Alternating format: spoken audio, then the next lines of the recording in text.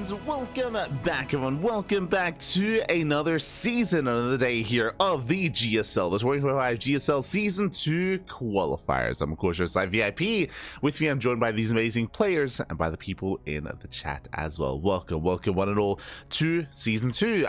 It's insane just how close and how condensed and how back-to-back these tournaments are.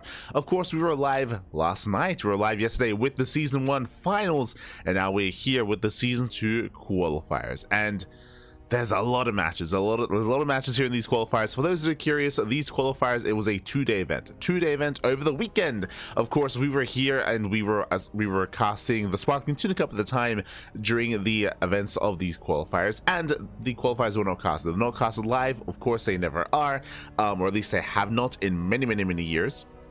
But replays were provided. Again, these are matches from the weekend, and now we're here to catch up on those matches here and now. Now, because there are so many matches, this is going to be a three-part broadcast. We're going to be covering the first 6 matches this morning. Then we have another 6 matches this evening, and then another 6 matches tomorrow evening as well. So 3 broadcasts back to back, in a way back to back, because in between the second and third broadcast, we also have Dallas, DreamHack Dallas. It starts in, well, like 15 hours. It's not too far away, actually. Like, Dallas is right around the corner. We're gonna be there for Dallas as well. Of course, we are approved to co-stream the event and also to stream the event live for the first day or so.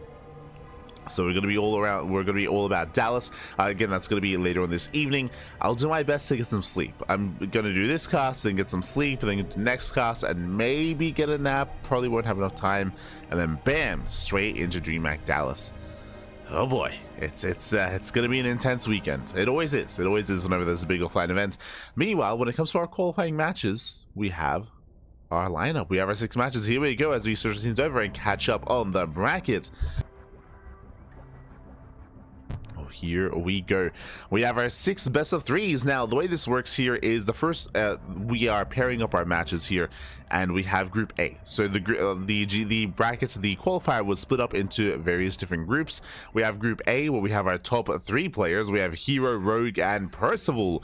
Of those 3 players, 2 of them will qualify for GSL. So herO versus Rogue is up first. The loser gets knocked down to face off against Percival in another best of 3.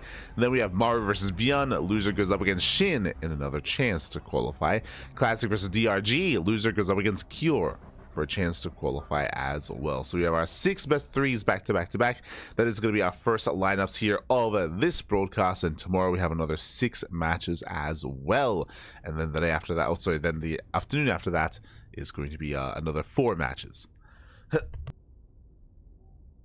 Yeah, 16 in total. But yes, here we go. Of course, herO, he is our reigning champion. He is our champion from Season 1. Of course, we did cover that last night. Likewise, even Cure is our runner-up as well. But as you can see, herO and Cure, even though they were the top 2 of last season, no invites. There are no invites, there's no seeding. Regardless of where you place, you have to work through the qualifiers yourself, and you have to work your way through and have a chance of qualifying. There is a chance here that neither one actually makes it into the main event, into GSL. It's possible depending on how these qualifying matches go. Let's go. Let us go. As we are getting ready here for our first setup, for our first lineup here. Setting up.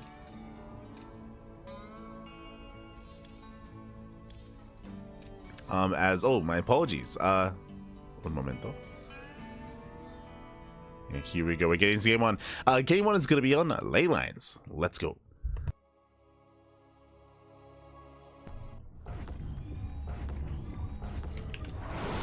It's going to be a long day. But here we go. Spawning in the bottom left-hand corner of ley lines, we have our South Green Protoss player. We have our Blue Protoss representing Twisted Minds. It is herO. And spawning in the top right-hand corner, we have his opponent. We have the red Zerg player, the red Zerg player himself. We have the South Korean Zerg for Team Falcons. It is Rogue.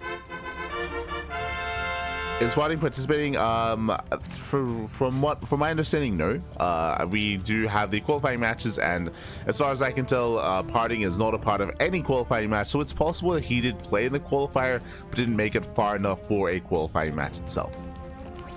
So we won't be covering his matches. It's possible that he played, but got knocked out early, or possible that he just didn't play. Because of the fact that Parting did not compete in the Season 1 qualifiers, I'm assuming he didn't compete in Season 2 either. So I would imagine not.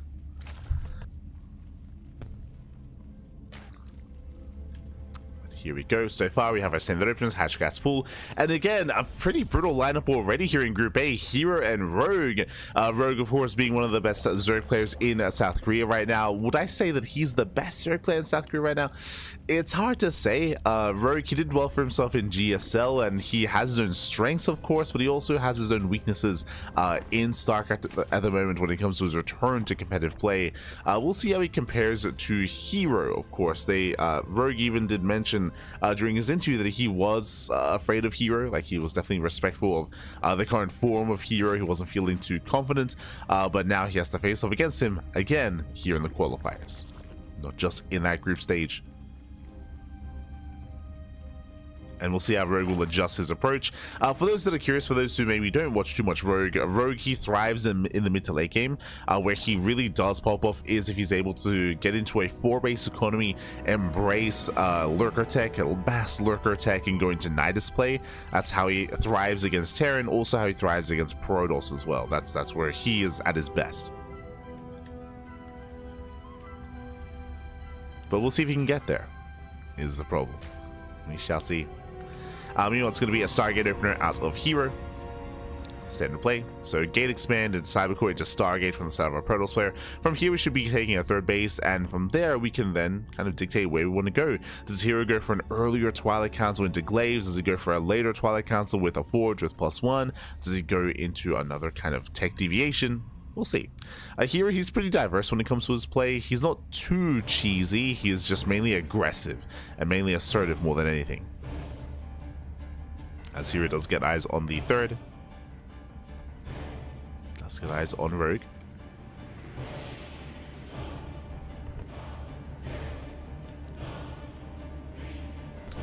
The DreamHack lineup is stacked. Yes. Everyone who's anyone who's everyone. Everyone who's anyone is going to be at DreamHack. It's going to be very stacked. We'll do our best. We'll do our best to cover that. What I mean by that is, I believe all the groups happen at once, or no. I think maybe 2 groups are scheduled for the morning, 2 groups for the evening, but there's going to be a lot of matches happening at once, so we'll have to pick and choose and determine where we want to be and where we want to go. We'll do our best. And now, the 3rd base is going to be taken.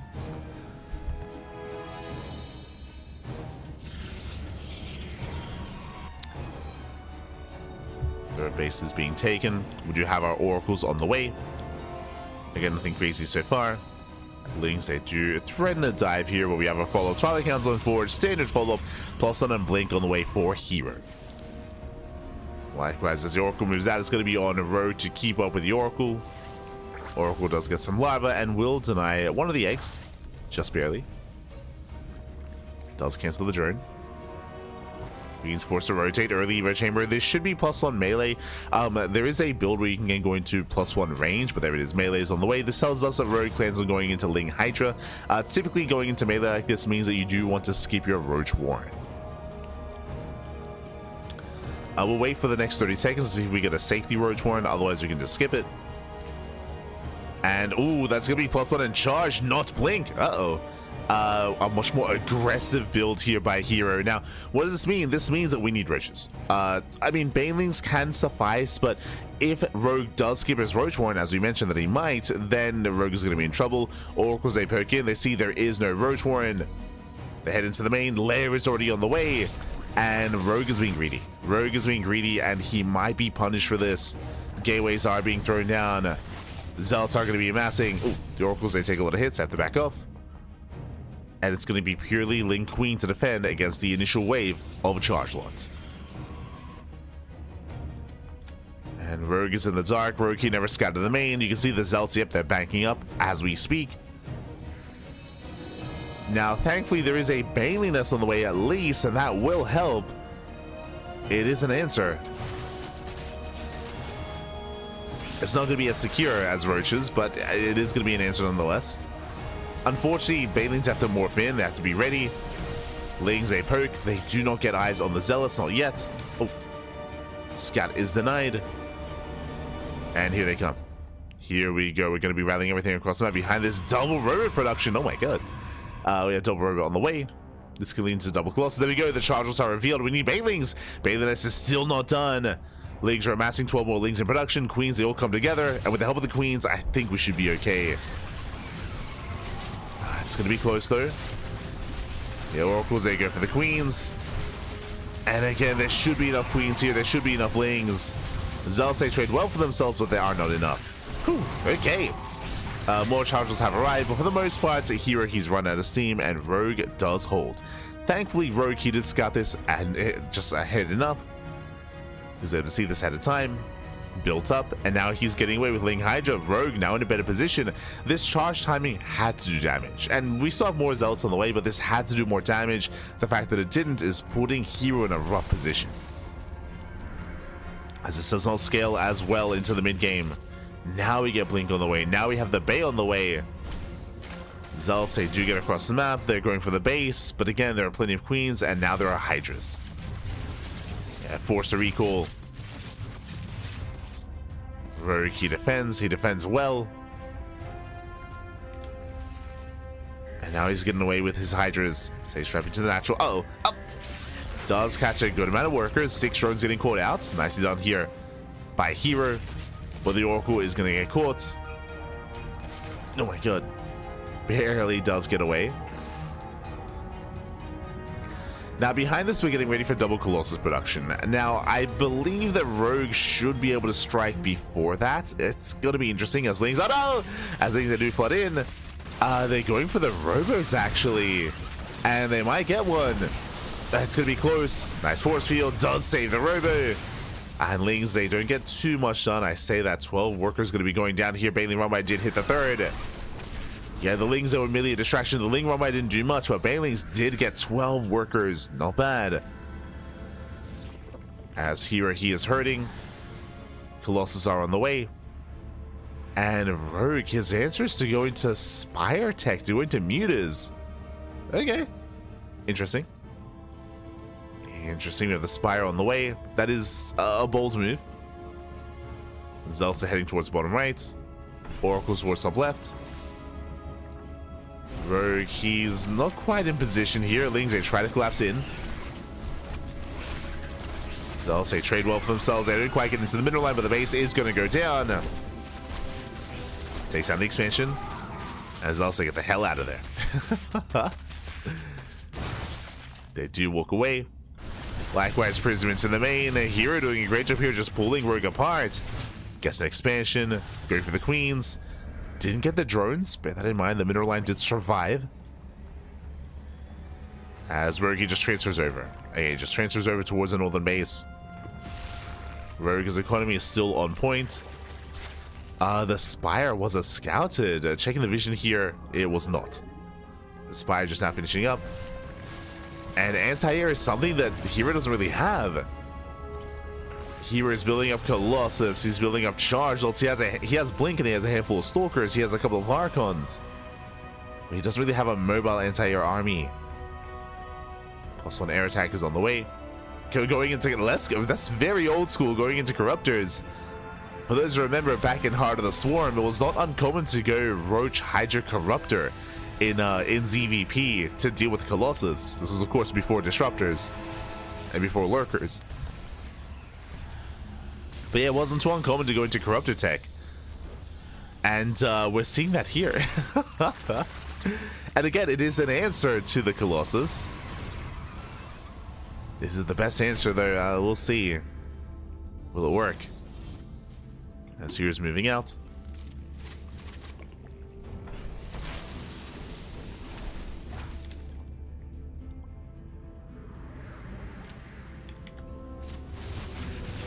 Banelings are getting ready. Corruptors are revealed.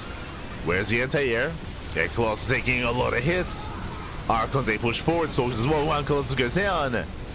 Safari does get one. Does get two. Oh my god, just barely. But looks like only two Colossus. The other two do survive. And the Archons, the Corruptors, they do well enough. Killing two Colossus was good. And here we go. More Archons coming. Sorry, more Corruptors coming in. Archons are quite in position. Another Colossus goes down. Down to one Colossus. Down to one.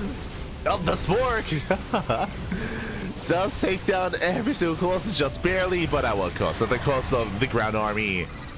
herO, no more splash damage. Does not have enough. Barely not. Archons move in. The boys are being pulled. Charge lots arrive just in time. The charge lots, they have arrived. And with all those else, it looks like herO's done it. He has done it. We're down to what? We're down to 5 Hydras. It's still so very close. But GG gets called. herO, he breaks on through, and herO takes game number 1. Whew. GG. A very close fight there, and again a very intense back and forth, bearing in mind that herO did not have the best start. herO, he went for initially +1 in charge, and he traded against Lings. He did not get economic damage. He did not break through the queens. It was a very nice defense there by Rogue, but unfortunately, as we saw, even though Rogue did defend well for himself, Rogue, he had a harder time at transitioning out of that. He was able to drone up, yes, but he was losing bases. His answer was to take up into Corruptors, which had their place, but even though they did kill the Colossus eventually, by the time they did, the Colossus, they did still trade well for themselves. They were getting a lot of value, trading against Lings, trading against Hydras, a lot of swipes are going off, and it was a very unique way to deal with this Colossus push and Colossus timing, but barely was not enough. GG. GG, well played. A very crisp timing there out of herO as well, to be able to strike just before the Corruptors really hit critical mass. And that leads us into game number 2. Let's go.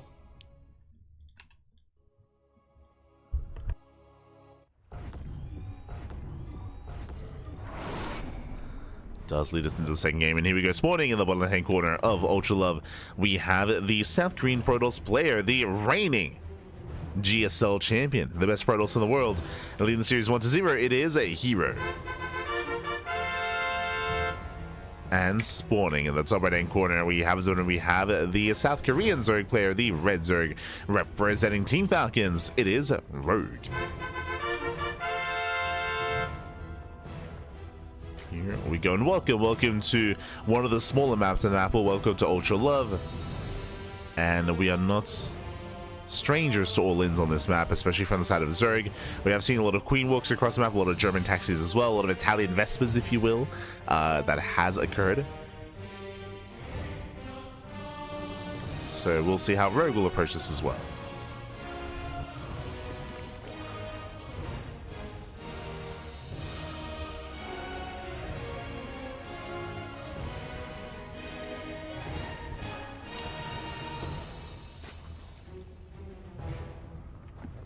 For now, we are going to be selling in. Again, it's going to be hatch gas pull out of Rogue before it's take the unnatural natural. Now, what's important here is that Rogue, he does expand towards herO, towards his opponent, so creep is going to be spreading a little bit faster, and this could be the beginning of a Queen Walker across the map, of an all-in. Okay.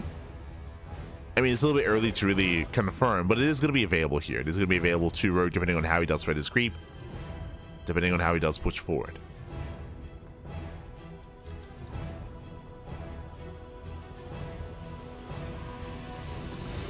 So now herO going for a gate expand into Cybercore.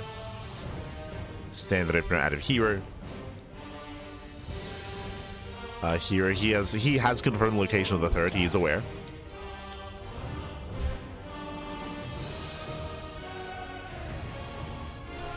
But again, the placement is it's very old school. Once again, I say old school when I say that, I mean from, you know, COVID era of StarCraft, when Roach Queen all-ins were all the craze. They were very popular. 6 things in production. Does pull out of gas. Stargate opener out of herO once again, which is what we expect. Stargate opener. Now, based on the initial charge build that herO went for, the charge timing that we saw in game 1, and seeing it kind of fall on its face, I would imagine that herO is going to be avoiding that here coming into game number 2. I would imagine.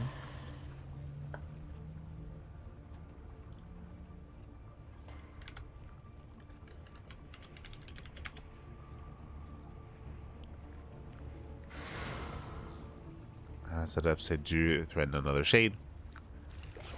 Just keeping tabs here on Rogue.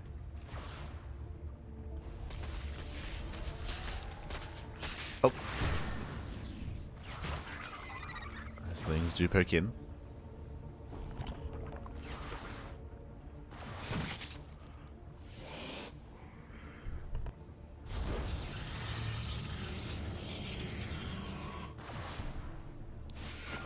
Okay, no major damage yet. No major tech path either. Just going into oracles. We'll soon determine our follow-up here. We'll see if herO does go for tech before expanding. I wouldn't be surprised if herO goes for early blink. Like, just to be safe. Just to be safe. Just to be secure. As more links are amassing to keep up with the adepts. More links are building up. Oracle towards the third base, gets one drone, gets one, gets two, gets three, not bad. 3 workers go down, Oracle does escape. At the same time, Lings, they do surround the adept, so at least they try to. One adept is going to go down, the other does get away. Rogue is still droning, and we should soon be seeing that Twilight Council from herO. Should be on the way.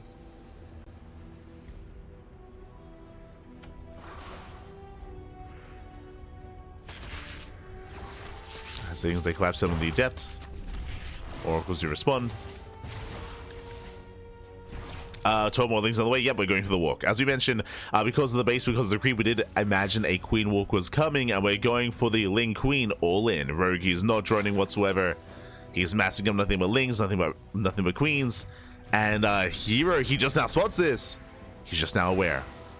Now, I'll be honest, I don't think herO can save this third. He just doesn't really have much to work with. Remember, this hits so fast. He's going to try to make a stand.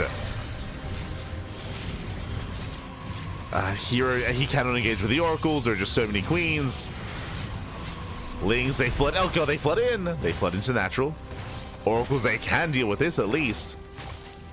Yeah, Lings aren't going to be falling. There's the NG overcharge. Lings are cleaned up. Oh, meanwhile, the adepts, they were dealt with. And now we up to four oracles. Jesus.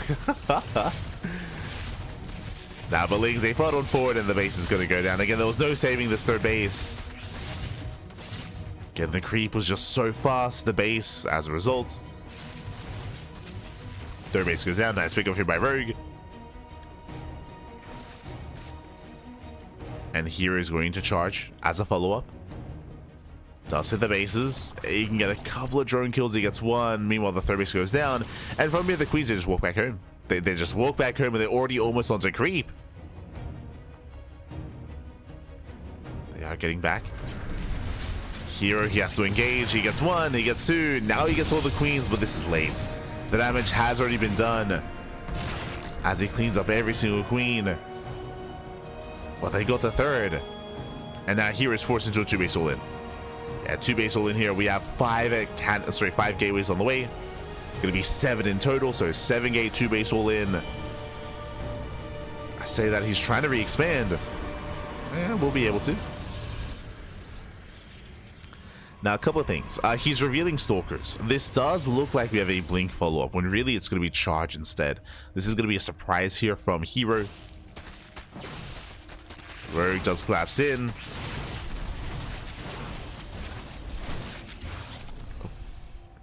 Does threaten the third base. Zealots are revealed.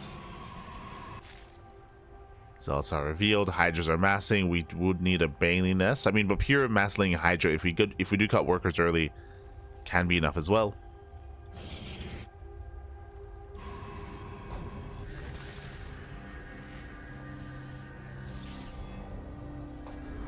Zealots are warping in.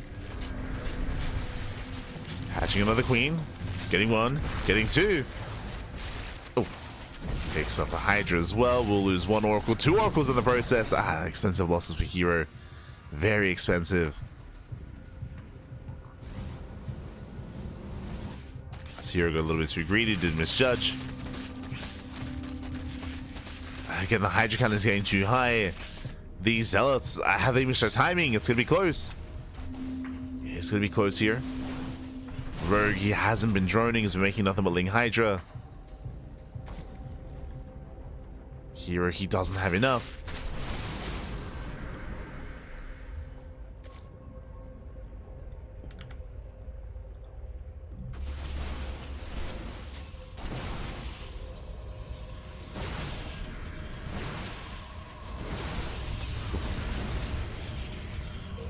So knock down the tower. Things. Oh, don't quite in. They don't quite get in.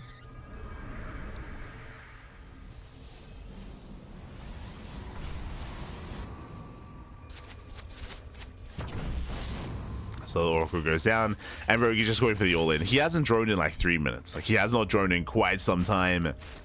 Knocking down those rocks, massing up Ling Hydra. We have Valence behind this just in case. And Rogue, he's going for the kill. Behind this, Storm is done. Okay. How many High Templar? 3. 3 High Templar. We're going to have around 3 Storms, at least. So this is going to be a tough hold for herO. Balins are morphing in. The Zealots, they get caught out. They do buy some time, though. They drag back the army. Getting on top of the Hydra's not bad. herO trading well. At the same time, Balins are dealt with. And herO, he can take a fight. So going for the Storm. Storm on the Hydras. Nice, very nice Storm. Another Storm on the Balins. Doesn't eye them. Not a bad start for herO.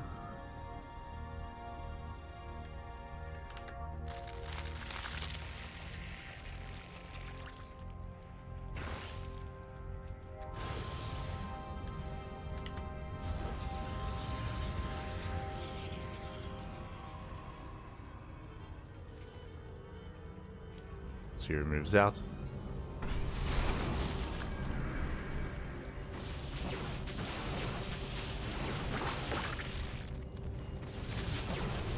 Let's move out.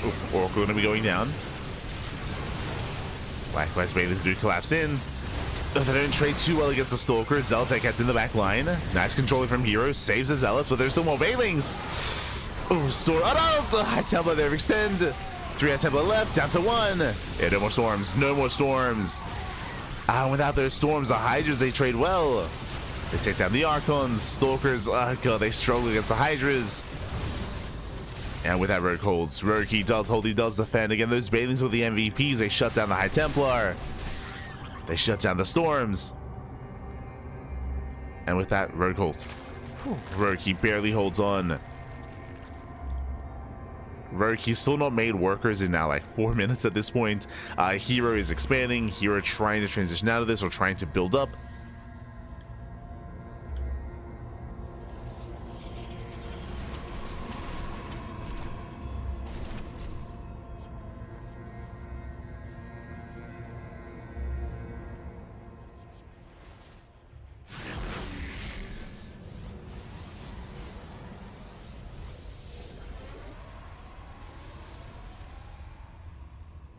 He's building up his more chargelets. I mean, he's still committing here to the same composition. Storm, Archon, Stalkers, more chargelets as well. With the Robo on the way, we can now gain access to Robotech, getting into Colossus. But we're still a ways away. Until then, I still favor Rogue's composition. Going into Lingbane Hydra. From here, he's now droning up, finally. From here, he can start taking up into Lurkers. Getting another base, the game is slowing down. Okay, let's go. And we didn't mention at the start of the series how Rogue, his strengths lie in the mid to late game. That's where Rogue is at his strongest. He's getting there. He's getting there. Gaining map control, spreading creep. Balings are moving out. Now, based on all these Balings, Rogue had a choice to make. He could have either committed to this kind of army or throw down infestation pits. He is not taking. He is making that decision. He's not taking up. He's on a decent drone count, and he can drone up to 80. He can tech if he wanted to. But now, though, he's committing.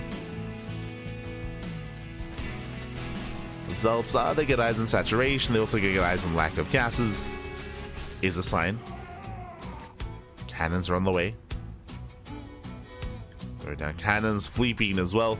What's important about this fleet beacon is that there's only one Stargate. He's not committing too hard into a Skytoss transition, which I do think would get him killed.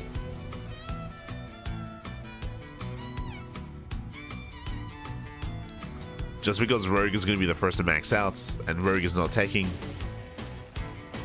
Like, switching too hard into Skytoss, it does leave you vulnerable. Mothership is on the way. No Colossus, not yet. Making one Tempest at a time. Is also spotted.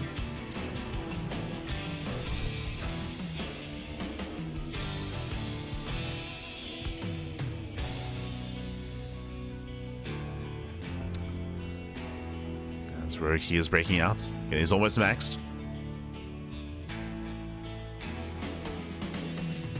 That's a lot of Bailings. That's 63 Bailings. Oh my god. There's more Bailings than there are Lings.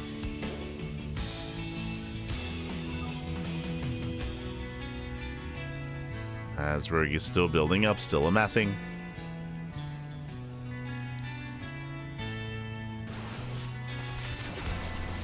Zal's collapsing in on top of Bailings. Oof. And they do not trade well. Yeah, the Zelts are cleaned up. At the same time, Bailing's rolling in, collapsing on top of the High Templar. Ooh, they do break through. At least somewhat. They break through the northern base. But Tempests are revealed. Corruptor's now on the way. Here he does hold. He's going to be holding on. But I'm not in love with this army composition. There we go. Second rover is now on the way.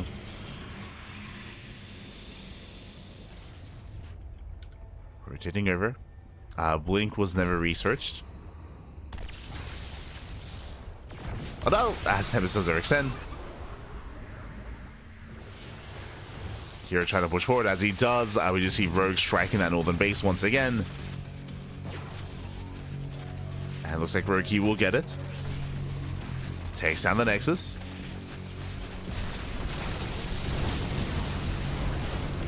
Takes down Nexus for a couple of Lings. Better trade here for Rogue. That's a lot of High Templar. That's a lot of Storms. Oh my god. 7 High Templar. Each with soon to be 2 Storms. Jesus. But he's so heavily reliant on those Storms. Here we go. League Bane coming in from both angles, from both sides. Decent Storms on the right. Bailings don't quite make it through on the left. The Storms they're just a little bit too good. Yeah, GG gets called. Storms, they cover everything. And with that herO, he breaks out, breaks through, takes the series 2-0. GG. GG, well played. We spoke about how Rogue, he thrives when he gets into a longer or later game. He thrives when he gets into specifically lurkers. There were never any lurkers. He was stuck on Lingbane Hydra. He never teched up into lurker tech. Because of that, there was nothing to really threaten the ground army. Now, it's not saying that lurkers are necessary there. There are other options. You can go into lurker, you can tech up into ultras as well, but hive tech is kind of what you want. Taking up into hive tech, taking him into something to deal with those High Templar. As you saw, he was just stuck with Lingbane Hydra. He was stuck with it. He didn't tech up, didn't transition out into anything else. I mean, he was going for the Spire at least, but as we saw, Storms were dominant there. GG. GG, well played. herO doesn't make it through, and herO, he qualifies for GSL. Congratulations. Congratulations, herO being the first player to make it through into the GSL main event over Rogue. GG. GG, well played. That does mean that we have our next series. Rogue, he gets knocked down. Rogue, he will have another chance to make it, to qualify, as he gets knocked down to the losers match, or to the lower bracket, to face off against Percival. Let's go. GG, well played. And again, this was a bit of a shaky start. Like, Rogue, he initially did well for himself. Remember, he did open up Ling Queen, and he was able to snipe the third base. Rogue, he was able to take a better trade afterwards as well. Like, he wasn't in a too bad of a position, but he did decide not to tech, right? Like, Rogue, he made that decision not to tech up, not to get ready for a longer game state. GG. GG, well played. Temple OP. I mean, as we mentioned, Rogue, he made the decision not to tech, right? He made the decision to stay with like a lower tier army, with a lair tech army, and he did just get outscaled. Whether it was with Colossus or whether herO had gone into, sorry, whether it was with High Templar or if herO had gone into Colossus as well, it probably would have led to the same outcome. But here we go. We're now getting into our next game. We're going to be loading into ley lines for game number, or for our next series, for our next matchup. Here we go.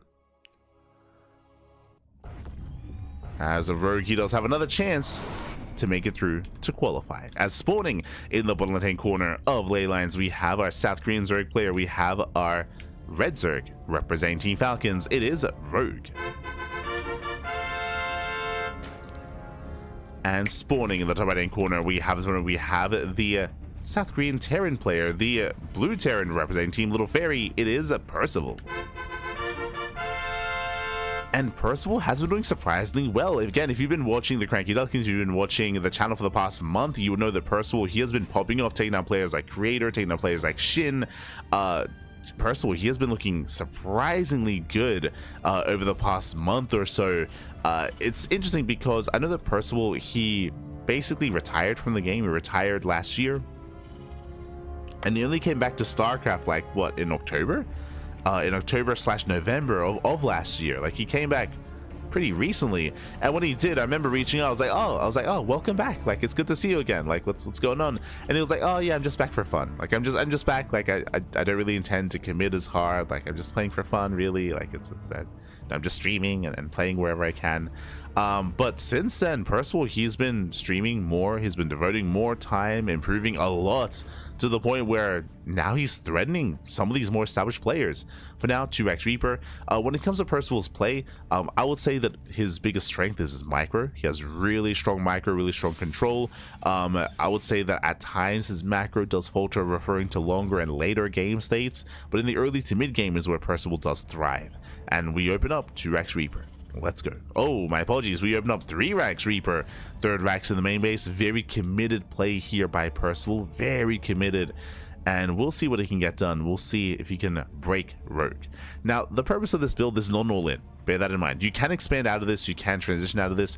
But the goal is to at least contain the Zerg player on 2 bases, deny the 3rd, and also threaten the drones, pick off some workers, and pick off some queens.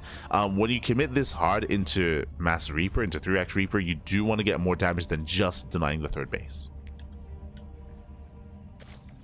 Speaking of, Rogue is setting up for the 3rd. Rogue, he now scouts, he now confirms, and Rogue, he backs off. So already the 3rd base is being denied. Already being forced back.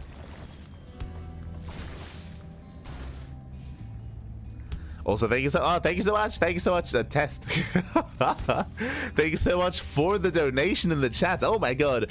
From Perzenigele.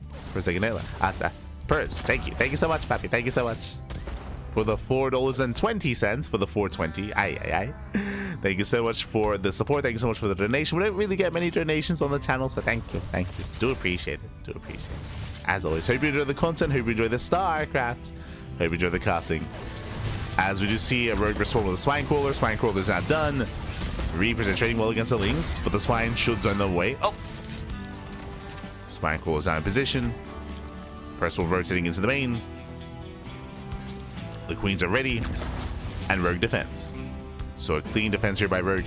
Now again, Rogue, he is at least contained, but if you recall what we just said, what we just did mention, Percival, when you commit into 3x Reaper, you want more than just denying the 3rd base. Behind this, command center is on the way. Again, Percival, he is getting into a longer game state. But the damage is dealt so far, it's okay, but it's not good enough. Ooh. Reaper goes down. And Rogue, he is solid here on 2 bases.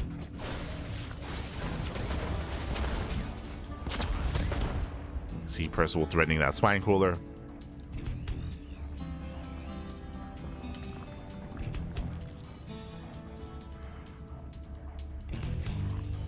Queens are ready.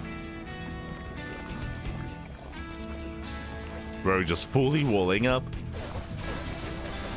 The Spine is going to take a lot of hits though. It's going to take a lot of damage, down to half HP. But there is a transfuse. And Rogue is embracing 2-base Roach. Lair is done. Roach speed is now on the way.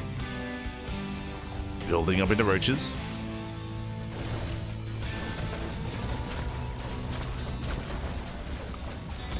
Spine Core looks like it's barely going to go down. Oh, we do get a Transfuse. Transfuse just in time.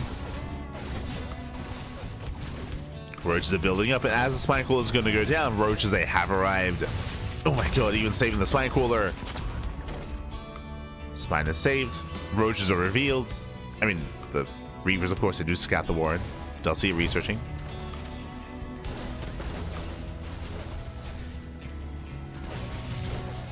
Oh, as the Queen is going to get picked off. Nice pick up here by Percival. Gets a Queen. Gets a Roach as well. Yeah, whatever he can get, whatever he can to slow this down. Back at home and building up his bio army, getting now soon to be tank production, going for the add-on swap. Working towards Stim. Again, you can see these Reapers just being so annoying.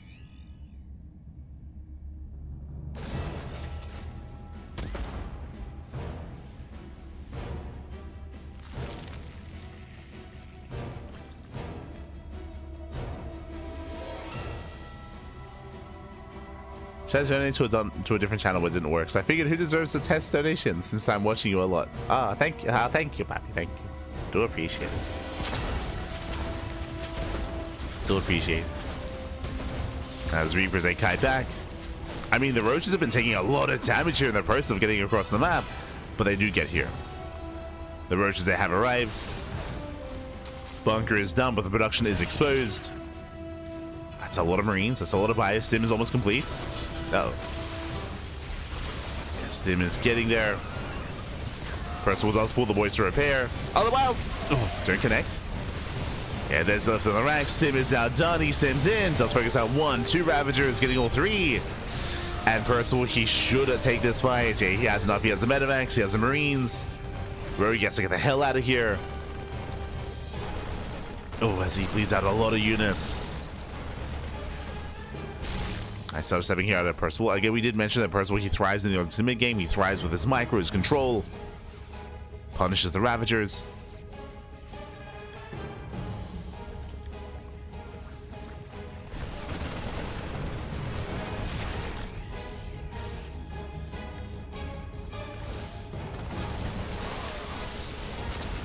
As Percival does overextend. That's a lot of Roaches. Tank sieging up. Percival does maintain the position. Behind this, going into Concussive Shell. Third TC is on the way. Percival is expanding. As he pulls away with the tank. Dropping in with the Marines.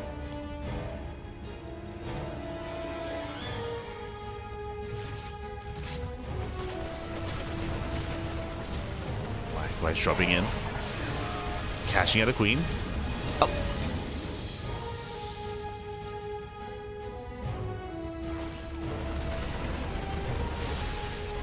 Does catch so far. I mean, Rogue, he's maintaining himself. He isn't losing many workers. Oh, takes out a Medivac. Nice snipe. Nice pickup.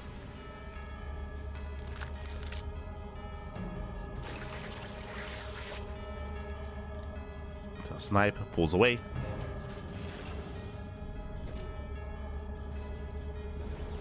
And the game is slowing down. Whew, okay. The game is going to be slowing down. Percival claiming his third base, saturating him, just settling down on 3 bases. Meanwhile, Rogue, he has a choice to make. Does he drone? Does he expand? Or does he make nothing but Roaches? He is expanding, but the drone count is still quite low. Only 60 workers. He is making Roaches. He's pushing. He is moving out. What looks to be a 3-base all-in out of Rogue. But now they're getting distracted. Percival buying time, but here comes the main army. Yeah, Percival delaying some reinforcements. Back at home, the tanks are exposed. And they're going to be going down. Yeah, bows down the first tank. Rogue pushing forward, now going for the second tank. And again, there's just no support. There's no buffer. There's no bunkers. There's no bio. Another tank goes down, and another. That's going to be 3 tank kills. Percival, he's stuck out on the map. And Rogue, he has done it. He has done it. He has broken Percival. And going for the 3-base all-in. Percival, he's expecting his opponent's drone. Expecting saturation. The production's exposed. GG gets called, and Rogue, he does overwhelm. He takes game number 1. Whew, GG. GG, well played. Rogue, he does take a lead. And again, Percival, he did well for himself early on, but he wasn't quite able to recover from there. Again, Percival, he was maybe being overly aggressive. He didn't notice that there was no droning going on, didn't notice the main army moving out. He wasn't ready at his third.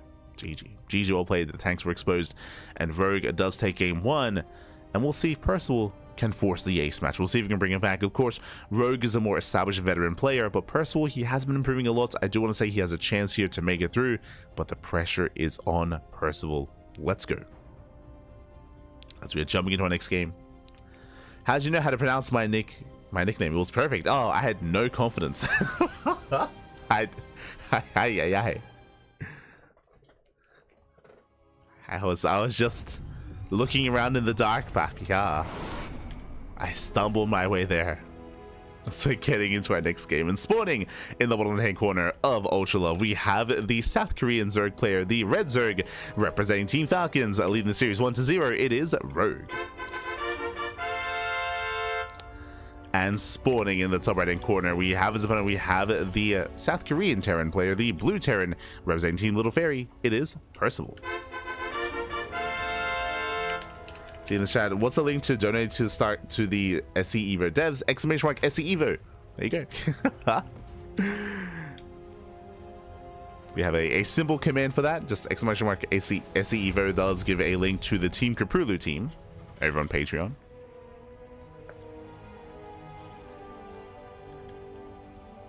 Oh, good, oh, good. But here we go, we're settling into game 2. This time Percival with a Rax back at home on top of the ramp, not going 2 Rax Reaper or even 3 Rax Reaper. It's calming down, getting into a more standard setup instead.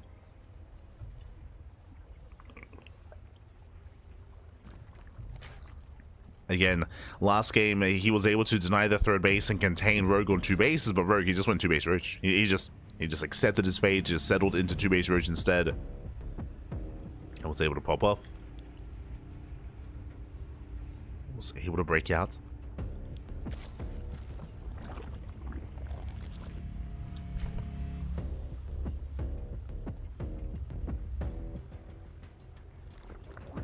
Personally, I love the response. I'm going for the fast spine crawler and getting into his roach play.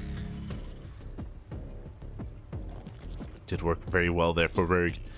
And from here, we're going to calm things down. I mean, Rogue, he is a roach boy. Like, he is one that does embrace roaches more often than not. So we could see roaches again instead of Ling Bane. Keep an eye on him. As Rogue confirms that there is a CC on the way. Confirms there is a natural before pulling away.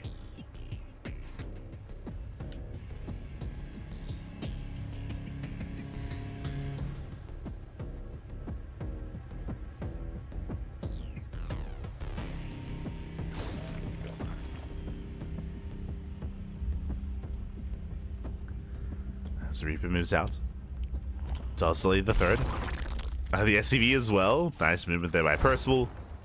Delays the drone, delays the expansion. Oh, can he deny? He can! Does deny the gas guys, and the drone is going to be hunted down. Yeah, nice moves here by Percival. He denies the third. Rogue forced to expand elsewhere. Delayed third base out of Rogue. And this time Percival, he's going for a third CC before Starport. We go from a hyper aggressive build in game 1 to a very economic build in game number 2. Okay. He's playing more economically.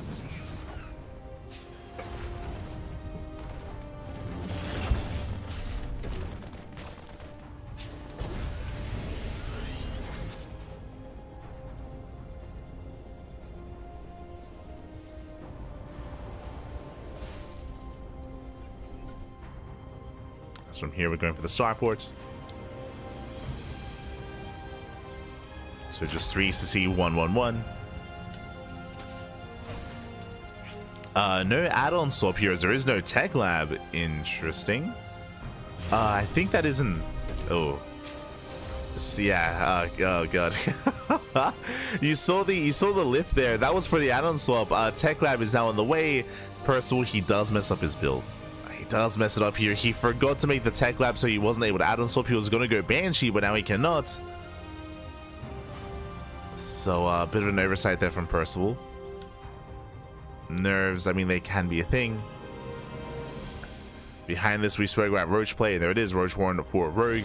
He's one that does enjoy playing Roaches quite a lot in this matchup. In ZVT. And Percival goes Viking into Liberator.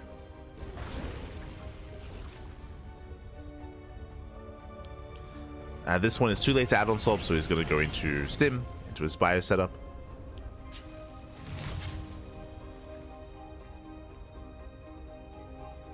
And Rogue, he's not joining. Oh boy, this is gonna hit even harder and faster than last time. There are no workers here at the third base. Likewise, saturation at the natural. I mean, at the natural, it's under 2 base saturation. He has no gases, so 2 gases.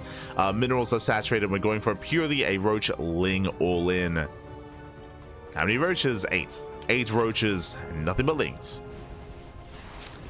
And currently, there's no Banshee. Like, a Banshee would be beautiful, would be perfect in this position to chip away those Roaches and Ravagers. But remember, because of the slip up, there is no Banshee play. Rogue is supply blocked.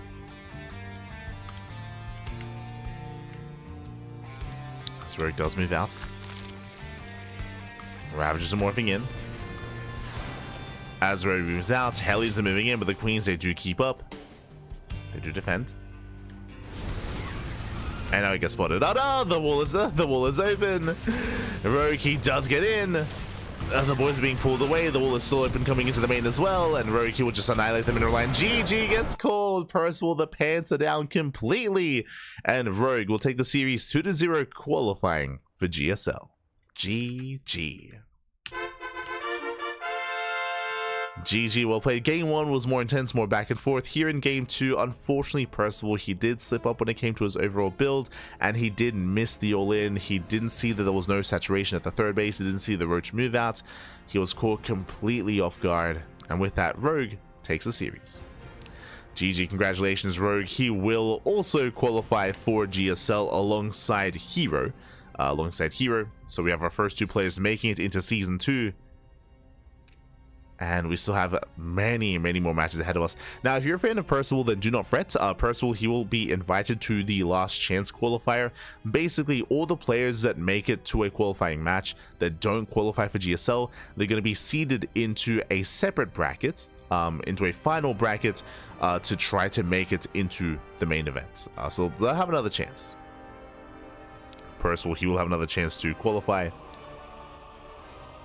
A final chance, if you will, a last chance. So we'll see more of him coming up tomorrow. Otherwise, we do have our next setup here. We're going into Group B. We just wrapped up Group A. Group B is upon us here. Up next, we have Maru versus ByuN in a best of 3. Now, tentatively, I have Maru set as Terran. I don't know if he's going to play Terran. If you recall, if you were here last night, you will know that Maru, yesterday even, you'll know that Maru, he played Protoss. He played Protoss in GSL against Gumiho, partly because Gumiho did defeat him in TVT, and Gumiho's TVT is terrifying. I'm curious if Maru was only playing Protoss against Gumiho, or if he wants to start playing Protoss against all things Terran, like Clem. We're here to find out. We're here to find out, and oh, okay, from what I can see, it looks like he is playing a TVT. Okay. He's not as afraid of ByuN's Terran.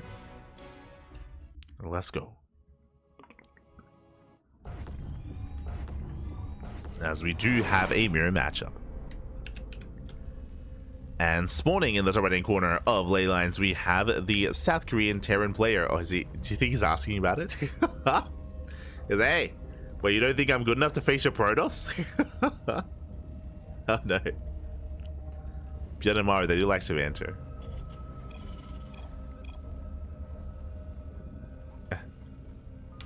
Hold on.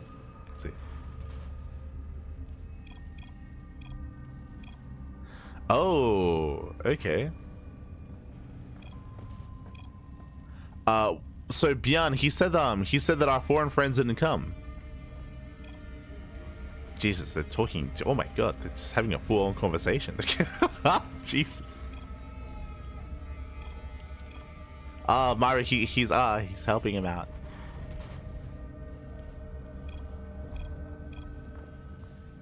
I would appreciate any translations in the chat because I am oh my god.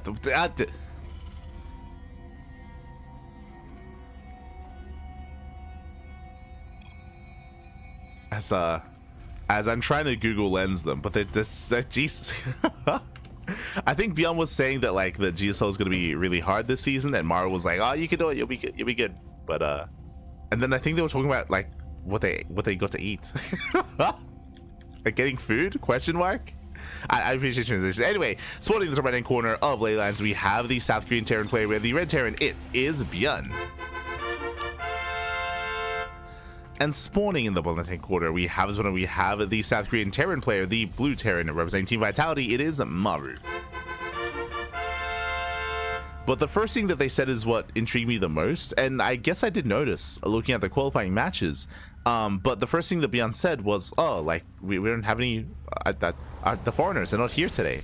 And if you remember, last season for season 1, Trigger and Rainer, they both attempted to qualify, and I mean they did. But both Trigger and Rainer, they made it into GSL.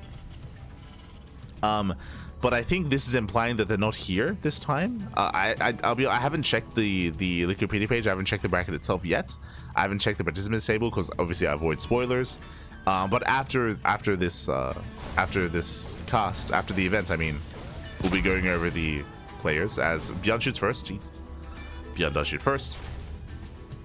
Delays the CC. But if that's the case, that's a bit of a shame. It might be that Rainer and Trigger were traveling. I know that they're both obviously going to Dallas. It's possible that they went first. Or it's possible that Rainer, after going to Dallas, he's not going back to Korea. That makes the most sense. That they won't be going back.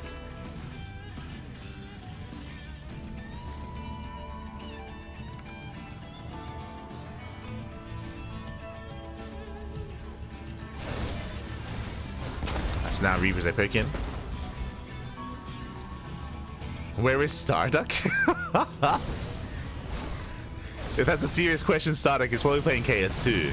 Is the unfortunate reality. As nice done out here with the CC, ByuN popping up. ByuN delays the CC. Behind this, claiming his own, of course. Getting to his own 2-1-1 setup. Yo, is he going to be prioritizing Stim? Okay. ByuN popping off once again. He will delay. Takes out another SCV. Pulling back the army. The Cyclone has arrived with the help of the Cyclone. Maru should hold. He should be able to hold on. The Cyclone is here. Now he can expand. Now he can embrace his natural. Meanwhile, yep, early Sim 2-on-1. This is a rare sight here in this matchup in TVT. So basically what's happening here is that ByuN, he's prioritizing Stim. As a result, though, it tells me that his factory production is going to be a little bit more delayed. As Cyclones are on the way. But again, just really fast Stim here out of ByuN. Did he cancel? Wait, what? Never mind. I think he just canceled Stim, going into tank production instead. So delayed Stim here out of ByuN. ByuN playing a little bit safer here by going for the tank. Okay.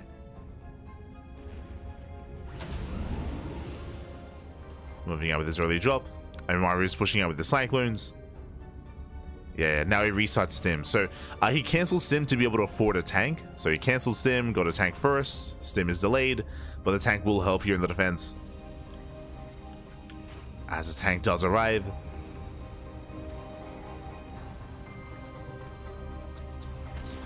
Oh. Maru's zoned away. ByuN dropping into the main.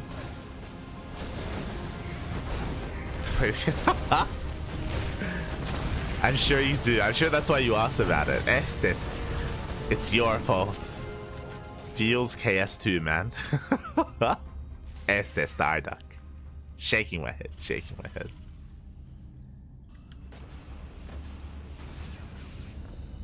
His KS2 addiction is a problem. We don't know what to do, but we don't know.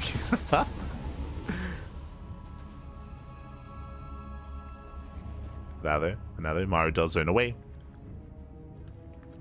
And ByuN is going to be the more active player. Again, we did mention the 2-on-1 going into earlier Stim. And with this, ByuN is going to be more active. Scan reveals that Stim is on the way. Scan also reveals the timing of the third CC. Maru is aware. And Maru is being contained. Starts up his own third base, but Maru, he has no map presence. He's stuck at home. Stuck defending. What is KS2? KS2 is Kerrigan Survival 2. It is an arcade game in StarCraft 2. It's a fun mode. It has its own community, has its own ladder, its own player base. And Static is non-stop playing Kerrigan Survival 2. Very into it.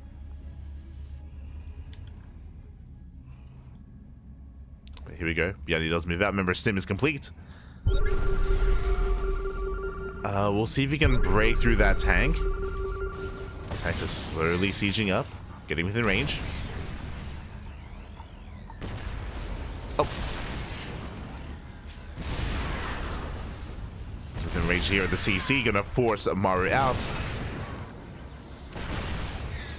Gonna force him to respond. Now Maru, he can pull the boys, but he's gonna be pulling the boys into Stim Marines as another tank is arriving.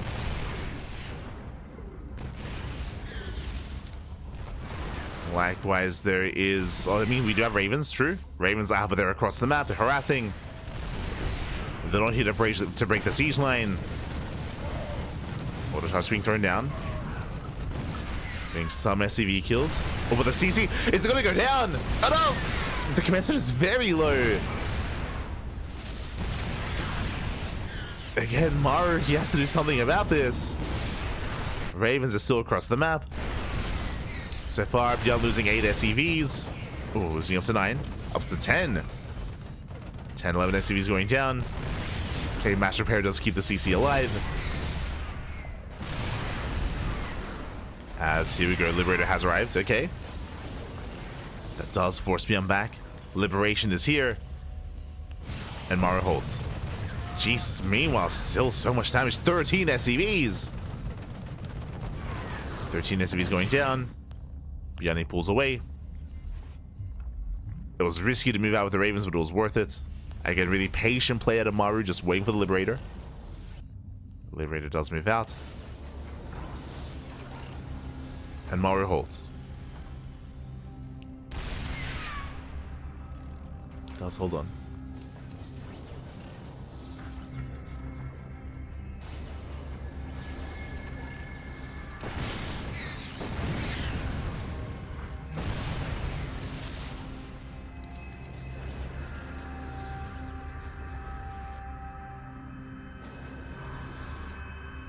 Maru getting across the map.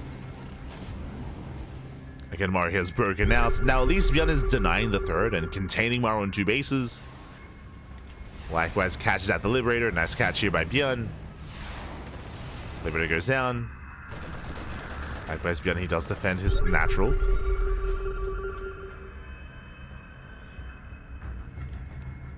And it's on Maru to eventually break out.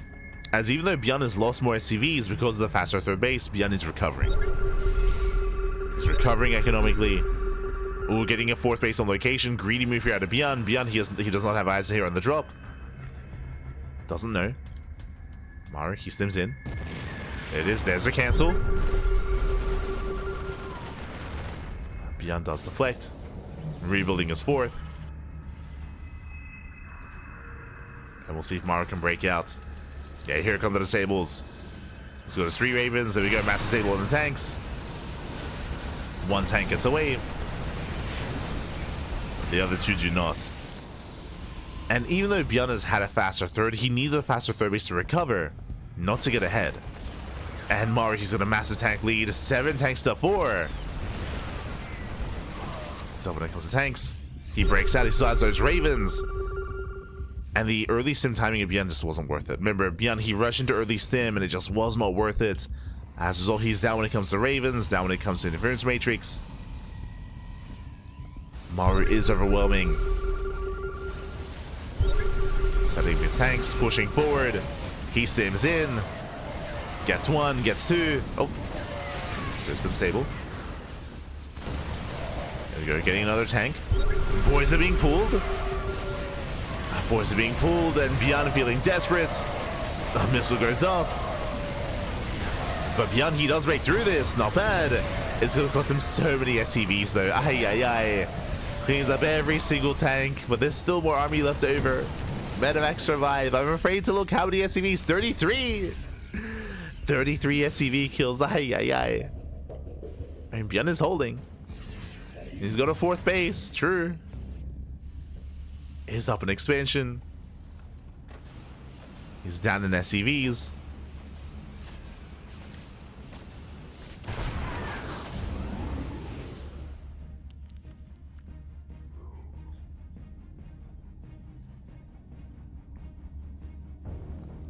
ByuN, he does hold.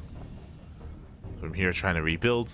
Once again, has to lick his wounds. Likewise, Maru also claiming his own 4th base, 2nd factory, working towards double tank production.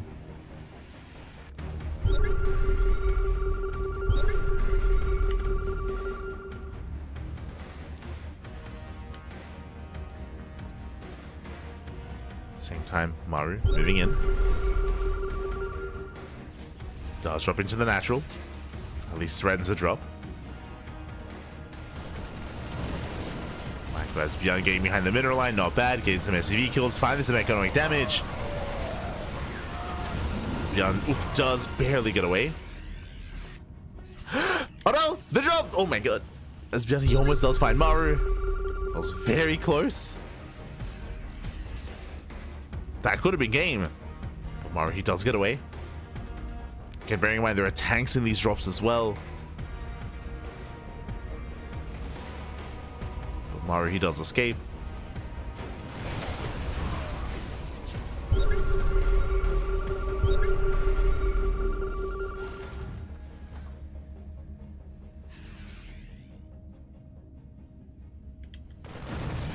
And the game is in a way evening up. When it comes to our players here, ByuN has a slight tank lead, has a marine lead. But Maru getting into 3-3 upgrades. 3-3 is on the way. ByuN looks like he has Forgotten +3 attack. This does happen with ByuN from time to time. I say Forgotten just because ByuN has the resources for it. He has plenty of gas. He has not gone for the upgrade. Has not noticed. There we go. Just now starting up.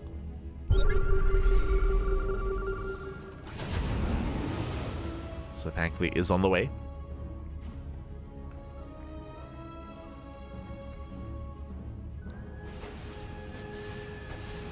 But there is going to be a window. There's going to be a window in time where Maru has upgrade lead over his opponent. Outside of that, he also has a greater marine army. Oof. Does get forced back though, as his marines are elsewhere. Maru chasing him down. Likewise, Maru finding a tank. Oh, does snipe it. Not bad. Trades out marines for a tank. So ByuN doesn't chase.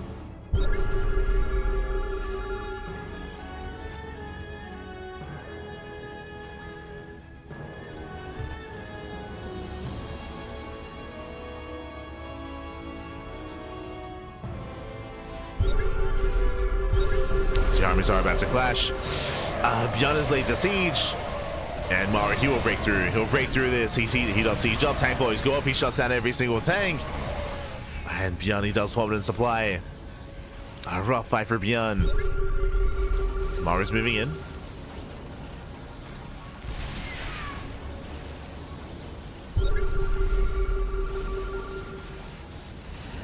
Maru pushing forward. He barely doesn't get the tank. Hopping up there out of ByuN. But again, ByuN has been on the back foot since the start of the game. Like, the initial 2-on-1 just was not worth it. And he has been playing catch-up. And never did quite recover. Just too many fights in favor of Maru. And again, Maru, he's got those upgrades. He has 3-3, stims in. Takes down more tanks. You see ByuN trying to come in from behind. He runs into more tanks though. Jesus. The tank line is brutal. Where are the marines though? And Maru does overextend. Losing 2 tanks. Does bleed out a couple of tanks. ByuN, he's holding on. He's just trying. Just trying to hold on here. But there's only so much he can do here against so many tanks. I mean, Maru, a lot of his supply in medevacs. He's got how many? He's got 11 medevacs. So his army's a little bit smaller than what it otherwise would be. Does find another tank though. Likewise, Maru's found himself up the ramp, getting within range of both bases.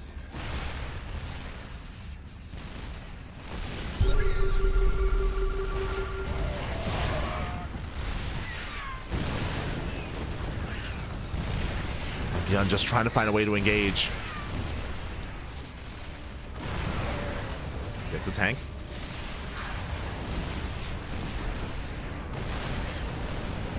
He does find a tank. Does force a lift to the 3rd CC. And ByuN, he just ignores the army. Just goes for a massive counterattack instead. Let's go. For a massive counterattack. Avoids the army. Tries to come in from behind. Hits that center expansion. Catching reinforcements. That's a lot of reinforcements though. That's Maru turns around with his army. He turns back around, getting within range of the mineral line. Oof.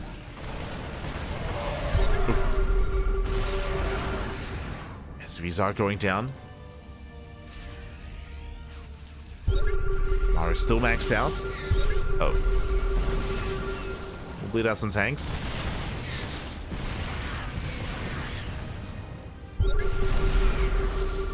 Trades 1 for 2.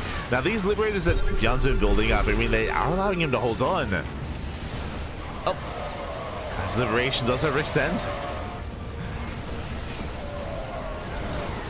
Yeah, Maru does take the fight. ByuN is down to 2 liberators. Does rotate.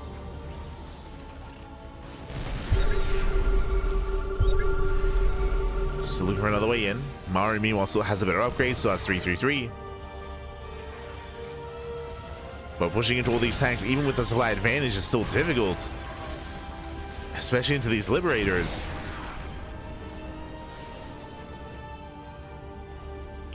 ByuN, he has the freedom. He's holding. ByuN is yet to fully recover. You can see that because of Maru's economic advantage, he has a bank. Does have a massive bank. Maru tries to stim in. Not quite able to. ByuN, he will take this fight. It's brutal, but he does take it. Cleans up all the Marines. Likewise, Maru pushing into siege tanks. Maru's gonna lose everything here. Yeah, he throws away the Marines, he throws away the tanks. Better fights here for ByuN. For the first time in a long time, ByuN does take an army supply lead. I mean, I believe he did have it already. But he's up in army supply.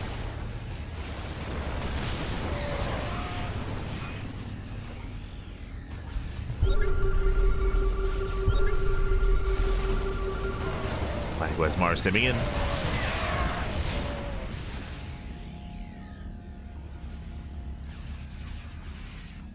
So trying to build up.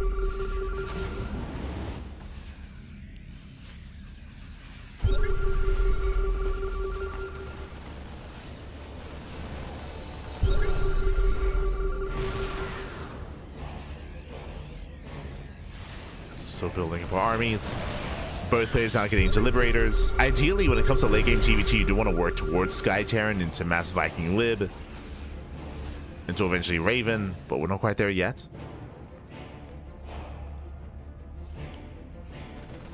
Are taking bottom right. Let's go. Expanding right next to ByuN, by the way. Skipping a base. Maru, calm down. I mean, he's got the minerals to spend. Ooh. As ByuN does overextend, pushing into the planetary. Meanwhile, liberators have arrived, does force you on siege.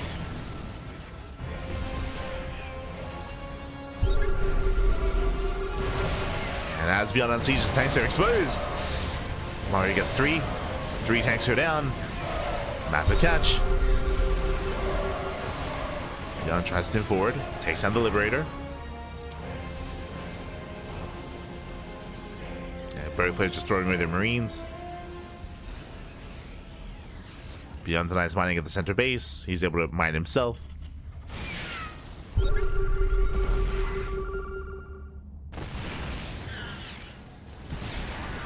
Maru burning through his bank, actually. Yeah, he has taken his gases.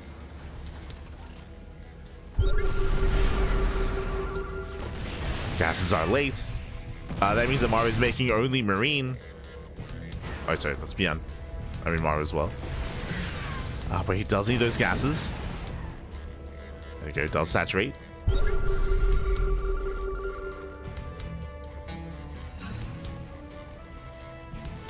And there's no finesse here. There's not much finesse to this army, as we're still just committing to mass Marine tank. We've had players sprinkle in Liberators, and they have been very effective every time. You can even see here, but no one's been able to really commit into additional Starport production, into additional Liberators. Tanks are unsieged. But yeah, so far, only one Starport for both players. They're very much so kind of just brute forcing it. It's this. Usually we'd have 2 or 3 Starports by now.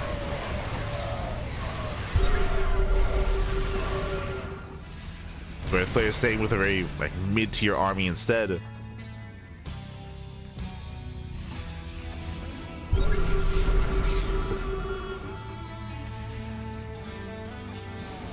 As ByuN does rotate to the high ground.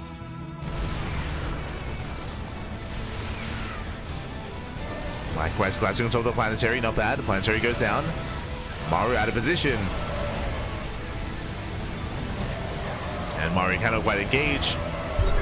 ByuN pushing forward. Takes down the bio, takes down the tank as well. Better fight for ByuN. And has he done it? It's still hard to say he does deny mining. I mean, he killed the planetary, he denies the other. Maru, he's running out of resources. That bank that he once had is not too large anymore. And sure, he has bases, but there's no mining. There's no mining, there's no saturation.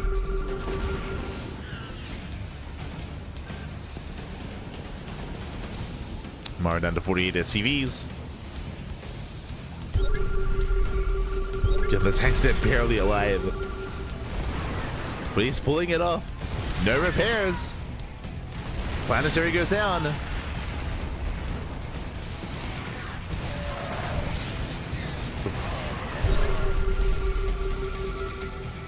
As Maru losing base after base. ByuN rotates over towards the top side. At least he tries to. Likewise, Maru trying to keep up. Does catch a couple of tanks.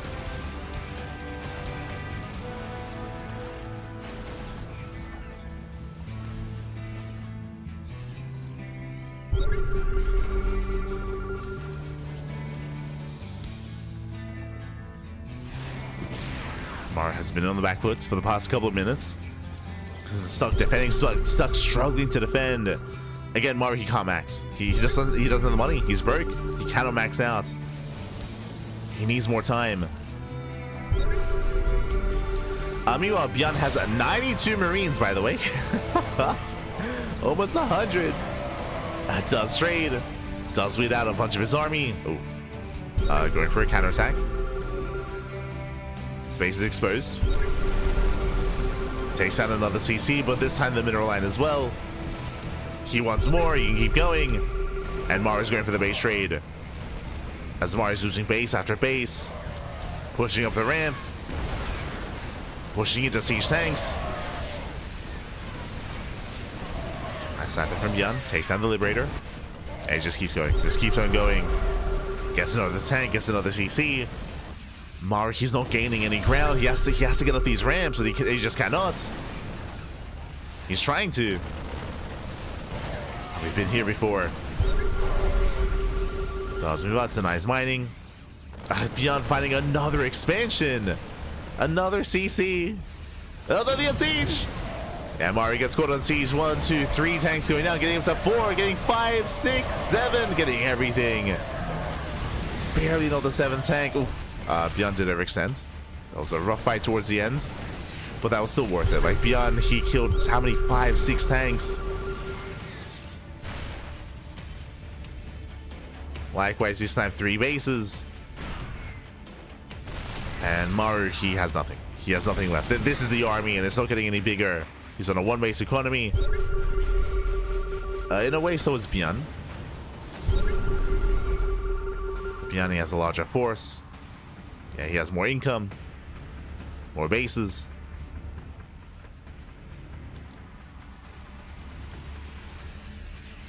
Maru is down 20 Marines. Down 2 tanks. Does have Medivacs though. True. Speaking of nice control.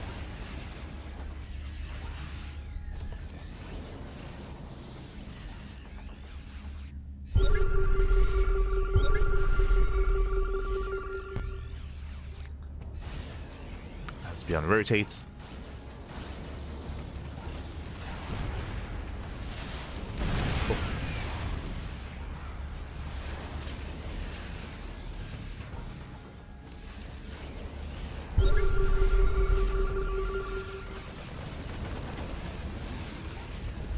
Rotate over. Likewise, Maru. That bottom right hand base is now. I mean, there's a lot going on here. It looks like a couple of bases are floating around. Oh, actually, sorry, that's ByuN. Oh, the turret. Let's go. The random turret. Doesn't quite kill the CC. Maru, he floats back. Floats back here. The main base floats over to expand here towards the third.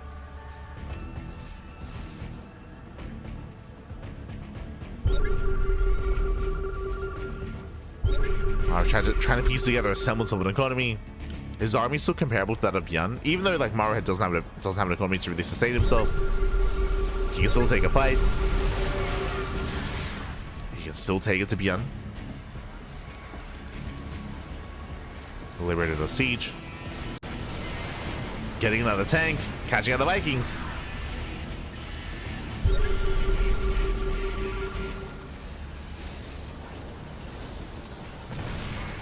Does catch the Vikings.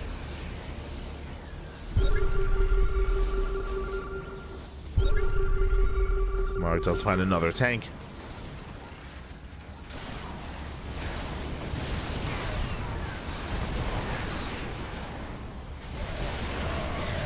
Maru stimming in. ByuN a little bit too far behind here. Losing out another 3 tanks. Efficient trades here from Maru. Still pushing forward, by the way. It's crazy.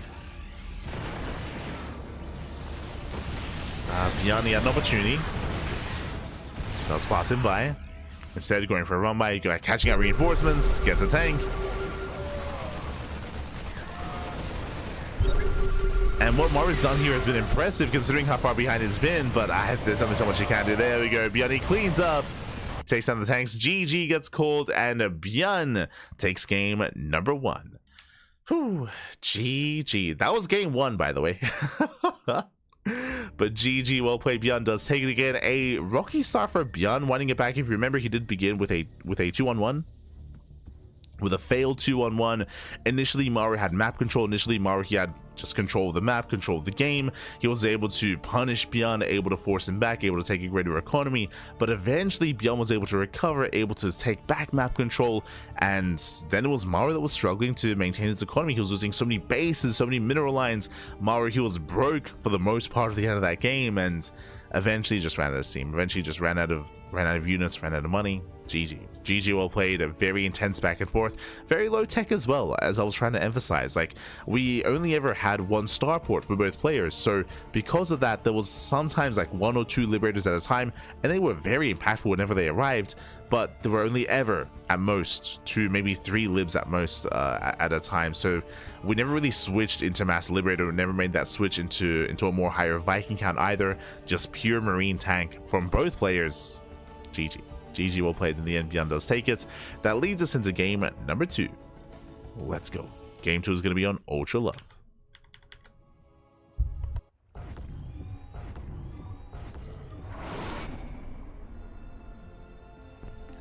As spawning in the bottom left-hand corner of Ultra Love, we have the South Korean Terran player, the Red Terran, representing Shopify Rebellion, leading the series 1-0. It is ByuN.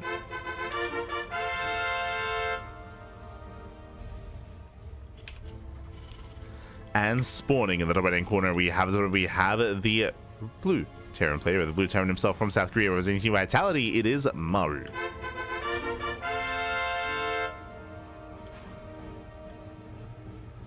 We go.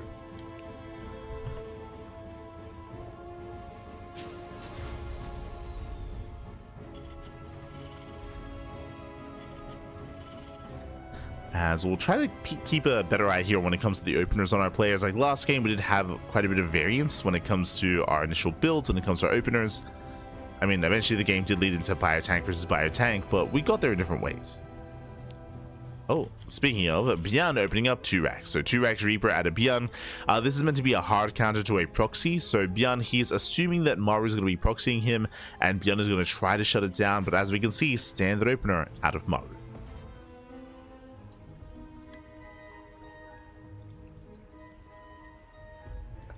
Does go for a standard opener.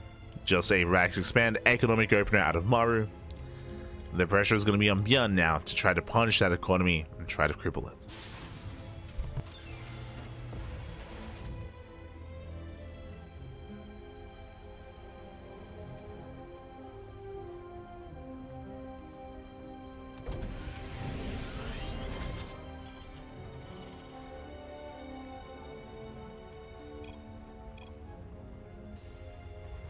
Are they talking about what they're going to eat? Again. Let's see.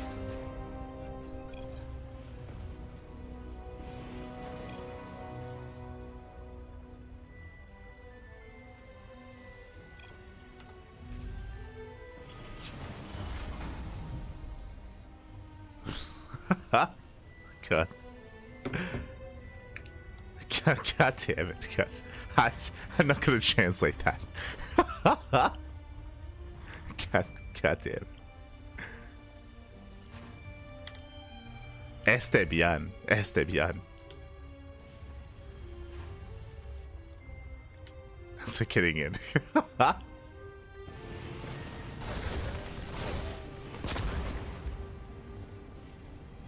If you know, you know.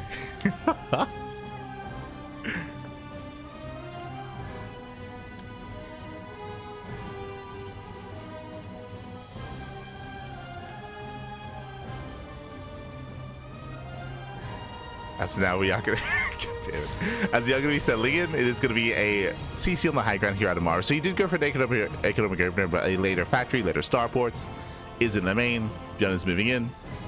Redacted version. Hey, if you want to know, basically it sounds like a girl stepped into the room, and so ByuN was like, "Oh, a girl," and then Maru's like, "Why are you looking? What are you doing?" It's like, stop it. Maru's like, pay attention to the game, and ByuN's like, "Oh, okay." Oh no. ByuN, calm down. Oh no. ByuN. So now we are settling in. We have our initial 2-on-1 setup here.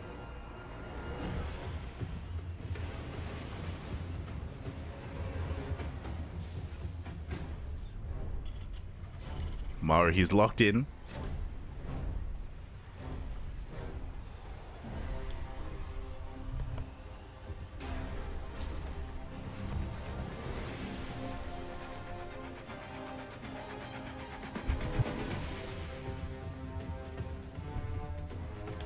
As ByuN moves out.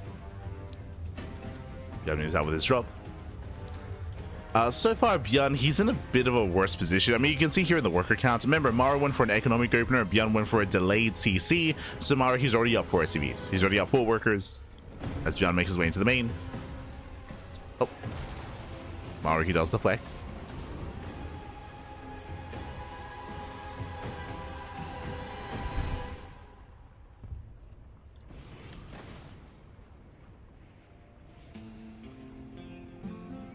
Does deflect. Keeping up with 2 bases once again. Haste, just like last game. What do we have? 2-1-1. 2-1-1 follow. What does this mean? This means earlier tech lab here on the ranks, earlier stim timing out of ByuN. Meanwhile, Maru, faster 3rd CC, and going into Raven production. We saw this dynamic last game, which honestly did cost ByuN, to be honest. Like, ByuN had a really rough start in the last game because the initial stim timing didn't really achieve anything, and he was also down Ravens. And the Ravens, they did so much for Maru. Remember that he killed 13 SCVs across the map, and he was able to break siege lines due to his triple Raven. So we almost have mirrored builds compared to last game, where Maru is going into something more economic, into a higher Raven count, ByuN something less economic, into earlier stim Marines. And the pressure is going to be on ByuN to get some damage done with this early stim timing. Meanwhile, 3rd base is almost done for Maru. Like, Maru just getting further ahead. Turtling up on 2 bases. ByuN, sure, he has map control, but he's not able to achieve much with it. Not yet. Now, stim is almost done. Stim is almost complete, so we should be seeing a move out here by ByuN, and we'll see what he can achieve with this stim timing, as he should be pushing.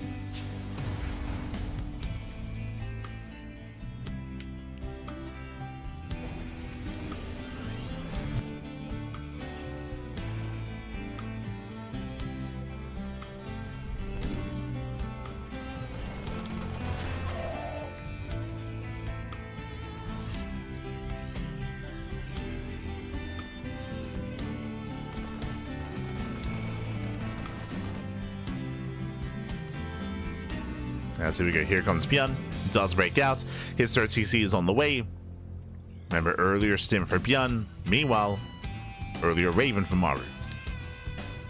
As you can see, the Ravens are here in between the bases. They're gathering plenty of energy. They can disable. They can interference matrix. They have auto tarts as well.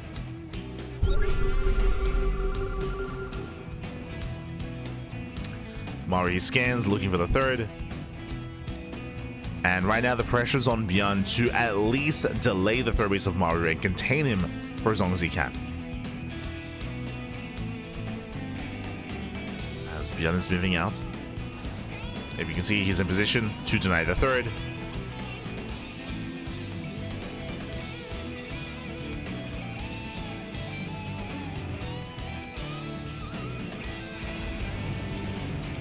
He's in position. Taking his own. So with this, ByuN is able to get ahead, or at least try to recover economically. Meanwhile, random cyclone drop. Let's go. Gets 1 SCV. Likewise, we have a marine drop coming in as well. Maru, he does break out. Getting another SCV. Denying mining at the 3rd, not bad. He forces the stim out of ByuN. Does force him to chase. ByuN getting dragged out of position. Double drop boosting in. There is a tank. And Maru, he can go for the tank. He sims in. Does focus it down. The tank does fall. Nice pick off. Takes on the tank. Pulls away. Cyclone drop into the main. Shouldn't get much done. Yeah, oof, doesn't shoot too much here. Cyclone goes down, medevac as well. Nice kill up here by ByuN. And Maru, he does spot the army. The Ravens are ready. Yeah, ByuN has to get the hell out of here. Does on siege, does pull away. If he stuck around, he would have lost everything.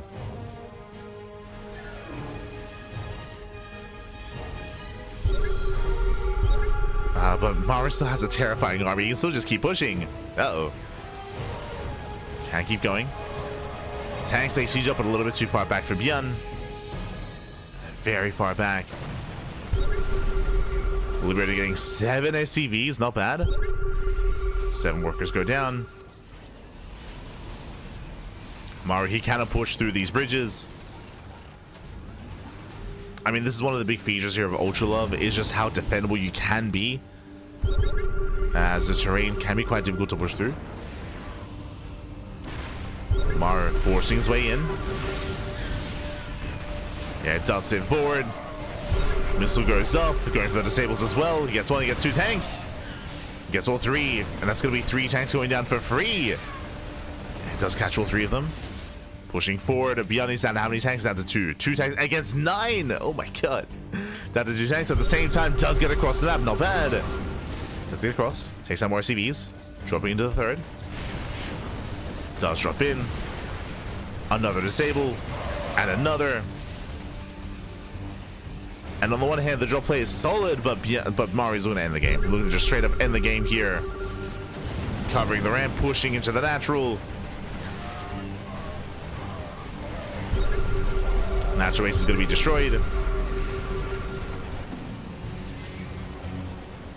Likewise, I believe the 3rd base also goes down for Maru. Oh, no, it does lift away. Does float. Alas, ByuN going to be stuck on 1-1 upgrades. Marines, they try to drop in. Oh. Maru does boost away. Supplies are still very close. Very neck and neck. Can he save the tanks? Can he save them? Oh, not quite. Yeah, ByuN breaks out, cleans up all the tanks.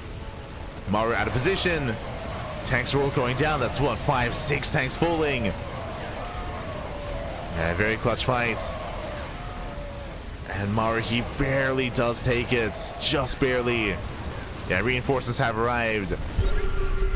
And with those reinforcements, Maru doesn't quite break the 3rd. But again, Maru, he's mining. He's on 2 bases. Sorry, ByuN is on 2 bases, so is Maru.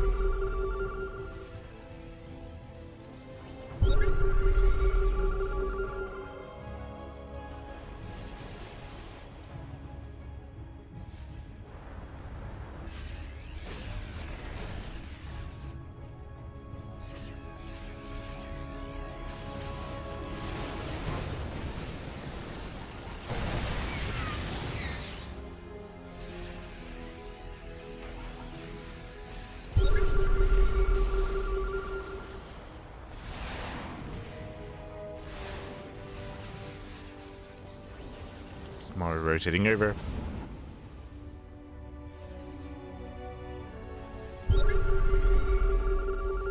Likewise, ByuN going for a Doom drop. Instead, we're going for the base trade. Let's go. Maru, he does. Oh, he can sim straight into the natural. At the same time, ByuN dropping into the main. Going for the production. Does go for the production. He's got 3 tanks. Boys are being pulled. Sorry, 4 tanks even. And ByuN, he will take this. Yeah, it takes over the main. At the same time, Maru doing the same. Yeah, both players have control of the main.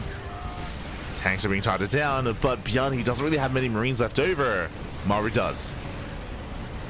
And Maru with a greater army.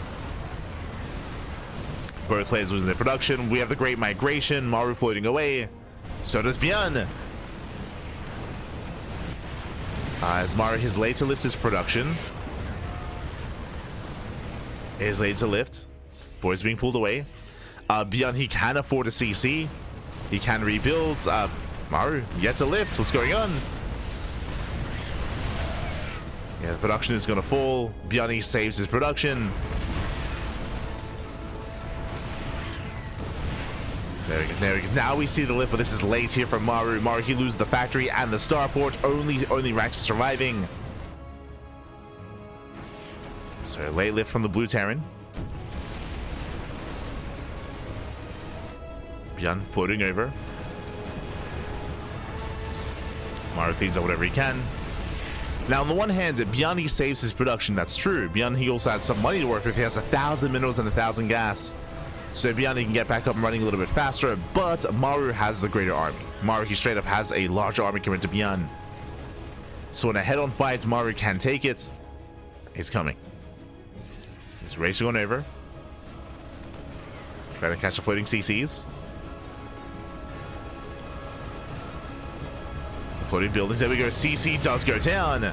There's one left. Bottom left. Factory catches fire as well. Remember, ByuN can rebuild his base if he needs to. Maru back to mining. And Raxes are landing. Maru's got 3 CCs. ByuN has the high ground.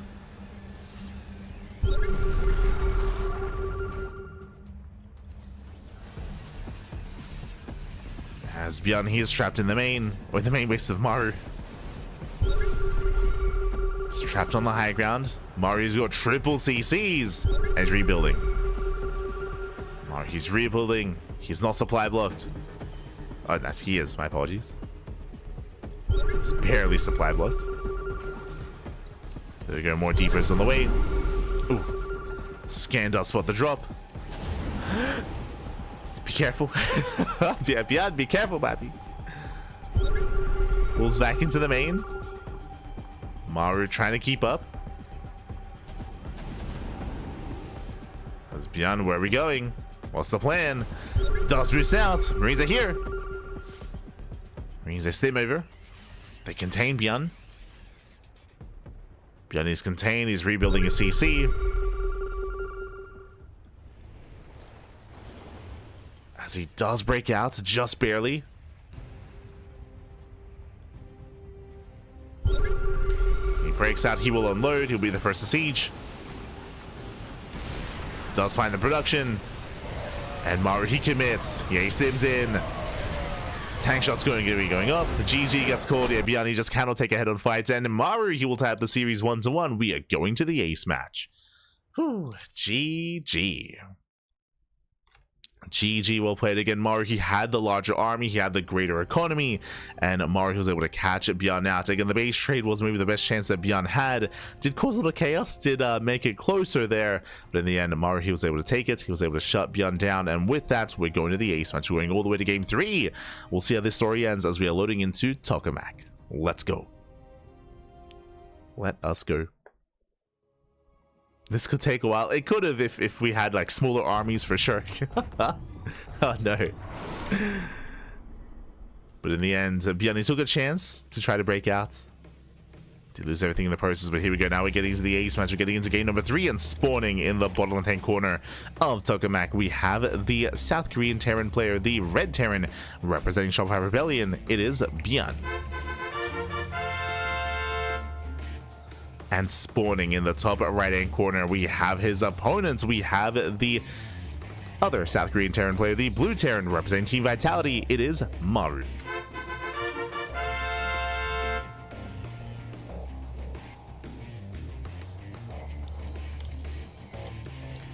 We go.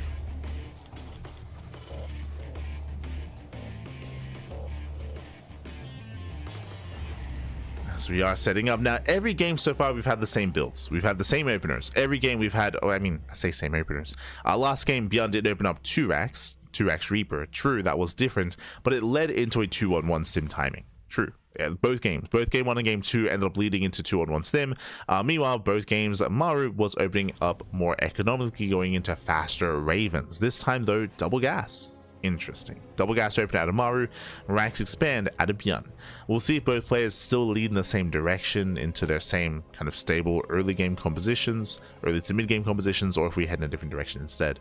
With double gas, faster factory can lead into earlier cyclones, can lead into harder cyclone aggression, earlier tank production into an earlier tank drop.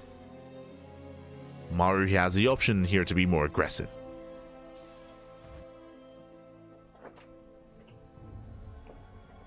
Has options.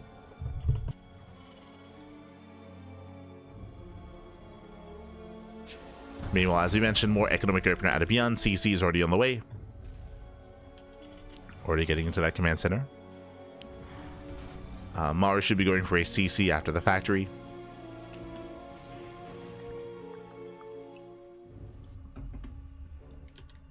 So moving out.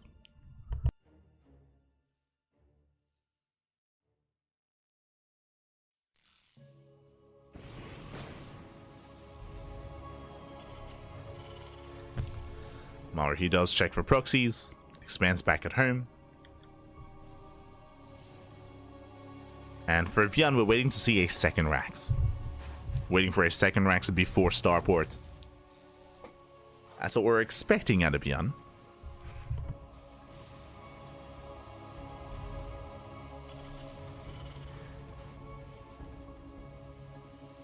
Oh, never mind. It is going to be a 1-1-1 out of ByuN. Okay. Let's go. For the first time. Going for a more standard opener. Tech Lab on the way for Maru. ByuN doing the same, is slightly behind, as Maru's setup was earlier.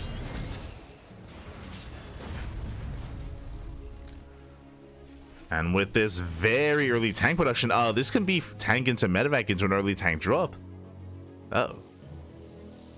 Show us what you got. Starport is done. Yep, there it is, tank drop. Okay, Maru being hyper aggressive. We did mention that a tank drop is one of the options here that Maru had with a double gas opener. So hyper aggression here by Maru. ByuN back at home going for his own drop play, but very different, going for a cyclone opener into medevac. With this, Maru can gain early map control, as he's making a lot of units early on. The first tank has arrived, and Maru, he will soon move out.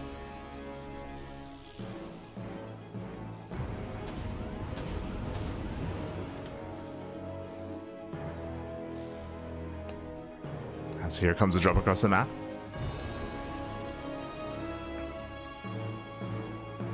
The drops, they do pass by each other. ByuN, he will keep his cyclone back at home. And Maru's moving in, headed to the natural. Does siege within range. Mining is denied. At the same time, ByuN, he also gets across the map. But back at home, there's actually nothing to defend. Uh-oh. There's nothing back at home. Maru pulls away. Maru does pull away. But last, we have cyclones, we have reinforcements. Maru defends. And again, he's containing. Oh my god, brutal tank shots. Brutal tank shots going off. ByuN getting into the mineral line. So far, getting 2 SCVs. Sorry, getting 7. 7 SCVs going down, and the medevac does barely get away. Whew. So nice economic damage. Maru does fall behind worker-wise, but he's mining from 2 bases, so he still has a better economy.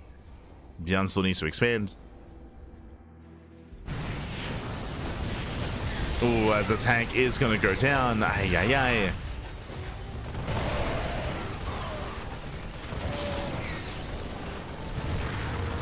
As we do barely get away. Nice target firing the other. Maru does snipe that cyclone. Pulls out. ByuN can now re-expand.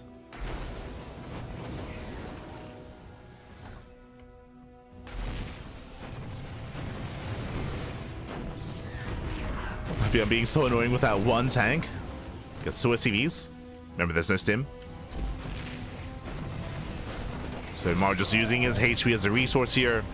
Takes down another 2 Marines. Oh no! The other turrets, it's a one-way trip, and finally is going to go down. The tank getting 1 more SCV before it falls. The boys, they shut it down. And with that, ByuN holds. ByuN, he does hold on. As it all settles, we're in a really weird economic game state. Worker-wise is slightly in favor of Maru. Both players on 2 bases. And again, this time, ByuN did not rush into Stim. He's going into Ravens, into Intermatrix. Both players heading in the same direction. Third CC now on the way for ByuN. Maru throws down extra Raxes. So ByuN is going to have the faster third base. Maru is going to have the faster upgrades, getting into double E base.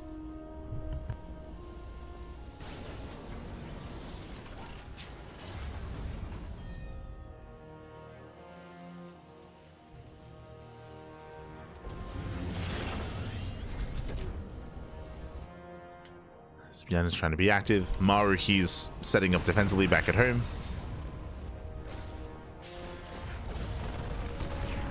ByuN, he does confirm this with the Reaper. He is aware. Maru scans 4 Ravens. Oh my god. That's a lot of Ravens here for ByuN. Typically, we stop at 3. ByuN doubling down.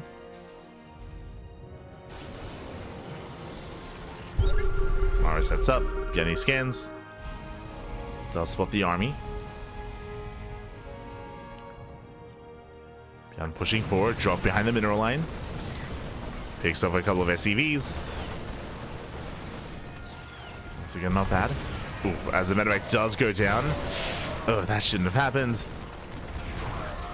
ByuN overextends. That was a bit of an expensive trade here for ByuN. That's a bit expensive.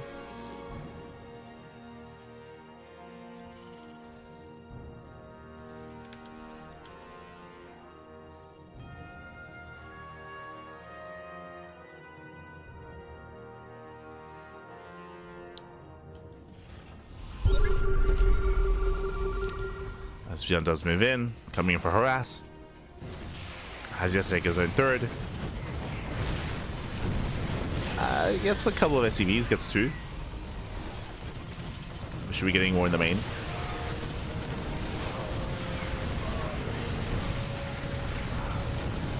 There we go, 2, 3, 4, 5, 6 SCVs gonna be going down. 7 SCVs. Nicely done there by ByuN. We sent a lot of workers. It was 22 SCV kills in total. Jesus. But Maru, he breaks out.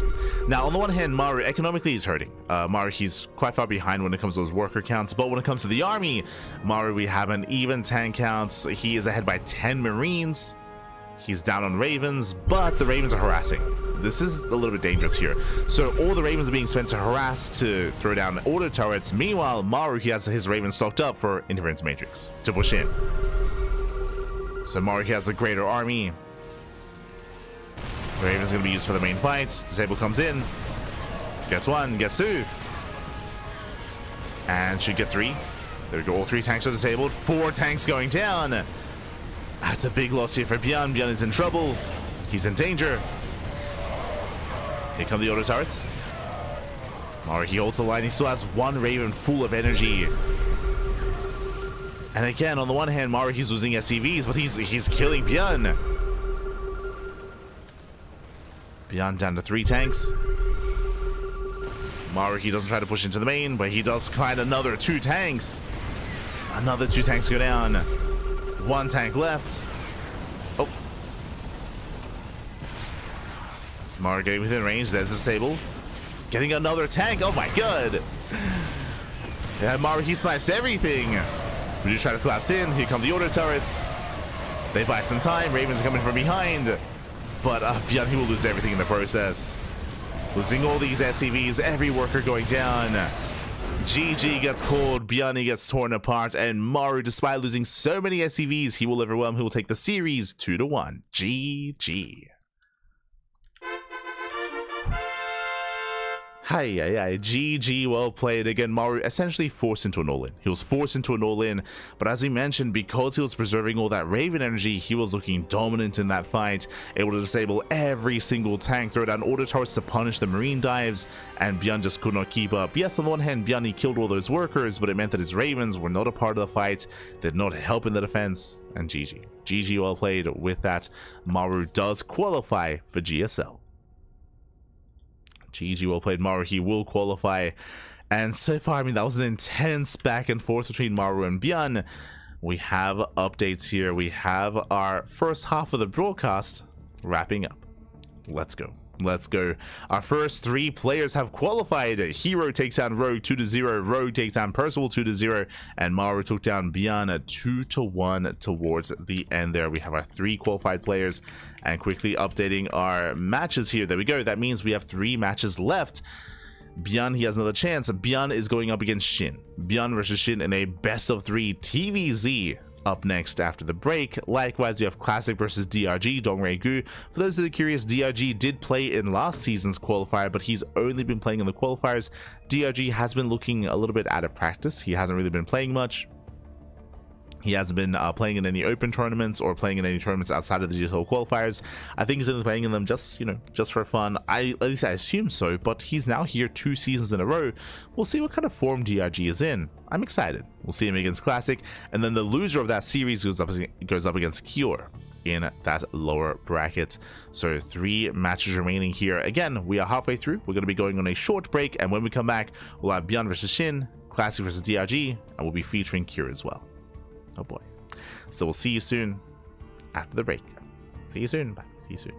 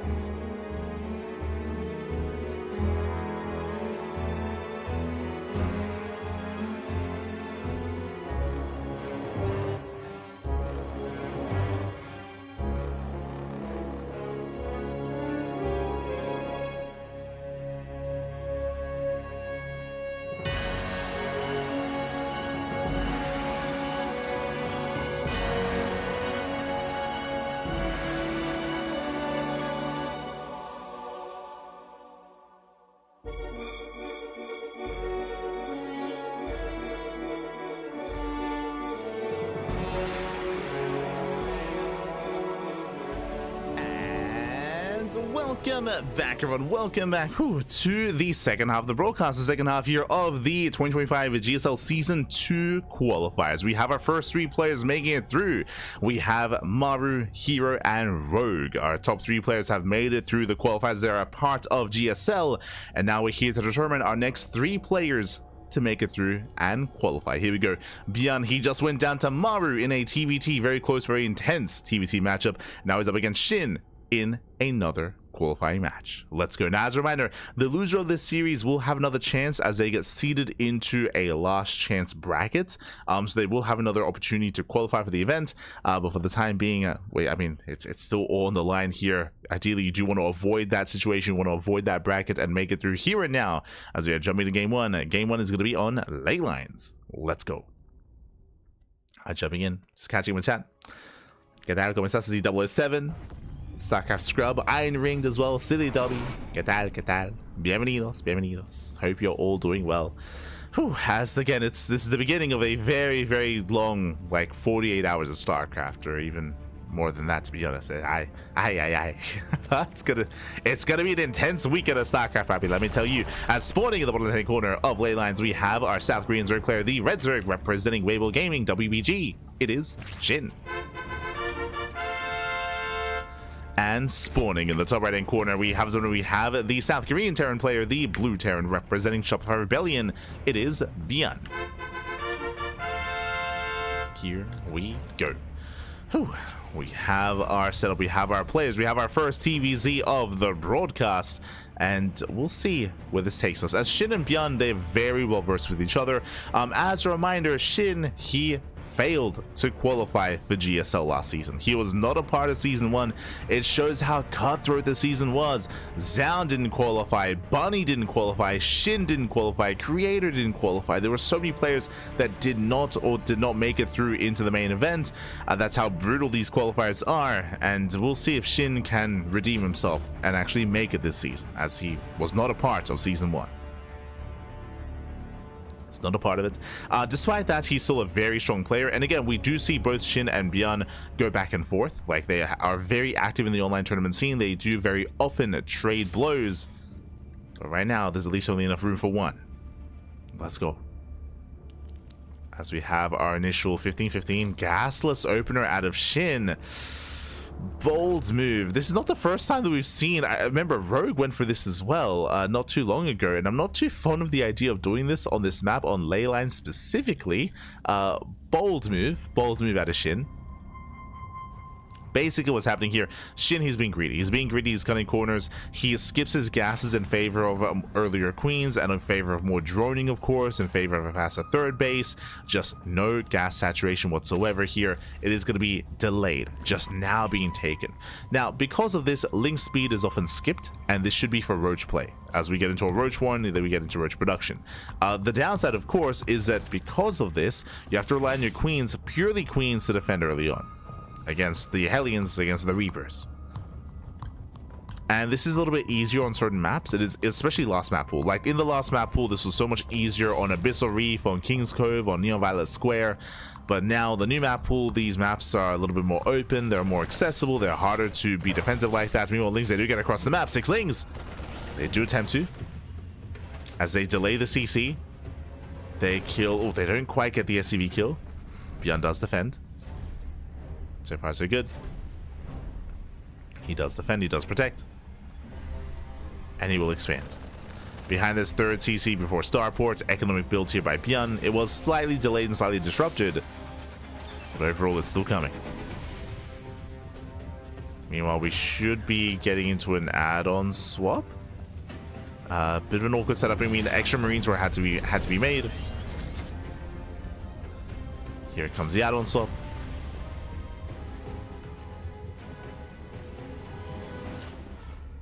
And we'll see if Shin can hold on, can minimize losses, can keep up.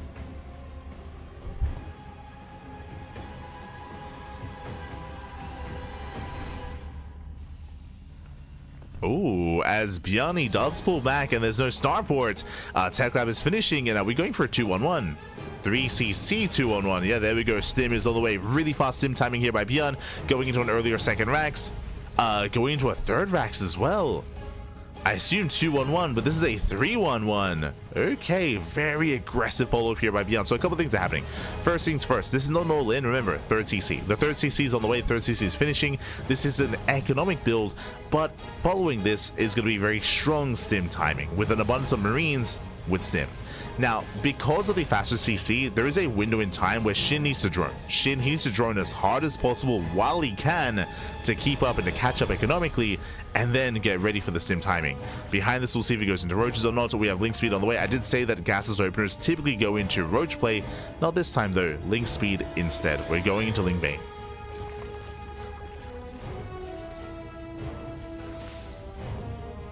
We are going into a Link Bane follow-up. Hellions, it rotates. Oh, good reaction out of Shin. He does pull away in time. Does pull away.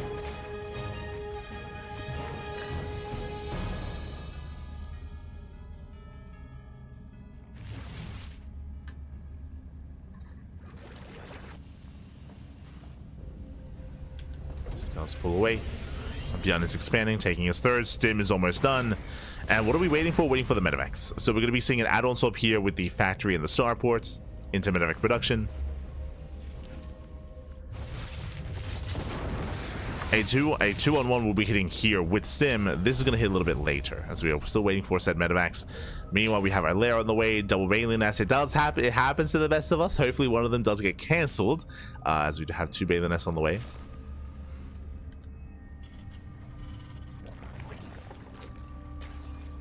Este Shin. We gotta lock in, Bap. You gotta lock in. As he's claiming his 4th base. Double Evo chamber. Double upgrades. Baleen nest, it looks like it will complete. So some wasted resources there for Shin. As he's building up his Link Bane. Baleen speed is on the way. Getting into Baleen speed, double expanding. Shinny does cut workers at 64, okay, 3 base saturation. Here comes ByuN's move out. And Shin, he's gonna have Link Queen to defend. And Banelings. And he's holding onto his stim. Doesn't want to waste it.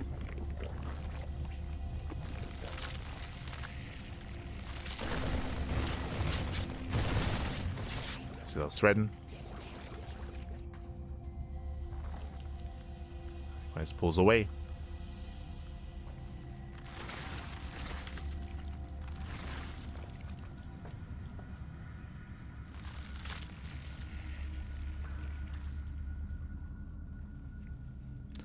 Likewise, still rallying. Yeah, ByuN is going to be committing with this. Rallying across the map. Second factory, okay. ByuN, he's not going for a 3-way soul in. He should be expanding. Should be setting up for another CC. That's going to be a very heavy tank follow-up. ByuN pushing forward. As he pushes forward, Ling Ramai comes in towards the 3rd base. Like our reinforcements. ByuN does hold.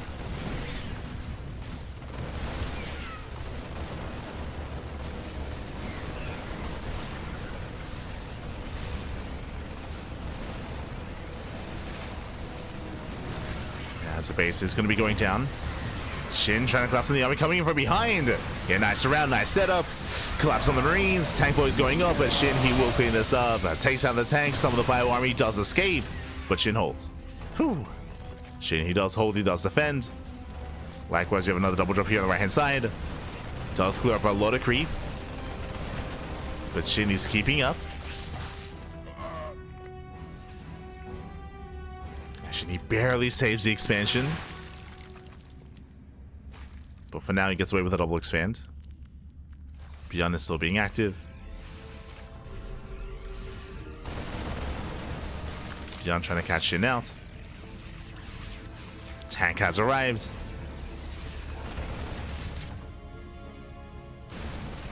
Oh! As Shinny's somewhat keeping up, but the tank is going to make things complicated here. Tank, a good amount of Marines, only a handful of Banelings. And Shinny cannot engage, not easily. As ByuN is expanding. Now the second factory is going into wood mine production, out of tanks. Interesting. Going into mine play, getting another CC.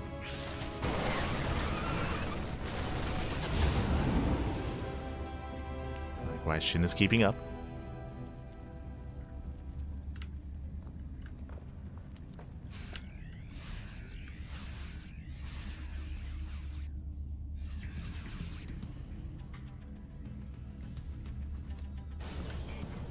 Is keeping up.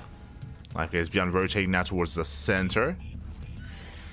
And Shin this entire time, he got away with droning, he got away with double expanding. 80 workers here, now we're taking up. Lurker Den is on the way. Infestation Bit's on the way. Shin is getting into hive tech. And ByuN not able to slow him down. Oh.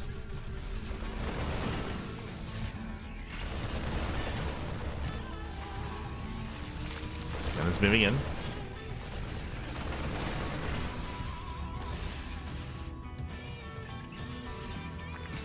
Likewise, medevacs are shut down. Shin, he defends. Both armies are maxing. But remember, Shin is taking. ByuN, he does have a solid economy behind this, but ByuN is not taking up into Ghost yet. No Ghost Academy. Last movement. Oh no! Oh my god.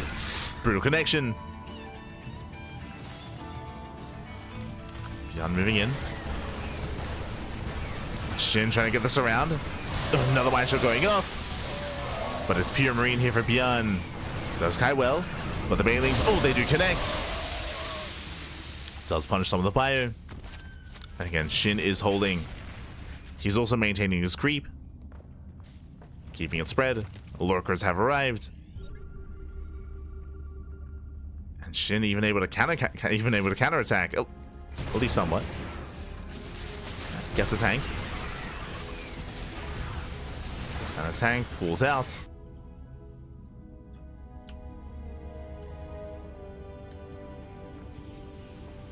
Likewise spots the medevacs.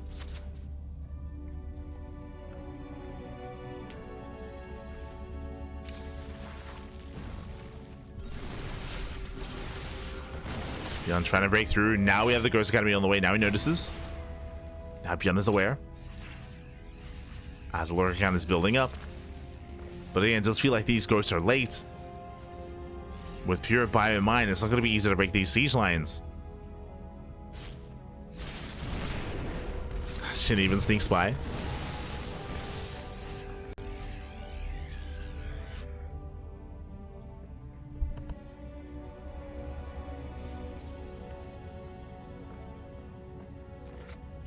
Yeah, we can see ByuN just turtling. We're gonna be here for a while. It's ByuN is turtling on up, throwing down more CCs, more mines, more turrets, I should say. Mine just going up. Planetary is gonna go down. Likewise, zones away the bio. Oh, it does connect with the Marines. Nice extension towards the end. At the same time, Bailey's they knocked down another planetary. Yeah, 2 bases going down. But Shin does plummet in supply. Does cost him a lot of Ling Bane to pull that off. Oh. And the Lunkers are ready. Shin defends.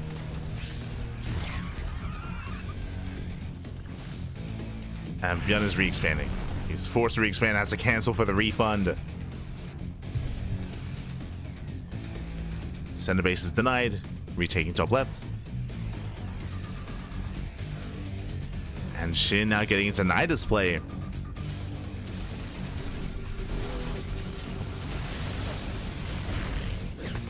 Oh god, the mine shots are brutal. Oh, the mine shots are going off. These are expensive losses for shots. Another mine connects. Ay.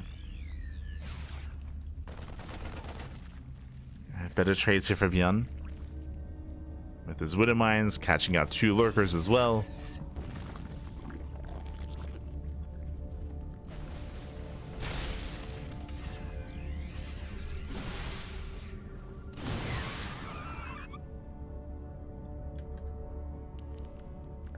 Shin is trying to catch up ByuN. Oh, does surround some of those ghosts. Does say some. Okay, it does catch up the army. Ghosts going to be going down. That was 3. Yeah, 3 ghosts. the worst catch there from Shin. But now ByuN is stabilized. ByuN, he's now retaking the northern base. Now he's double expanding, going for the 2 center bases as well. And ByuN is now more secure with Ghost. Shin going for the Nidus, but ByuN does notice. Does notice. Likewise, oof, ByuN catches out the lurkers. 3 lurkers going down. These are rough losses here for Shin. Nidus is denied. And Shin is in trouble. Oh, not again. Fine, just going off. And with that, ByuN defends back Nomi, cleans up even more lurkers. And we're down to 6 lurkers. 6 lurkers remaining. And Shin is still keeping up. But ByuN is getting out of hand. At a certain point, these bases, they have to be denied.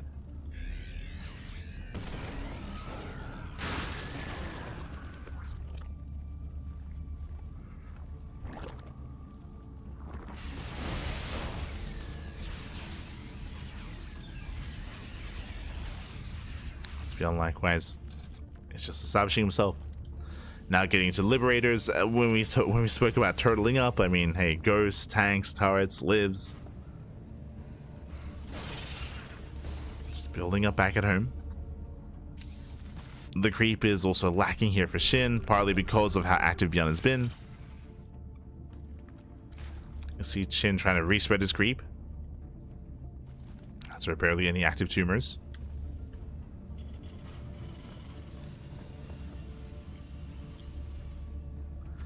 And now we have the Spire on the way, leading up into potentially Broodlords and potentially Broodlord Infestor. I mean, against this kind of turtly style, that's what you have to do. You can make Lingbane Hydra work, but you have to be very active. And what we saw earlier, how Shin was killing bases, we needed to keep that going. Like if we're gonna go for this kind of more mobile composition, we have to keep being active like this and knock down bases. But if Shin fails to knock down these bases, then it's not worth it. Like, he has to bring them down. Oh, brutal mind connections once again. He will get the planetary, though. Going for the main army. Gets a ghost. Trades against Marauders. Oh, this is not ideal. And he doesn't get it. He does not get the base. That was not worth it here for Shin. ByuN back at home. He defends the main. Cleans up more lurkers. Ay, ay, ay.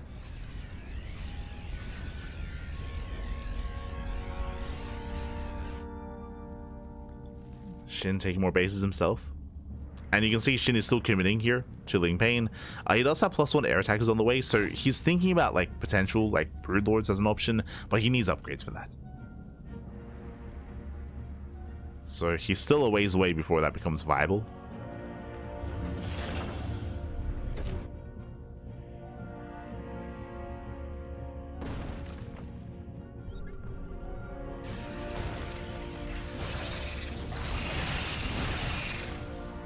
ByuN moves in. Shin, he attempts to surround. Does force to pick up. Takes down the Liberator. This time this planetary should finally go down even without the Banelings. And the Hydra should be good enough. Say he does preserve the Banelings. Nicely done. Planetary does go down. Banelings are going for the Ghosts. He's going for the dive, going for the Ghosts. Can he get the surround? Barely not, but this is still a better engage. There we go, does take them down. Ghost a cloak in time. Still a lot of ghosts falling. Going for another expansion. Oh god, the snipes are brutal. Snipes are brutal. Shin has to get the hell out of here. Does pull away, but not bad. Shin, he takes down 14 SCVs. He takes down 2 bases. He forces a cancel on 2 more. This is what Shin needed. And now rebuilding. Remaxing. Now Shin is making a wave of lurkers. Unfortunately for Shin, ByuN is making a wave of liberators. We have 6 liberators on the way. That's a lot of liberation. It's a lot of freedom. Does he have... Okay, I was about to say, does he have like 6 starports? Does have add-ons on some of them, thankfully.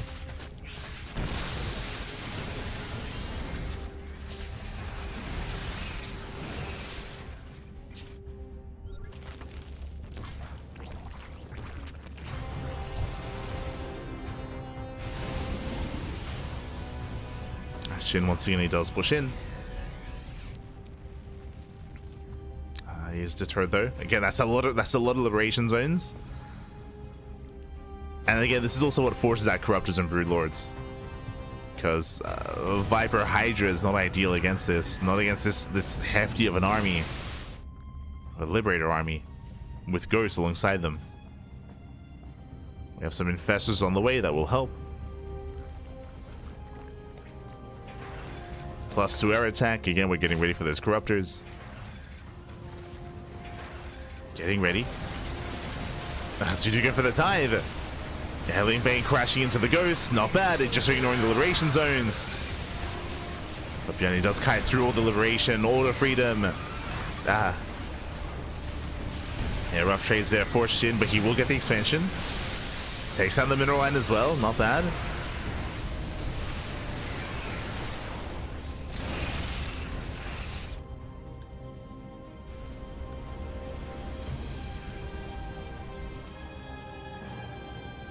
Catching the base makes it okay. ByuN still has a better bank. You can see Shin is out of gas. Shin, he's running out of gas. He's running out of steam. But ByuN is down to 47 SCVs. Oh, impedes himself.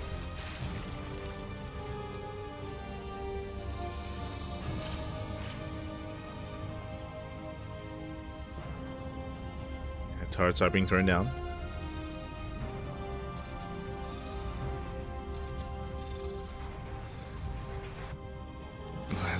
Jesus, it's a lot of liberation. Corruptors are now moving in. Now we have some anti-air, and Liberators are going to start going down. Does take down 2, I believe. This does complete. Single lurker pops out.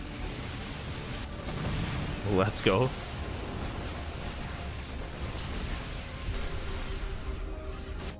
Drawing away the attention here of Shin. Another lurker, but let's go. The Lunkers, they're popping out. ByuN getting distracted. Does leave the Ghost idle. We have a very cheeky Infestor under the army. Ready for the fungal.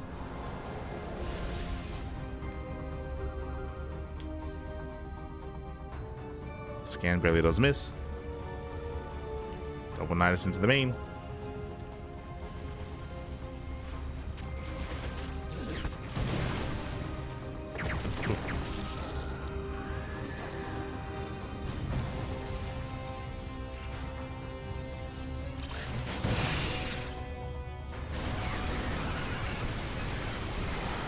Nidus runs are being denied. Shin takes down 1 planetary. The Nidus does finish though. Not bad. Yeah, 4 lurkers do borrow, but they're going to be cleaned up. Marauders are in position. The Lunkers, they do nothing. Die.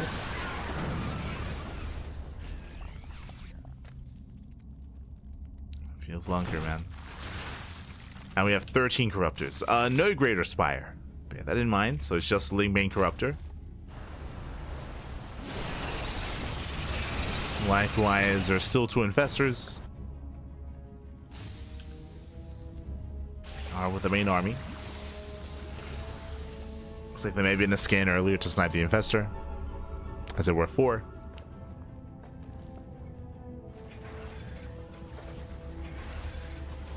ByuN still slowly pushing forward.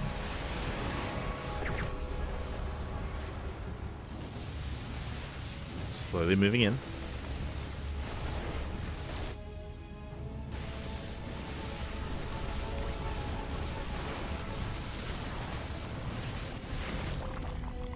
As bases are being denied. Shin losing 2 expansions. Ooh, the Corruptors, they do run through the main army. And rough losses there for Shin. I guess a couple of ghosts. Not bad. ByuN also overextends.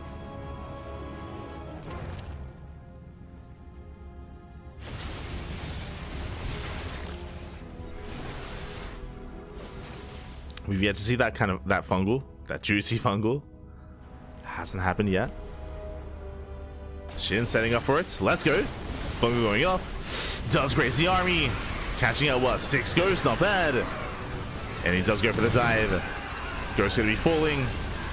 Corruptors, they commit here into the Metamax, into the Liberators.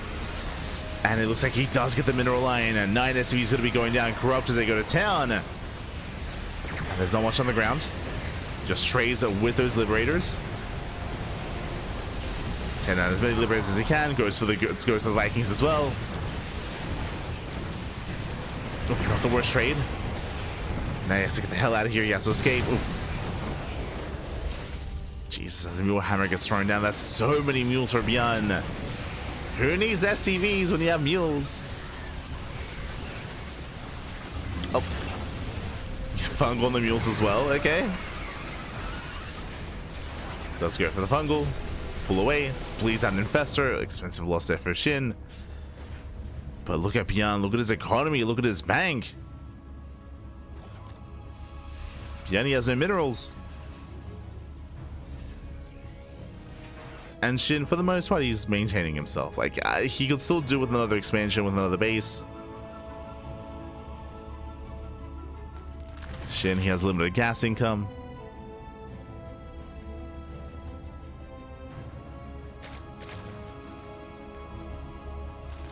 For the most part, he's maintaining himself. Shin is remaxed. Oh. Likewise, collapsing in. Investor on Boris. Doesn't get sniped immediately. And once again, Corruptors, they shut down the Liberators. That's still a lot of ghosts.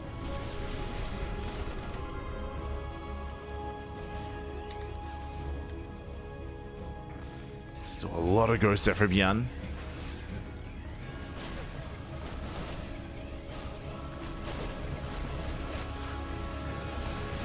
And ByuN, he does retake that base. Oof, trading out ghosts. Not ideal. Expensive losses.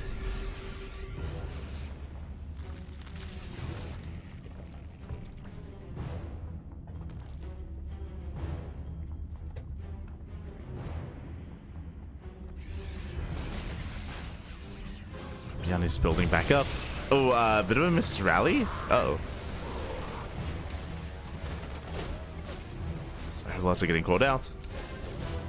Shin, he's still not going for a Greater Spire. I mean, right now wouldn't be the best moment for a Greater Spire anyway. What we're really needing here is Infestors, and we have none. So 0 Infestors for Shin. There's no fungal potential. I mean, that's what popped up the last fight, was that fungal, and now there is none.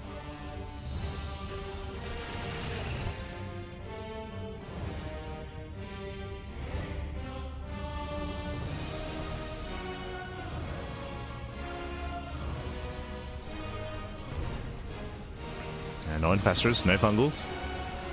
Shin just trying to brute force it. Oof. Does take some eye-shots to the face. Again, there's not much finesse to this army from Shin.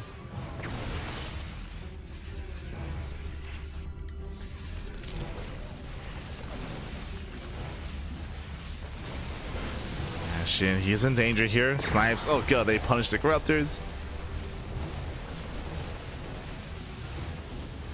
Do punish. But as long as ByuN is paying attention to the army, like, he shouldn't get surrounded. It shouldn't happen. Like, he's non-stop scanning, takes down another expansion. Shin, he can't expand the top side as well. The Liberator is there. And ByuN is taking another base. Shin, he cannot let this happen. ByuN is getting out of hand. He's getting out of hand. He's getting out of control. ByuN now has a bank. Shin he has been doing a decent job here at maintaining control of the economy, but not anymore. Tries to collapse in. Not bad. Gets it up with the Ghosts. Oh my god. Ghosts a little bit late to cloak. Baileys are rolling in. They're going for the Ghosts. He wants them. And they barely do connect. Takes down the middle line, takes down most of the Ghosts. Not a bad fight there for Shin. As ByuN plummets in supply. Bleeds out the Liberators, the Metamax, the Ghosts.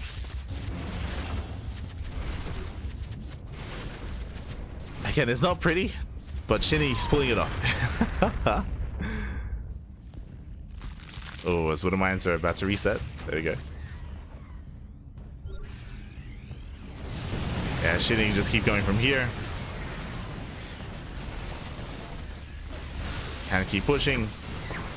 Mulling Rain pulling in. Takes down the Metamax.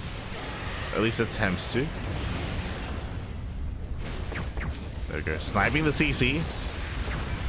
Denying 2 expansions. Now, ByuN still has a bank so we can make pure marine, but he has no gas. ByuN, he's running out of gas. He has 1 gas geyser here that's unsaturated. Meanwhile, he's mining the gas everywhere else. ByuN, we need, there we go. Now notices, does saturate, but this is the only gas income for ByuN, which means pure marine. No more ghosts. Shin, he's done it. He's doing it.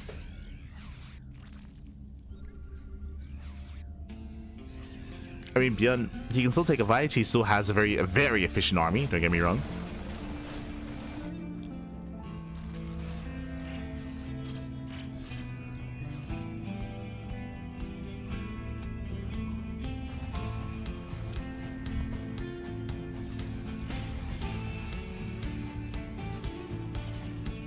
Yo, we've got the 1 infestor.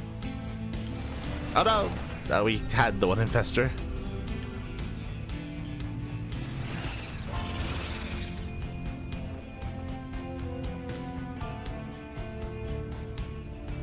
Once again, Shin, his goal here is the mineral line. That's all he cares about. Likewise rolling in. Oof. Mine just going up. There it is. 10 SCV kills. Ta-da! Faster gets spotted.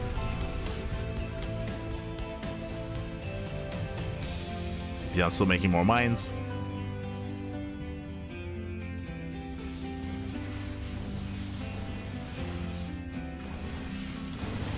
Oof, the whole Dragon does not work out well.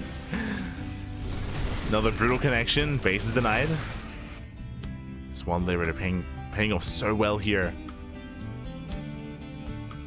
Shin just cannot expand.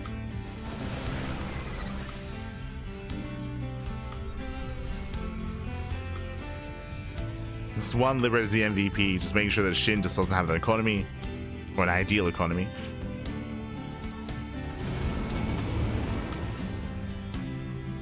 Oh, here they come! Brood Lords! I mean, now is the time! We're the Liberators. At one point, we had a field of Liberators here, but now ByuN can't afford it. So now is the time for the Brood Lords. Now Corruptors are less effective. They're less important. Have less of a role to play. And the Brood Lords are coming. Uh-oh. Shin doesn't have much to defend. He has to respond. It's a late reaction here by Shin. Drones are going to be going down. Maybe the base as well. And ByuN can always pick up. Can always just lift. 12 drone kills.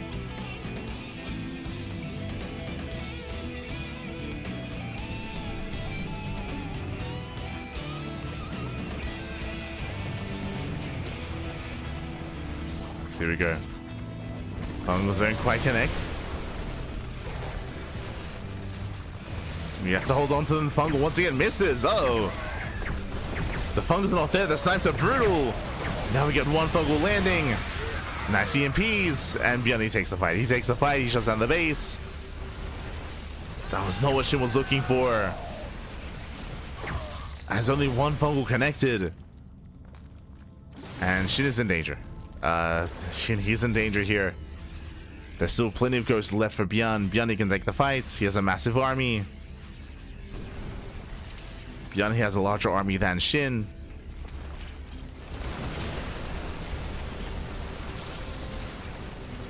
And now Vikings are on the way. Shin is trying to get slow. Let's take it slow here, collapsing the army. Here comes Ling Bane. There's no splits out of ByuN. He starts stepping back. He's trying to get the hell out of here. Nice EMP on the infestors. No Fungal. But ByuN, he's trapped. He's trapped and he's forced to pick up. And the fight barely goes the way here of Shin. Shin overwhelms. Takes down the CC. I think Shin's done it. I think Shin, he's barely pulling it off. How many ghosts are left? 3. 3 ghosts remaining. That's not good enough. Not against 6 Broodlords. 19 SCVs go down. Again, this game did go the distance. It's very intense.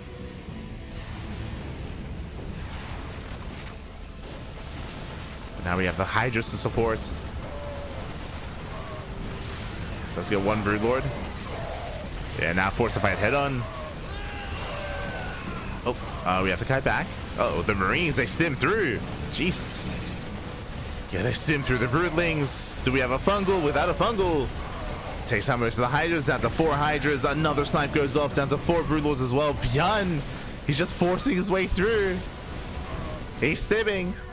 And he's winning. Where's the fungal? We need more time. Oh, God. They're good. But Infestor's right. Brutal snipe goes off. Fungal does not connect. The Fungals, they're not connecting. They graze the army. No shot. ByuN, has he done it?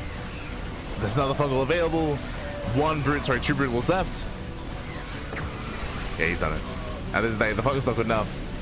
He has barely done it. The Fungals are too little too late. No shot. ByuN, he breaks through.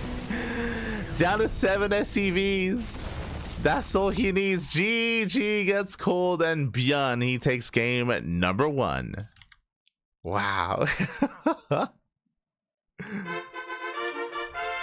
The power of the Ghost, Pappy. GG, the power of Marine. GG, well played. ByuN, he does take the game. Again, Shin, he was in a winning position there. He was doing well for himself, but the EMPs were brutal, so he was out of fungal growth. Despite winning the fight initially, he could not keep up with the reinforcements. He was run down, and ByuN barely takes the game. GG, well played. Shin, he had it, Pap, he had it. Did very well for himself, denying base after base and non-stop, able to keep the economy in check of ByuN. But likewise, we did mention the MVPs, right? Like, that was that one Liberator towards the top side that was making sure that Shin could never expand. Likewise, Shin, his own economy was also a little bit lackluster. He could not quite keep up with his own trades at times. And yeah, barely towards the end. GG, well played. If only he had saved maybe even 1 fungal for that final fight earlier on, then maybe he could have taken a stronger fight. But alas, GG, well played. ByuN takes the lead. Now we're jumping into game number 2. Here we go. No way, no shot, Pappy, no shot.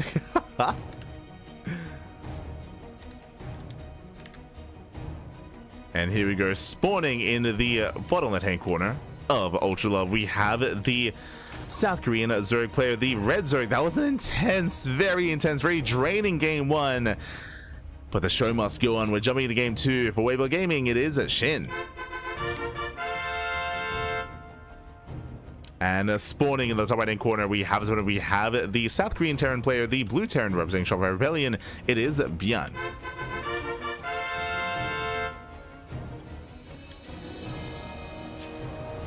Don't see how Shin loses this? Never mind, now I see. Again, Broodlords, they need Infestor support. They need Fungals. Like, without Fungal support, like, Broodlords are so vulnerable to snipes, as you saw in that game. Like, Broodlords on their own, like, they're a supportive unit, they're not a main army unit, typically. And unfortunately, it was, one, the Fungal was missing towards the end, but the reality is that it was the EMPs. If you recall, like, ByuN had some killer EMPs earlier to make sure that Shin was out of Fungals initially, which is why he had to wait, right? He had to buy time for those Infestors to regather energy, and he just didn't have the time for it. Towards the end, it was a shame that, again, we had some whiffed Fungals as well, some panic Fungals out of Shin, if you will. If they had connected, maybe Shin wins that fight, and maybe he wins that game. It's possible. It's possible. GG, well played. Oh.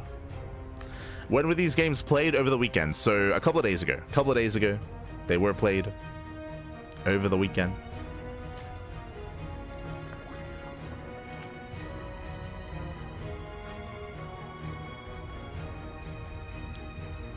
Whew. Here we go. For now, we have a standard opener here out of ByuN, Rax Expand, likewise Shin, Hatch, Gas Pool. Remember, last game, Shin did go for a gases opener. Not this time, though. This time is playing standard.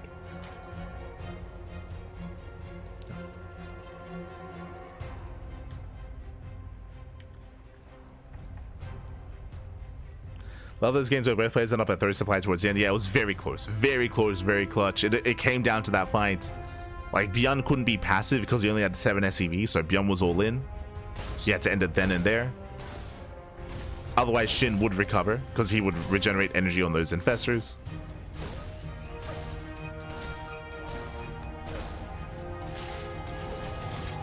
Here we go. We're now getting into game number 2. Whew. Calming down. Shin getting his third base on time. Likewise, ByuN 3 CC before starport. Economic build here by ByuN. Standard opener out of Shin. Settling in.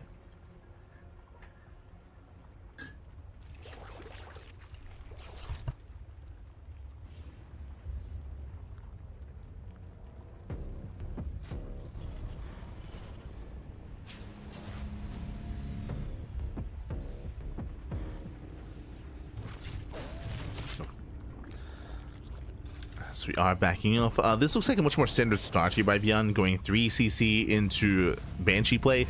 If you remember last game, it was an early stim timing. It was 3 CC, 3 racks. As ByuN was much more aggressive, much more assertive. This time just playing safe. Just playing safe. It makes sense on Ultra Love. Welcome on to Ultra Love. Ultra Love is known for earlier aggression. This map is not a stranger to Roach all-ins, for example. So going into Banshees will keep you safe against something like Roach play. So Hellion Banshee out of ByuN. Shin, he's going into Ling speed. He pulls, no, he does pull out gas. And there's no real indication yet that he's going into Roach play.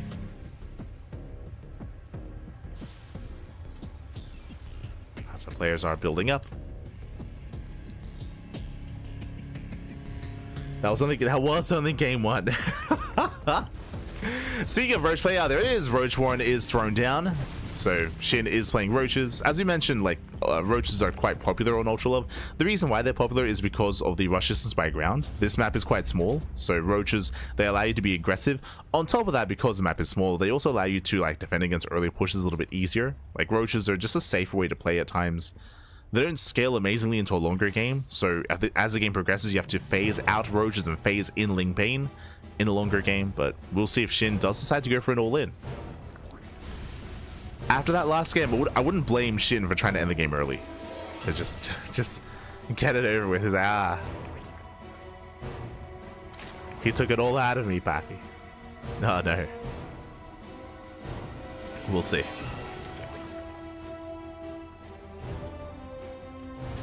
As Hellions are looking for a way in, they will find some tumors. They get one. Just the one for now. Polaris on the way. Gases are being taken. We're keeping our eyes open here for our Eva chamber timings, for our upgrades. There we go. Eva chamber is now going to be on the way. Getting to 1-1.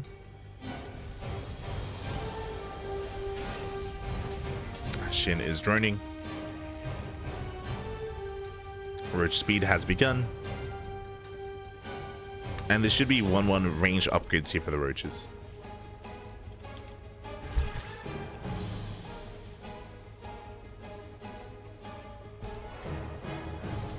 So far, so good. Now, the next thing that we're waiting to see is, does Shin drone up the 4th? Does he saturate? If not, this could just be a 3-base all-in, a 1-1 timing out of Shin. So this could just be an all-in hitting with these upgrades, or Shin can opt to drone. Meanwhile, ByuN back at home, he's setting up. The Banshee was deflected. So far, no major damage. Infestation bit tells us, okay, we're taking up. We're not going for the all-in. Shin, he's taking, he's droning, he's working towards a longer and later game. Working towards a hive tech. Or at least infestors. So no all-in. Building up.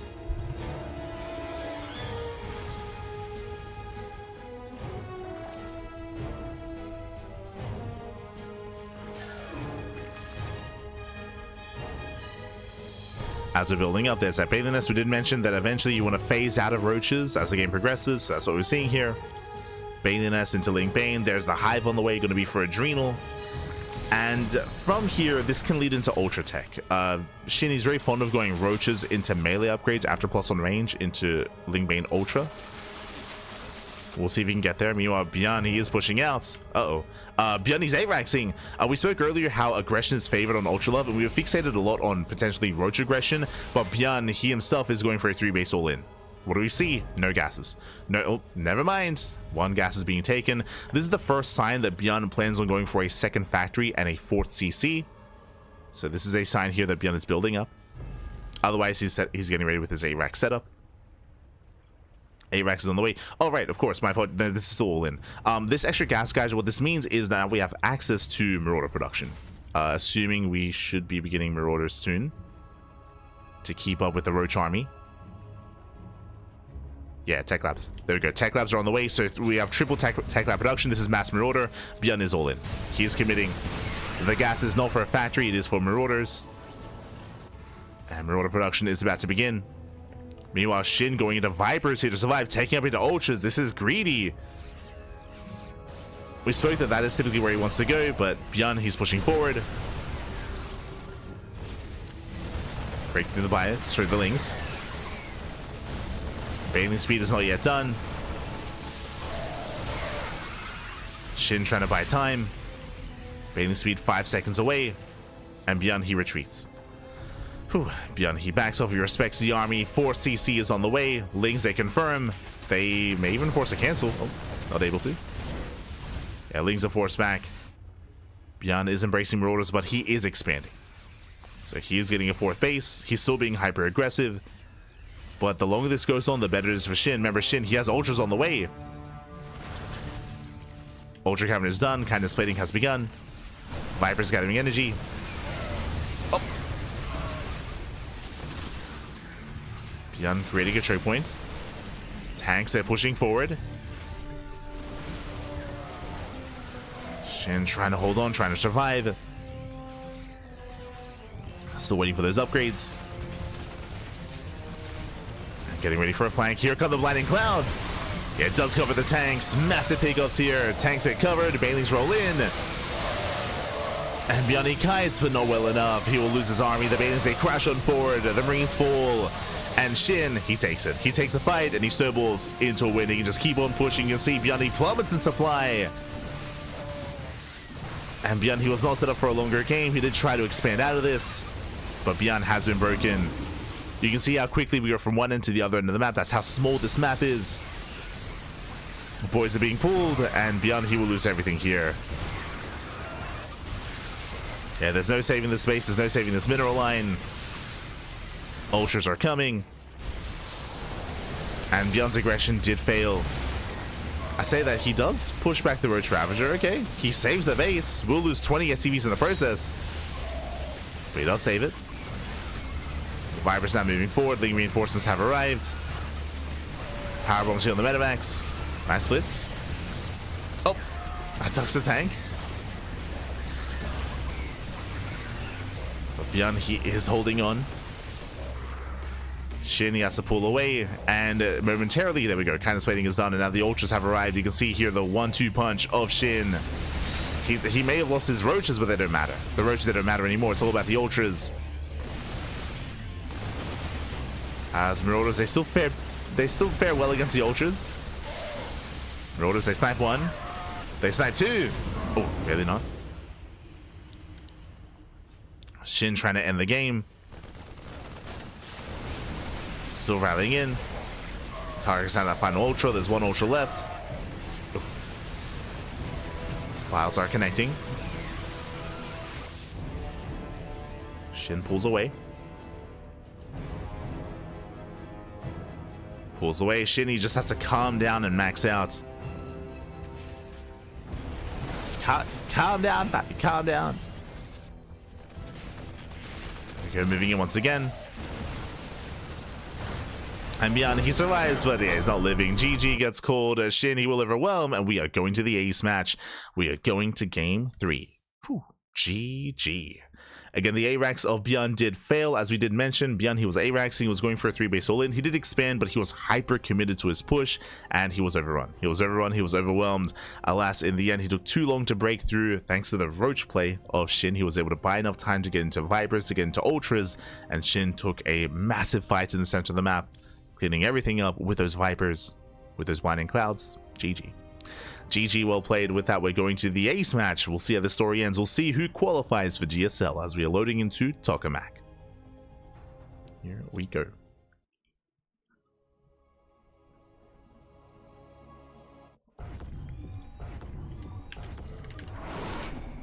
We go from one of the smallest maps in the map pool to one of the largest maps instead, and spawning in the top right hand corner of Tokamak, we have the South Korean Zerg player. We have the Red Zerg representing Weibo Gaming. It is Shin. And spawning in the bottom left hand corner, we have his opponents. We have the South Korean Terran player, the Blue Terran representing Shopify. It is ByuN.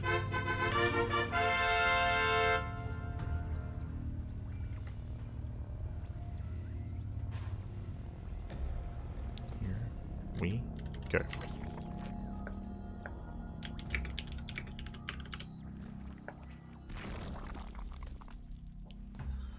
Here we go as we are settling in. Once again, we have a 15-15 opener out of Shin, which might lead into a gasless start, but I would be more okay with this. We mentioned earlier that Shin, he went for a gasless opener on ley lines, which in my mind is risky. Ley lines is a smaller map, but as I just mentioned, coming into this, welcome to Tokamak, this is one of the largest maps in the map pool. Very defensive, especially on 4 bases. I would say it is easier to get away, or actually, I might even say this might be the best map for something like a gasless opener, just because of the limited attack path. Now, what I mean by that is that usually a lot of these maps, they feature a path leading into the natural, like directly. Here, there's a path into the 3rd, path into the 4th base, but the path that typically leads into the natural is walled off. It's walled off by these rocks, so it is easier to defend with purely Queen Ling, but we can see here, okay, we're going into gas. It is going to be a later gas and earlier pool, so hatch, pool, gas here from Shin, which means he's still going for Ling speed. Just later gas. With this, I believe, how many lings do we make? Queens are on the way. Doesn't make any lings with this, just droning. Just droning up. Meanwhile, ByuN just going Rax Expand, a standard opener out of ByuN. And a safer start out of Shin. This earlier pool timing means that if ByuN was proxying, if he was going for a proxy Rax, then Ling production would be available, and Spine Crawlers as well, earlier than normal. So it looks like just safer play here out of Shin.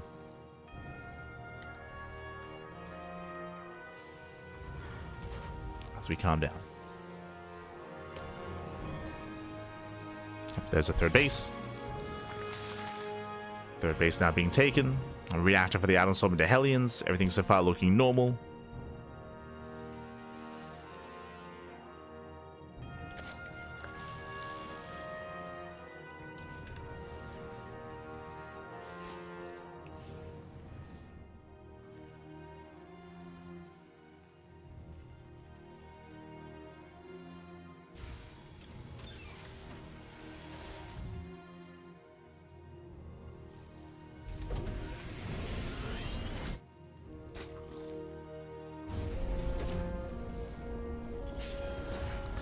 It's ByuN going 3 ECC into Starport, so standard opener once again. We saw the same build last game out of ByuN. From here, we're expecting a Tech Lab into an add-on swap into Banshee, which is what ByuN went for last game. And there it is. Tech Lab is on the way, ready for the add-on swap. So standard play by ByuN.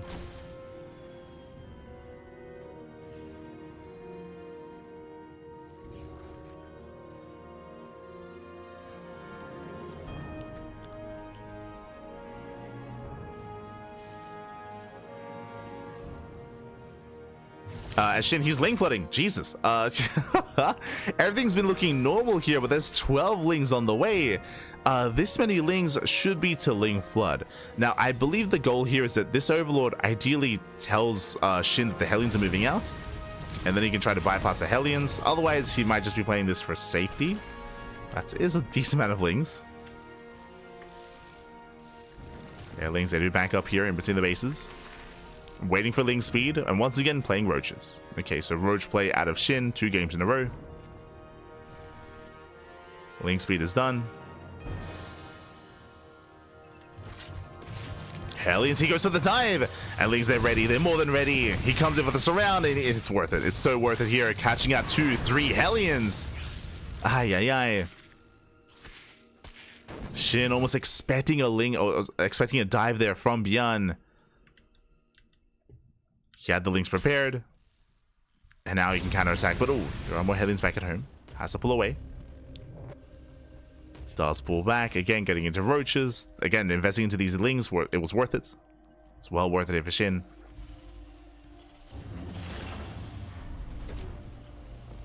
And with that, we're calming down.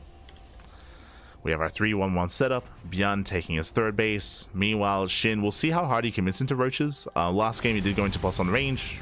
You can see it again. So far, this does look like the same sort of setup here. Remember, last game, Shin, he went into double Evo Chamber, into 1-1 upgrades, into Roach Ravager initially, and then that led into Infestation Mitt, into Fast Hive, into Fast Ultras. That is something that Shin's very fond of. Like, we did call it earlier, we called Ultras last game, just because Shin is very fond of that kind of style. And we're already expecting it here as well. Gases are being taken. Evo Chambers behind the main. Here come the upgrades. And Shin is droning. Okay, up to 71.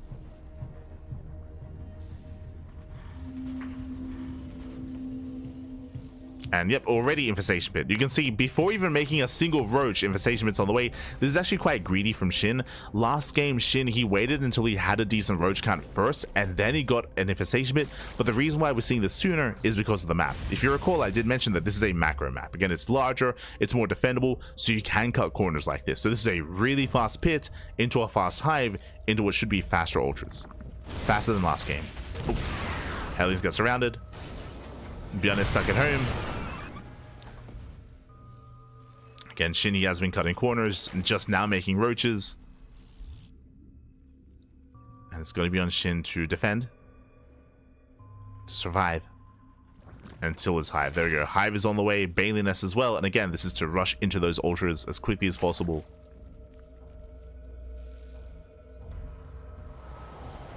And ByuN, he's getting a 4th CC. He's being more defensive. Yeah, ByuN is turtling up. ByuN, he's walling up with his tanks, so getting another expansion. Lings, they come in for the tank, but they will not get it. Ooh, not worth it for Shin. Please add a lot of Lings.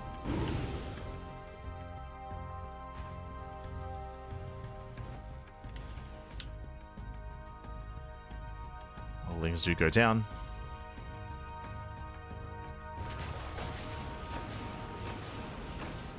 Oh. Shin keeping up.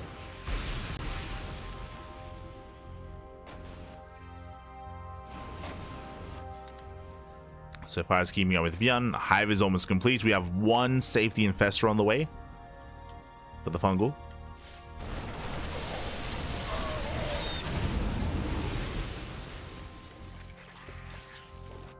And again, ByuN, he isn't pushing. He's leaving his tanks at home. He's only being active with drop play. Shin is more concerned with expanding and getting a 4th base. And there's that Ultra Cavern. Now, it's still going to be a little while until the Ultras come online because we do need the Ultra upgrades. Vipers are already in production. Shin is looking for the drop. He does find it. Oh.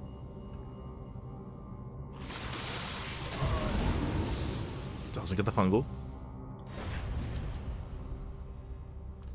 It's only one Viper for Shin, which is a little bit concerning. He's just being a little bit more reserved. Doesn't want to make too many spellcasters too early. And just die to a random push.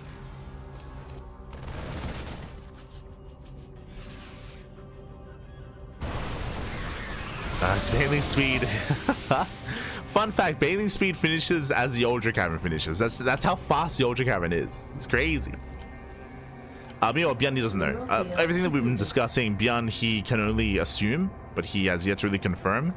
We did mention that, hey, if we know that Shin likes going into Roach Ravager into Ultra Tech, then ByuN knows that as well, 100%. He's played against this plenty of times, but he doesn't know how greedy Shin has been. That's the difference. Like, he knows what's coming his way. He knows that he's going to have to deal with Ultras eventually. But the Viper has revealed itself, doesn't quite get the... Oh, God! That's 2 yoinks and does not get the medevac. Oh, no, it does get it. Medevac goes down. Medevac does fall.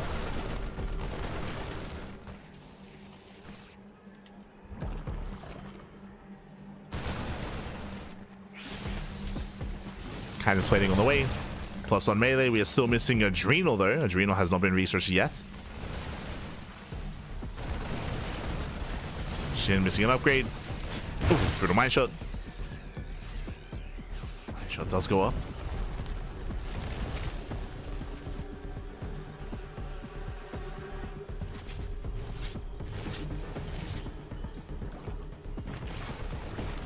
See, Medevac does finally go down. Medevac goes down, and ByuN, he's now being active, moving out with his army. We have the double drop towards the left, and the main army on the right. Still no Adrenal.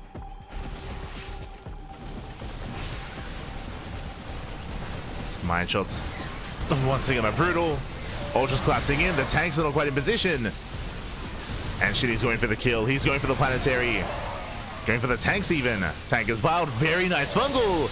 And the Ultras, they bust on through. They break through the main army. Planetary is also under fire. It barely goes down as well.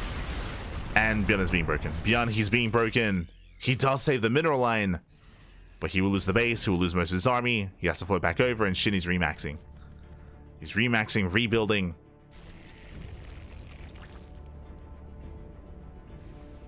As Shin, he knows how close he is to breaking ByuN.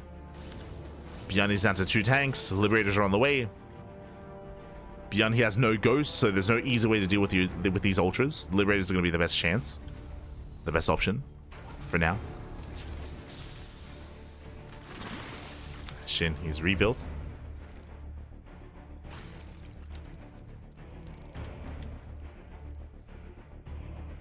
Has rebuilt, he has remaxed. Gets eyes on the base, and he wants it. He wants the expansion. And remember, only one Viper. Only one Viper here. Does move forward. Does go for the Blinding Cloud. Does get one of the tanks. Mind shots are going off. Files, they will connect. Tank goes down. Liberator as well. Yeah, nice Miles. And the Ultras, they break through. They break through once again. The final Liberator does go down. The boss have been on point. Ooh, but the Roach Ravage a little bit too far behind. Okay. ByuN holds. ByuN, he does hold once again. At a cost of 20 SCVs. Ghost Academy's done. And Shin, he's barely not breaking ByuN. Barely not. ByuN now getting to 3-3 upgrades. Likewise, Ghost of Production should begin soon. Or should begin soon. He's those ghosts. Shin is already remaxed. Uh-oh. It's already remaxed. Already rebuilt. The Ultras are lagging behind. As we have a Field of Mines this time, not Liberator. Yeah, the minefield is set. Is going to be ideal against the Ling Bane. Just going off. Big connections. Connections are good. But the Ultras, they still push through. And once again, he gets a mineral line. Once again, the mineral line is going to go down. Nice fungal. Fungals connect. And Shin, I think he's finally done that. I think he has done it at this point. He does break through most of the main army. Takes down the mineral line for a 3rd time. Ultras, they move in to reinforce. Roxy got taken down. Infestor does fall. But who needs it? Who needs Adrenal? I mean, it would have made things a little bit easier here because of how Ling heavy we are, but it's fine. It's fine. Oh, a bit of friendly fire. But again, we're just rallying in and now getting to the 3rd base. GG gets called. ByuN is overrun, and Shin, he will take this series 2-1, advancing on to GSL. It's qualifying for this season. GG. GG, well played, Shin. For those who don't remember, for those who weren't watching last season, Shin did not qualify for Season 1. Shin, he was not in Season 1. He got knocked out in the qualifiers, but now he is here for Season 2. This time, he does make it into the main event. And GG, congratulations, Shin. He will now have a chance to actually show off in GSL. GG, well played. Does make it through. No trigger this time. True. There is no trigger this time. As was mentioned earlier, the foreigners did not show up for these qualifiers instead. But Shin does qualify over ByuN. A big win here for Shin. In regards to that game, we did briefly mention it, but to emphasize it once more, Shin was being very greedy. He was being very greedy last game. If you recall, he was going for an earlier infestation than normal, into an earlier hive than normal, earlier spell caches than normal, even compared to game 2, where he would usually make roaches first and delay his hive and delay his ultra. So he was cutting a lot of corners this game. And remember, ByuN was being pretty passive. He was being active with some drops, that is true. He had like 2 drops on the left and 2 drops on the right eventually, but for the most part he was keeping his army at home. He didn't know how greedy his opponent was being, so he didn't know he could have punished, and he didn't, right? He didn't scout, he didn't know how greedy Shin was. Shin got away with that greed, he gained map control, and with that he was able to overrun and overwhelm ByuN. GG well played with that. Shin gets away with that greed, and that leads us into our next set of qualifying matches. That leads us into our next best of 3. Whew, okay, well, we have Classic versus DRG. Now, as a reminder, DRG, he also did fail to qualify for season 1 of GSL, but that's also because DRG is out of practice. DRG, he has not been competing, he's not been playing, he hasn't really played in many events at all this year, except for last season's qualifiers. He was also in the season 1 qualifier, but it did seem like he was more playing just to be a part of it. Again, like DRG, he has been straying away from competitive play for quite some time. I say quite some time, like for the past like 3 months, 3-4 months. He hasn't really been active. But now he's back, at least for the GSL qualifiers, and we'll see how he does perform. Classic, of course, he is one of the top 4 players of season 1. He did make it to top 4, so Classic, he's one of the best players in South Korea. This is going to be a tough ask here for DRG, but I want to believe we can make a series out of this. I'm curious to see the state of play of DRG. That's what I'm curious about. Let's go. That is what I want to see as we get into game number 1 of our next qualifying match. Now, if you're a fan of ByuN, ByuN, he will have a last chance to qualify. As a reminder, the players that make it to these qualifying matches that don't make it through, they are invited into a separate bracket into a last chance qualifier instead. So ByuN, he's not completely out of GSL, but things are not boding well for him, right? Like ByuN, he lost to Maru. ByuN, he also just lost to Shin. Like, he has been losing these qualifying matches. ByuN, he's in a rough position. He still has another chance, but he will need your energy, need your support to make it through. Regardless, we're jumping into our first series and spawning in the bottom left-hand corner of ley lines. We have our South Korean Protoss player, the Blue Protoss, representing Virtus Pro. It is Classic. And spawning into the top right-hand corner, we have his opponent. We have the red Zerg player, or the red Zerg player himself. It is Dong-Rae-Gu. DRG.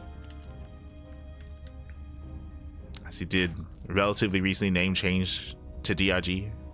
I say really recently, that was like COVID era of StarCraft. Did name change. And here we go. Are settling in. And again, I'm curious to see how DRG plays this out. I'm curious to see what his form is looking like and what his style is, whether he enjoys going Ling into Hydra, if he goes into Roach Ravager tech instead. Is he one to mix up Muta play? There are options for sure.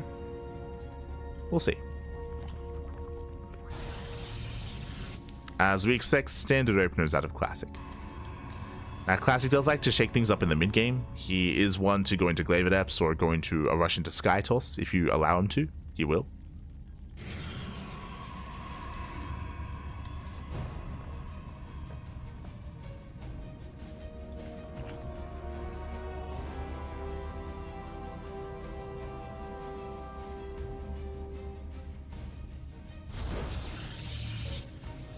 So setting up our pylon. Again, based on the pylon location, does it look like a Stargate opener out of Classic. Typically, if you go Twilight Council, you hide the pylon further back behind the mineral line or further in the base. So far, standard play. Likewise, DRG droning, saturating, nothing crazy yet.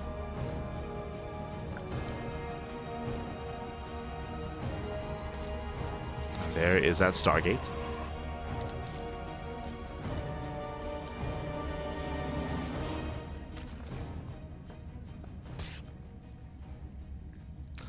Love classic style. Yeah, classic, he is similar to herO, but they do have their differences. I do think that the biggest difference is that classic is more willing to rush into sky toss. Like if he takes a lead, or if his opponent is a little bit passive, then he is so much more willing to throw down a fleet beacon and get a Stargate and start working towards like a mothership and Tempest production. So he's a lot more willing for that than herO is.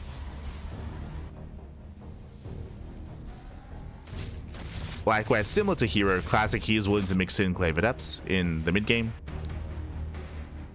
Willing to be aggressive.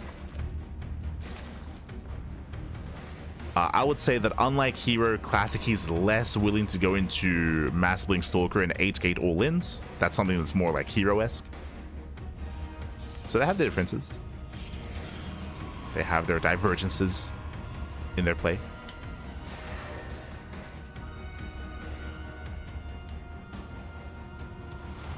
Here we go.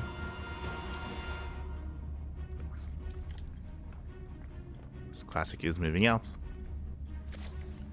Setting up for his third. So far, everything's looking standard.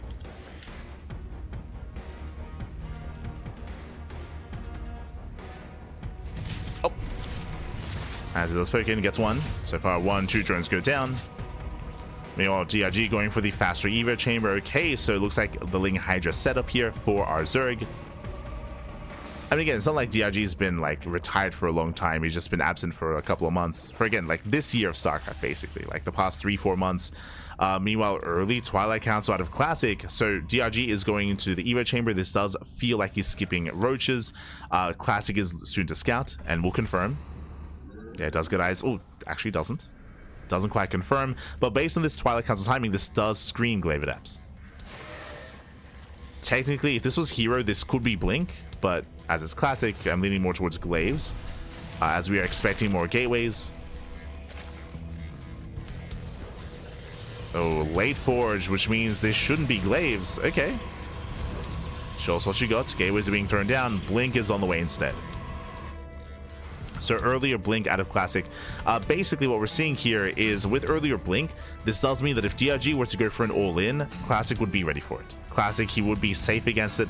The downside here is that the Forge is late, which means upgrades are going to be later as well. So late upgrades in favor of fast Blink.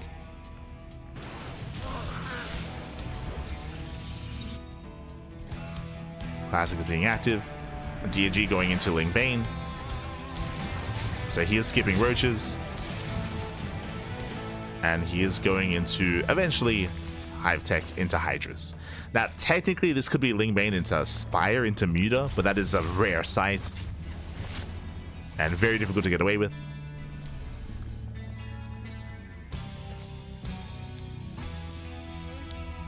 I think we saw Shin do it recently, like in the What Is TV Monday. It was crazy. That's from here, Classic just gaining map control. Behind this, taking up into the Twilight Council, sorry, into the Temple Archives, in towards Storm. From here, you can go into either Storm or Colossus, but Storm has been much more trendy in the most recent patch, thanks to the NG overcharge. So Colossus are just more so the previous patch. Storm is current meta.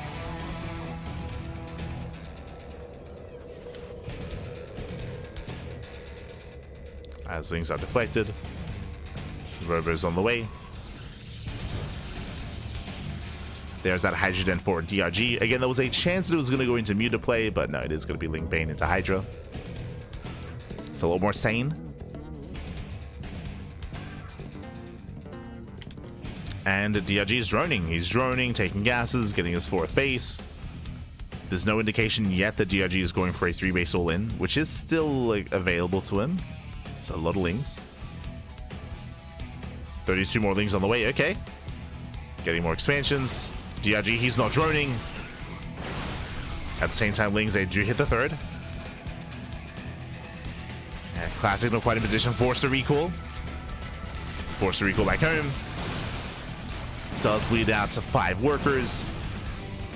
And DRG is still not droning. Okay, there we go. 6 drones on the way. He is now saturating. And with this, he can start to take up. Depending on how hard he drones, there we go. 14 drones on the way. Droning up very hard. Looks like he was just a little bit afraid that Classic would actually commit onto creep. But he didn't.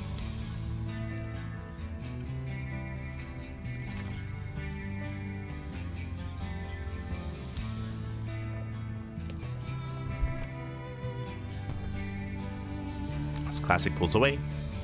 Now taking up into charge. Storm is done. So he's got a solid composition.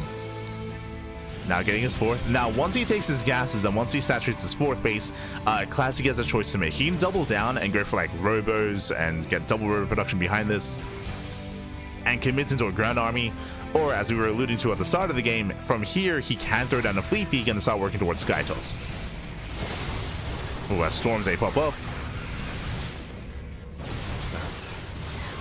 They do shut down those Lings. Alas, they still trade well against the Stalkers. Feels, I don't know if you noticed that, it's gone now, but specifically on ley lines, this segment, this like slice of the map, it bugs the hell out. Specifically on ley lines. So I was a little bit sad that it stayed in the map pool because we still have to deal with that. But, it goes away after a while, but yeah. If you notice that, that's what that was. Specifically this area. As Classic is pushing forward. There we go. Storms on the Hydras. Stasis as well. Not bad. Yeah, DRG does take the Storms to the face. We have another Storm available. One more Storm left. And DRG is being shut down, and we spoke about it again. Classic, he's a little more willing to embrace Sky Tools, and there it is. Fleet Beacon and Stargate is on the way. If we were casting someone like herO, he might just double down and go into Colossus and go into like a ground heavy push, but nah. Classic, he embraces the Sky Tools. He takes to the skies, as he might not even need to, by the way. As Classic, he breaks through the main army. Is he overextending though? We have reinforcements on the way. Lings and Hydras, they're coming out. Classic, there's no Storm. Classic has no Storm left. He has no reinforcements. Archon's going to be going down. Classic trying to end the game here and now, trying to break his way through, but there's still reinforcements coming in. Again, Classic doesn't have to keep going, but he's going for it. He's going for the kill. Warpston more zealous. The Prism has arrived. Yeah, with the Warp Prism, he can keep going. He can keep going. He can keep pushing. He will break the expansion. That's a lot of Hydras, though. Uh-oh. Immortal barely saved. Just barely. Zealots, I divert their attention here to the Hydras. Again, a very clutch fight. Archons, they break on through. More Zealots warping in. The not assist in the Archons, though. Yeah, the Archons, they overextend. 2 Archons go down. Massive pickoffs. And Classic, he does get the expansion. Barely gets the base. But it cost him the entire army. And now, despite having the Fleet Beacon and the Stargates, like, because he was so committed here, like, he has to warp in. He cannot transition. Classic is in danger. He is in danger. He's in trouble. This is the army. Nah, he's got high. He's okay. He's got High Templar. He's got Storms. He will defend. And DRG likewise licking his wounds. There we go. Mothership production has begun. Getting to the Mothership. Can soon embrace the rest of his Stargates. But again, that was a very messy fight, very intense. Barely got the expansion. Classic has to rebuild as well. And the game slows down. The game does slow down. Now, because of the tech that Classic has, I do want to give the edge to Classic. If he starts Skytoss production soon, he will skyrocket ahead. The problem for DRG is that he has no Infestation Pit. He has no Hive. He's not ready for the late game. He's not ready to deal with Skytoss. He has purely a lair-based, a lair tech army of Lingbane Hydra. This doesn't scale well. And here come the carriers. Not Tempest. So carrier production has begun. I mean, regardless, they both do well. They both do well. If there's no Hive, like, it doesn't matter. You can embrace both. It isn't just no Hive tech, there's no Lurker tech either. Oof. Yeah, no Lurker tech. Now, what I will say, because DRG's pretty all in, like, because there's no further tech, because there's nothing else on the way here, he has a decent economy, but he's running at a time. And there is a window here where DRG could try to break Classic before the Skytoss gets out of hand. Like, there is a window, but it's closing. Like, the longer this goes on, the better it is for Classic.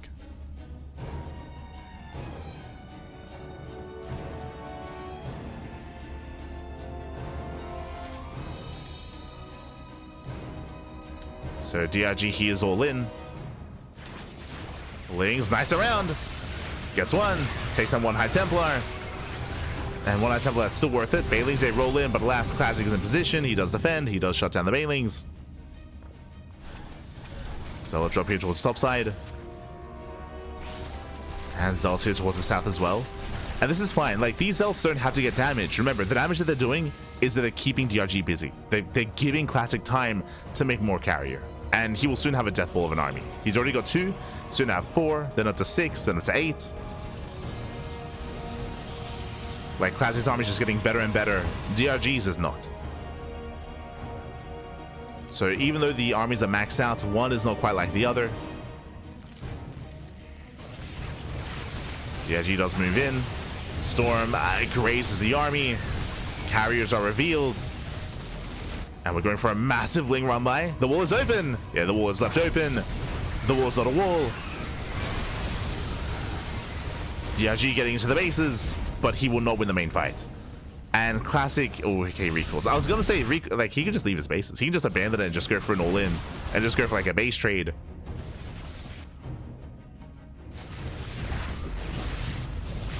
As DRG is still bleeding out some units across the map. Does move back in. Classic out of position. Bases are going down. Not bad. Oof, oh good. As DRG, he has to get out of here. Again, he cannot fight this main army. Nice kiting. Takes out an Archon. Every little bit helps. Speaking of, 2 more Archons. Classic miscontrol. Yeah, mispathing that from Classic. Throwing away Archons. DRG, he's maxed out. Classic down to 4 bases. And DRG, can he buy more time? Getting ready for another Ling run by. Does he force Classic back home? Nice storm on the Bailings. Oh, High Templar, they take a lot of hits. 2 High Templar go down, 1 High Templar left.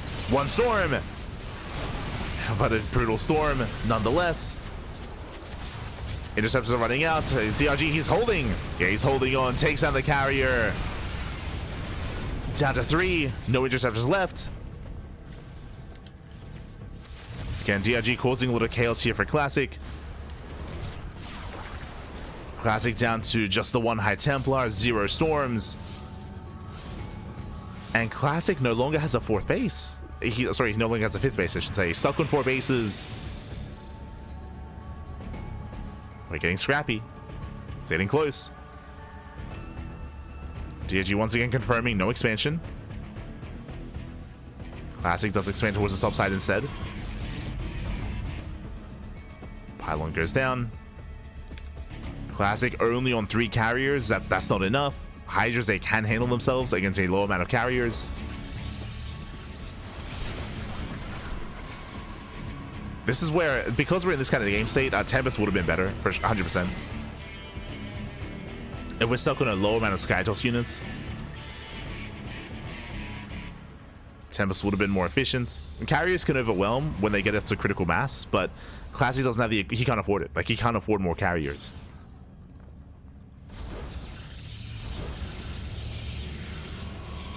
And Classic, he cannot sustain himself.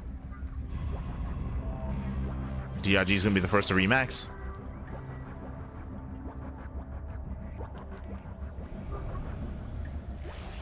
Again, DRG sniping that expansion, that was it. That was crucial. As DRG tries to collapse in, pushing into 3 High Templar, storms are popping up. We get some decent storms, not amazing. At the same time, DRG does hit the mineral line. Probe's going to be going down. But DRG has to respect this, has to back up. Oh, bleeds out a lot of Hydras. A lot of Hydras going down. DRG does 4 in supply. Still trying to collapse in. Trying to. Once again, though, he gets caught out, and these are too many losses. Too many Hydras go down. Rough movement there from DRG. Likewise, High Templar, they were preserved, they're gathering more energy, they're getting ready for more storms, and he's done it. Whew, Classic, he does it. He breaks on through, and Classic takes game number 1. Hi. GG, well played. Classic, he does survive, but a very close game, surprisingly close. We did mention DRG, he's out of practice, he's not playing in tournaments, but DRG, even though he was basically all in the entire game and he had no tech, he had no hive, he had no nothing, purely just a lair tech army, he was able to make a game out of that. He was able to make it close. He was able to pull off the run bys, the counterattacks. He crippled Classic's economy. Classic had a really hard time defending and keeping up with the army movement. And I would argue that Classic did overextend at the start of the game as well. He didn't need to commit as hard as he did, and he because he did, he bled out a lot of his army. He had a harder transition into his sky toss. Regardless, GG well played. Classic does barely take game 1. Now we're jumping into game 2. Let's go. We're jumping into game 2, and we'll see if Classic can close this out or if DRG can force the ace match. Let's go. As spawning in the bottom left-hand corner of Ultra Love, we have the South Korean Protoss player, the blue Protoss representing Virtus Pro. It is Classic. And spawning in the top right-hand corner, we have his opponent. We have the South Korean Zerg player, the red Zerg, representing himself, currently teamless. It is DRG. Here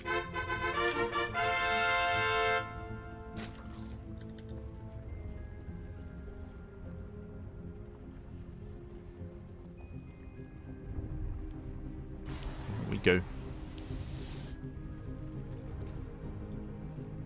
Dongregyu showing that, hey, he made it to this qualifying match for a reason. He can threaten even a top 4 GSL player. So Classic gotta tighten things up. Wants to compare.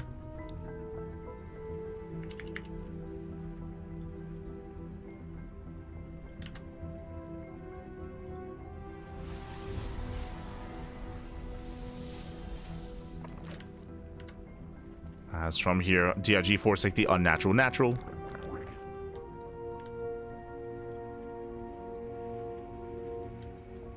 Likewise, Classic going for a standard gate expand. And welcome and also Ultra Love. Once again, Ultra Love, as we mentioned before, is a very small map in the map pool, much more aggressive map as well. I mean, if you recall, the last time we did feature this map was Rogue going for a Ling Queen walk across the map after taking the forward base. Now, DRG doesn't take the forward base, he doesn't take the forward expansion, so less likely here that he would try to go for an all-in and try to go for a Queen walk or a German taxi, but it is viable. It is viable here. And it is an option that DRG can go for. And if he wants to be hyper aggressive, then he can do so with roaches. So our eyes are going to be on DRG. Likewise, it goes both ways. Last game, Classic did go for early blink. We assumed it was going to be early glaze, but did go for early blink instead. Likewise, once again, pylon close to the edge. It looks like a Stargate opener out of Classic once again. But we'll see if we go for early or tech this time into glaze.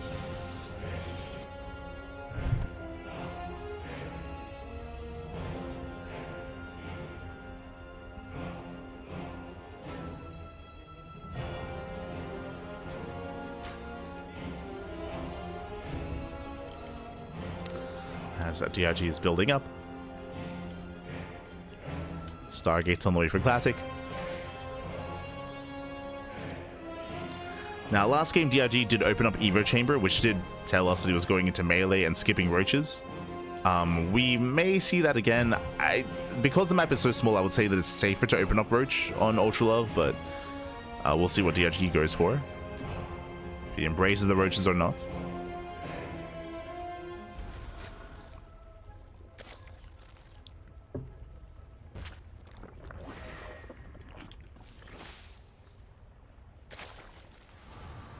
Oracle is on the way. So Stargate opening into Oracle, into a third base, everything looking normal for the time being.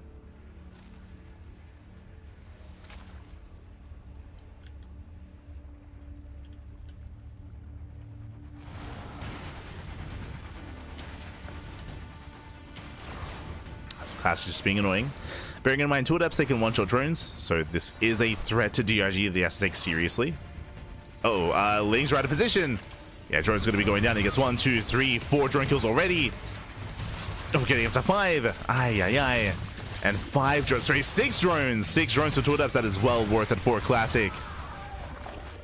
He trades well.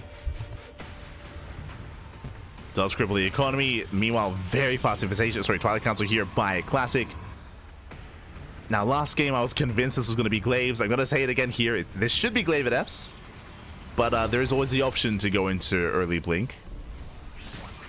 True. I mean, Classic may just play it safe.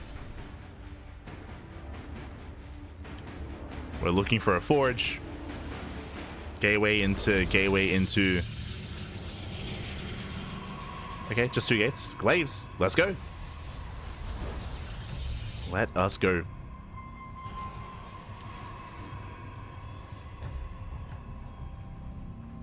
Slings, they poke in. Goddamn, Blink instead. But 2 games in a row. Early Blink. This time, yeah, even a later Forge than last time here. So, much later Forge out of Classic. But this is really safe. Just to re-emphasize what we mentioned last time, if DRG from here were to go for an all-in, Blink would be done in time to defend. So this will keep Classic safe. He's not being overly aggressive. I mean, he can obviously have earlier Blink and be active sooner as well. But we didn't see that last game. So Blink from Classic. He'll be safe. Speaking of being safe, DRG does set up for a run by. When it comes to tech, what do we have exactly? No Evo Chamber. No Evo Chamber, no Roach Warren. Not yet. We're going for the faster layer. Taking all these gases. Now, this could be to rush into Hydras. Technically, this could be Spire play, but I'm not too fond of the idea of going to Spires without Roaches, without a Roach Warren. That's crazy.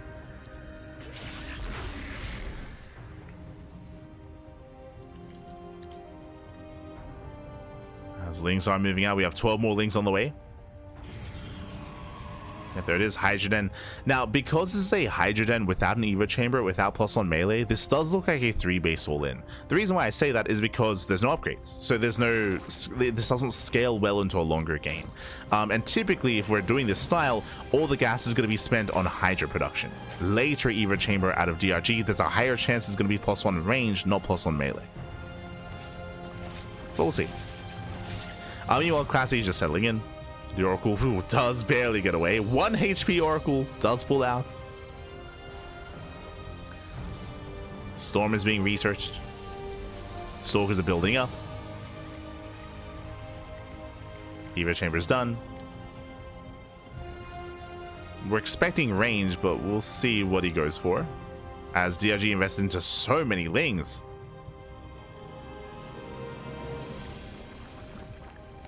DRG, you can see he's cutting workers. He is not droning up his 4th base. I don't expect him to drone it up.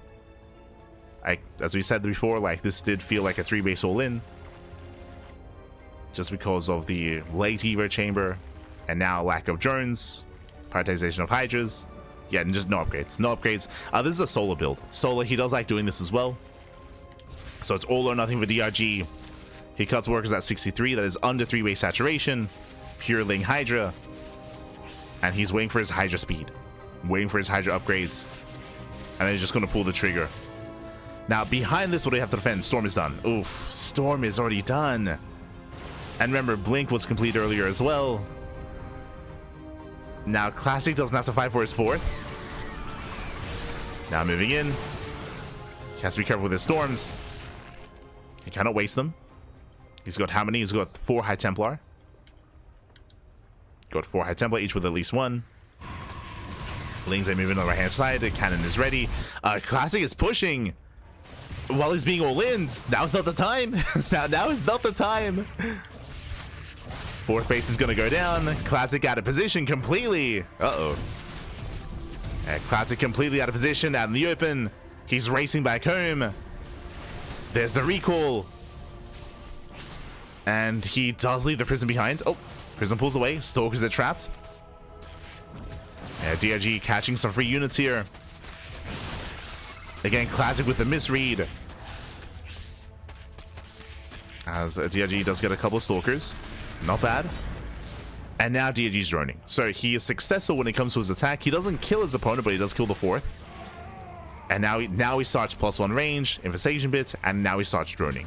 Now, what I will say is that everything that's happening here is late. The droning is late. The upgrade is late. The tech also, like, this is all late here for DRG because he was all in, because he invested into so many Hydras. So Classic is not in the worst position. He did lose a fourth. That does hurt him, but DRG wasn't set up economically anyway. So Classic is still okay. He survived. And that's what matters.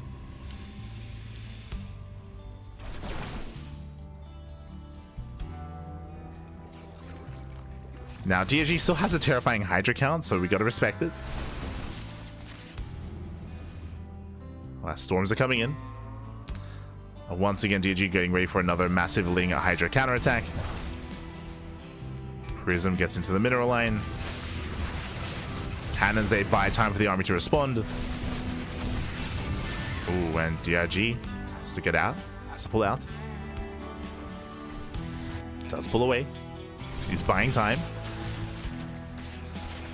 Now, even though DRG, his economy has been lackluster and he is maxing out, but he's also taking up into lurkers. And if he can embrace lurker tech soon, then he can slow the game down. Before I say that, though, the Hydras are caught. There's a lot of Hydras falling. Meanwhile, DRG does go straight for the left-hand base. Classic out of position, trading a base for a base. We're going for it. He's sending it. Yeah, the fourth base is going to go down. At the same time, the fourth base of DRG also under fire. Where are the storms? High Templar coming in. DRG, he evacuates the base. He abandons it. Meanwhile, we spoke about this before. Sky Toss is on the way. Again, Classic is very willing to just embrace and take up into Sky Toss as quickly as he can. That's his signature move.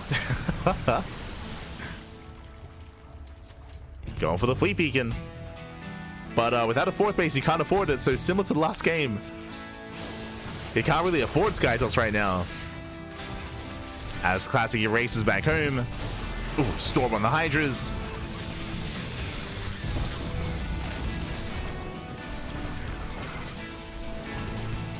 And Classic, he does catch out a couple of those Hydras. And once again, we're in an awkward position. When it comes to the tech, lurker production is on the way. If we can embrace, if we can get a couple of lurkers, then DRG, he can hold.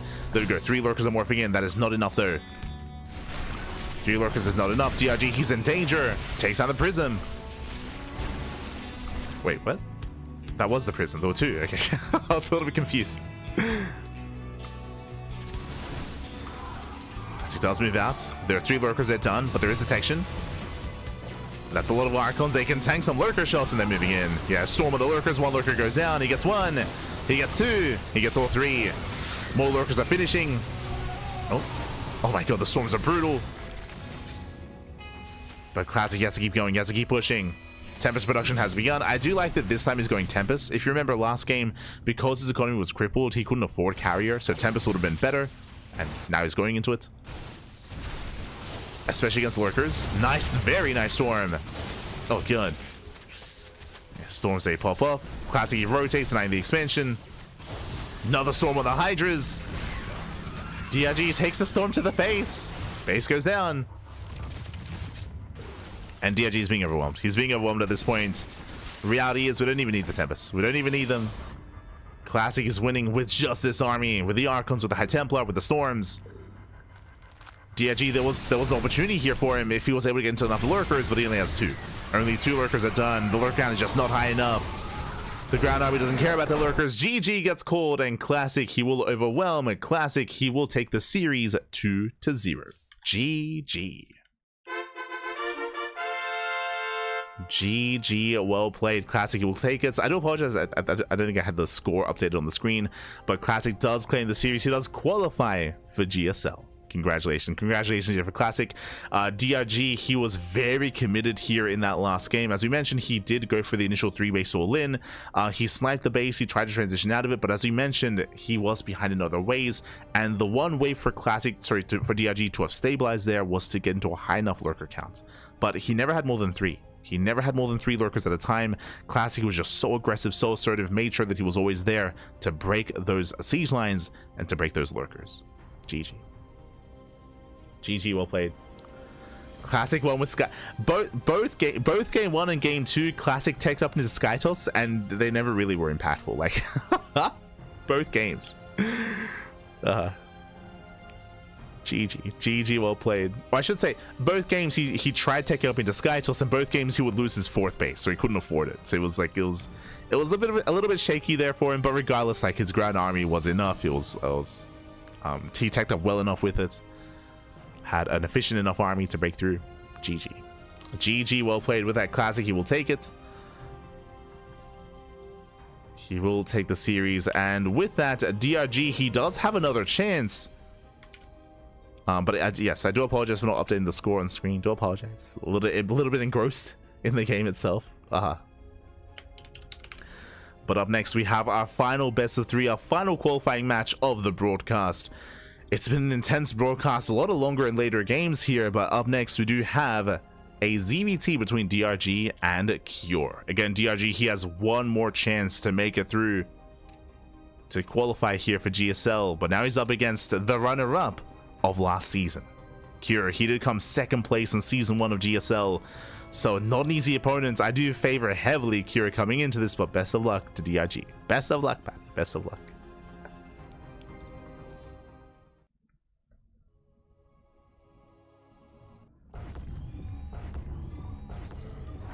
Should have kept the all-in. Now Toss is winning hard. Yeah, it's a hard one to call. I'll be honest, I don't think the all-in would have worked anyway, just because if you remember, Storm was already ready, but there was maybe a better chance of that working.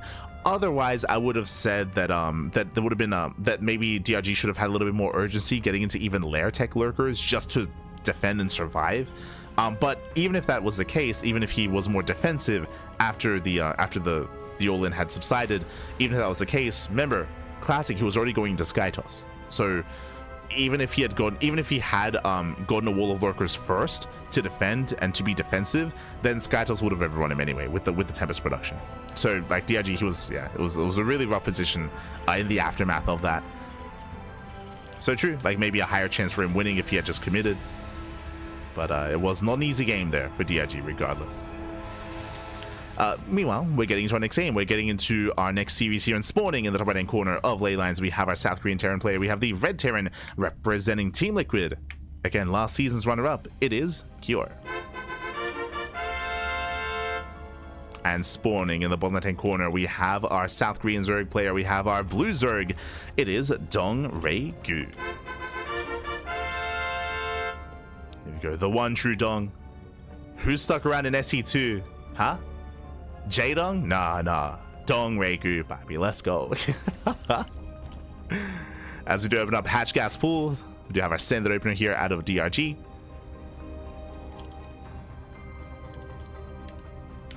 Likewise, Cure opening up standard as well. As again, this is going to be our final qualifying match of the broadcast. We are still only a third of the way through the qualifiers. Again, there are just so many qualifying matches. We are going to be having a second broadcast in how many hours time? 6 hours. 6 hours from now. So in 6 hours time, which is not much time to sleep, but I'm going to try to sleep as much as I can. So in 6 hours, we're going to be live again with another 6 qualifying matches.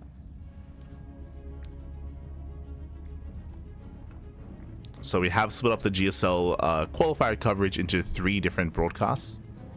This is the first one, then tonight in 6 hours is the second one, and then tomorrow, before day 2 of DreamHack Dallas is going to be our third one. So all the GSL coverage. Likewise, fun fact, I woke up this morning, I jumped right into casting, but we did get an email, and we are approved to cover DreamHack Dallas, so we are going to be casting. DreamHack Dallas. That is going to be DreamHack Dallas is in 11 hours. Jesus. So in 6 hours, we have another cast.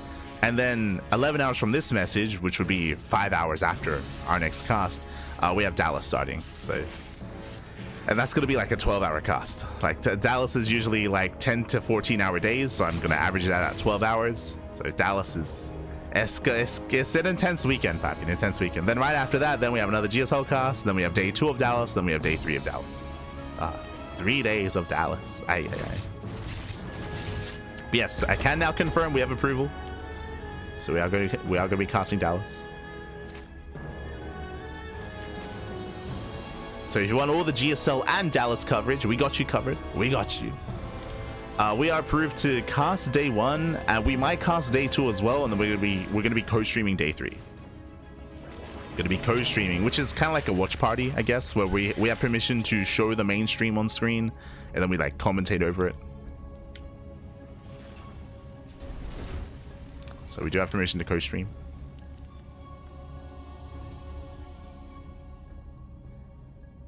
What's your guess for the Dallas winner? I think like the easy one to predict is Clem. Like Clem is still the best player in the world for sure. For those who don't know, Clem, he has been in Korea. He's flying to Dallas from Korea. He was practicing in Korea, training and looking quite terrifying in doing so. So I think the boring answer is Clem. The spicy answer, if you're on the herO hype train, is herO. Like herO has been looking really good against Clem. Like they often trade, and I can see herO beating Clem for sure. I can see herO beating Clem. Like obviously, like herO, herO, Clem. I can see them trading against each other. But yeah, I would say that the boring answer is that the head says Clem, the heart says herO. There you go. There you go.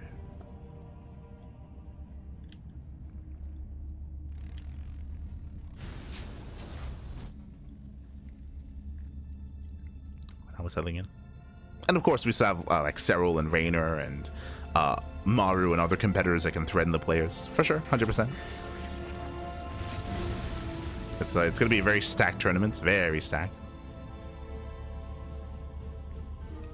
As behind this, we do have our initial setup here: third CC before Starport, economic opener out of Cure, building up into the mid game. Meanwhile, DRG, he's going into Ling Bane, not into Roach play, going to Ling Bane instead, which I appreciate, considering the amount of Roach play we saw earlier out of Shin. Clem Protoss or Clem Terran? I mean, it's Terran. Actually, I would say there is a chance. There is a decent chance, I would say, if anyone's gonna beat Clem, Cure could do it as well. I think Cure. I think it's hard to say. I was gonna say that I think Cure's TVP can. I think outside of Clem, Cure has the best TVP in the world. Like Cure's TVP is better than Maru, better than ByuN, better than any other Terran player except for Clem. So in that matchup, I think Cure has the best chance. But the problem is that they practice together. That's the problem. Is that Clem and Cure, they're teammates, and they've said that they've spoken about it in interviews. They do practice together. So on the one hand, I do really like Cure's TVP against all the other Protosses. I would imagine that Clem is a lot more comfortable against Cure though, like more so than others. So it's hard to say. I do think he has a good chance though. Like we've seen Cure beat Clem before, but the fact that they practice together, and the fact that Clem was just in Korea as well, so they probably played together there then as well. Like it complicates things when it comes to how Cure would fare against Clem.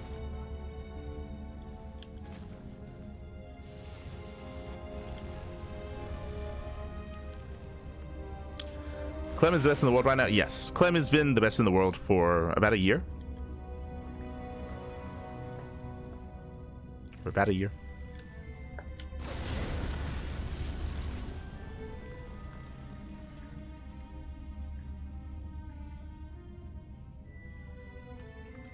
For now, though, we're going to be settling in. I mean, it's been pretty passive. It's been a pretty passive game so far. DRG just going hatch gas pool, droning up, saturating his bases. He's been left alone. Cure, likewise, just now being active, going for a 7-minute push. Cure, he's leaving his tanks at home, so he's only applying pressure. He's only applying some light pressure here, leaving his tanks at home. But do you see what I see? I see 3 more Raxes on the way. We're getting into an 8-Rax setup back at home, I believe. Yeah, we're getting into 8 Raxes. So Curie setting up for a 3-base all-in. You can see here he does not saturate his gas, just pure marine tank. So with this setup, he can make 12 marines at a time. It's going to be 12 marines and tank production, and the goal is to break DRG here and now with his next wave. And Curie's going to start. He's not going to stop. As you can see on the production tab, 12 marines at a time. Like that's an 8 Rax. So 3-base all-in. This has been very trendy as of late. I mean, Maru did nothing but 3-base all-in in GSL. And if you were watching yesterday and watching GSL in general, you'll know that Cure did nothing but 2-base all-in against Protoss. Almost nothing. So again, the all-in has arrived. Back at home, what do you have to defend? A Hive is on the way. That's not going to help. Hydrogen's on the way. That's not going to help either. We need as much Ling Bane as possible. DRG needs to mass up as much Ling Bane as he can. He does catch reinforcements. Not bad. Does catch out some of the rally. Ooh, he does force Cure back. Okay, not bad. That was a bit of an F2. Bit of an F2 out of Cure. Cure moving in. Cure does move in.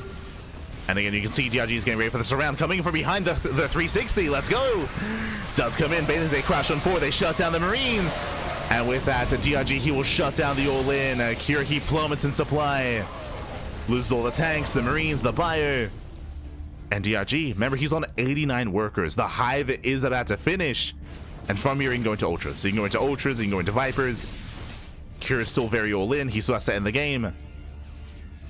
Cure still rallying. I mean, he still has a competitive army. So he's still up in army supply. Uh-oh. Cure, he's not done. Cure, he's not done at all. Once again, catching reinforcements. DRG does slow Cure down. Does force him back. It means that Cure, he cannot reinforce. He has half his army at home.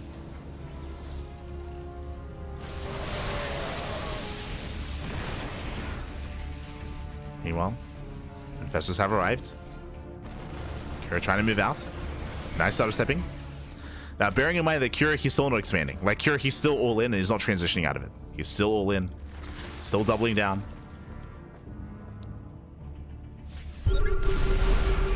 As I say that, now we get a 4th CC. Now, this is a very late 4th base out of Cure. This is almost like last game where DRG did decide to drone. Here, Cure, he's decided now to try to macro, but it is late.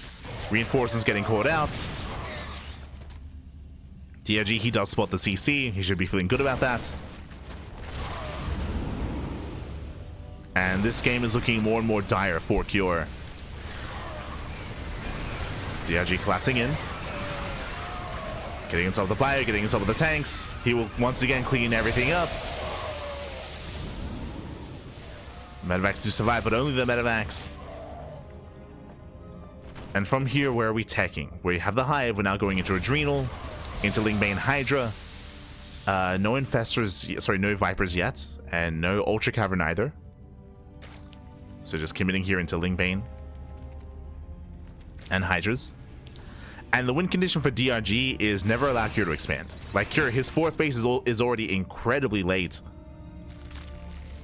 And DRG is going to be the first to max, and he can apply that pressure. Now, the pressure is going to be on Cure to go for this drop play. And this is less about getting damage and more about buying time and keeping DRG busy. If he can keep him busy, then he can expand. And he can stabilize. There we go. Does force a big reaction. The base is getting low. Uh-oh. And it looks like he will not get the expansion. Likewise, Cure going for a split push here on the south side as well. DRG, he's ready for this. Still no Vipers, which is concerning to me. As the Medevacs, they do just get away. And DRG is taking up into Lurkers. Okay, Lurker tech is on the way.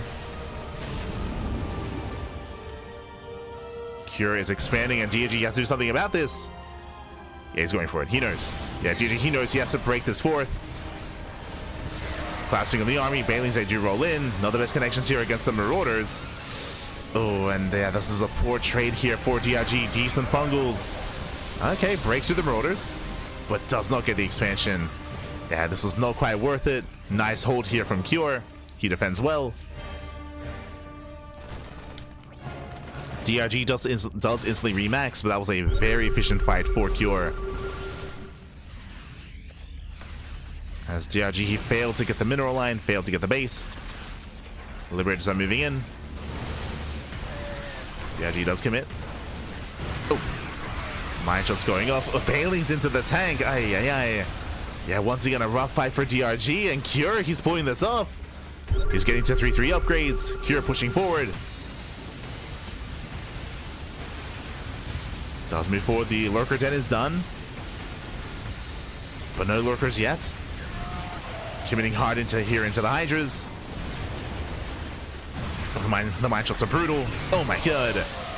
Banelings are cleaned up, and no shot. Kiri's doing it. Kiri steaming on in. GIG needs more time. He's got lurker upgrades on the way, but no lunkers. Okay, it's mainly Marauder based. The Ling Bane trades well. He does trade well. Hydra's pushing forward, but he's running out of Ling Bane, and without Ling Bane, he cannot fight this head on. He needs more Banelings. Oh, mine's just going off. Does force a bit of friendly fire. Does drag the mine. And again, DRG is barely holding, barely surviving. And we need some lunkers, please. As Kiri rotates, we'll knock down the base. Lurker range is about to finish. Did you see DRG coming in for this round? Trying to collapse on the army. Takes down the Liberators. And he's holding. Yeah, DRG, he holds on. He's on 94 workers. And even though these trades were brutal and they were better for Cure, DRG's economy was untouched. 94 workers, economy is untouched. He's still able to remax, able to build up. DRG still has a greater economy. Fun fact, even though Cure expanded, he never made SCVs. These are not fresh SCVs, they were transferred. They were transferred over. As Cure, he's still hyper aggressive and he's not really making more workers. He's now expanding. That's the main base floats over. That's how desperate Cure is. That's how committed he is. Remember, the longer this goes on, the better it's going to be for DRG. Lings, they hit the mineral line. SCV is going to be going down. SCVs that Cure is not replacing. When brutal connections. Yeah, workers are going down. And DRG, at this point, he's done it. At this point, he has done it. Cure, he's down to 47 workers, barely an economy. And he has no tech. Like, he has no further tech. He has no ghosts. He's not ready for lunkers. Likewise, he cannot just keep up with these trades. Nice snap on the base.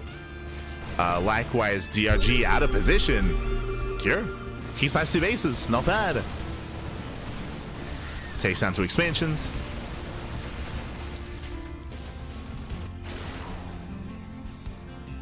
Cure 47 SCVs. That's all you need, Pap. True. 47 SCVs. And again, Cure, he hasn't made a worker in minutes. Or I say minutes, like 5-6 minutes. It's been a long time. Ever since the initial 8 racks.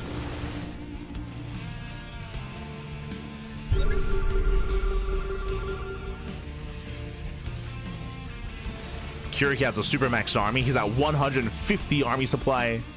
That's crazy. But here we go. It's only 3 lurkers though. A couple of lurkers, but there's only 3. Like, I can say purely ByuN army without liberators, without tanks, without ghosts. Like, lurkers are ideal, but there's barely any.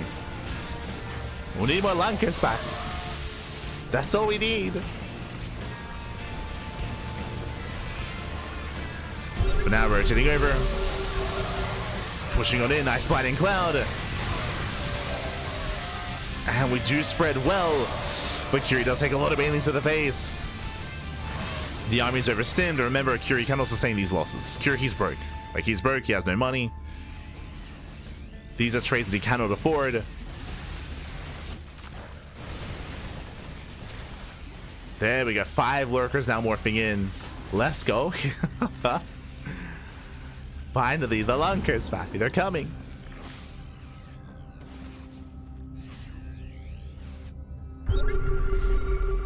Oh, that's what they were. As lurkers, they were harassing. Even here, they trade well. They're going to be cleaned up, but they take down a decent chunk of bio in the process. And here comes DRG. Ooh, running into a minefield. Oh my god. Does run into a minefield.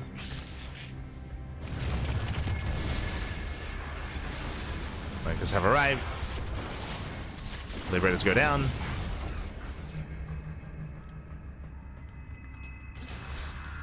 Meanwhile, this drop play is so annoying. Just tipping away at DRG.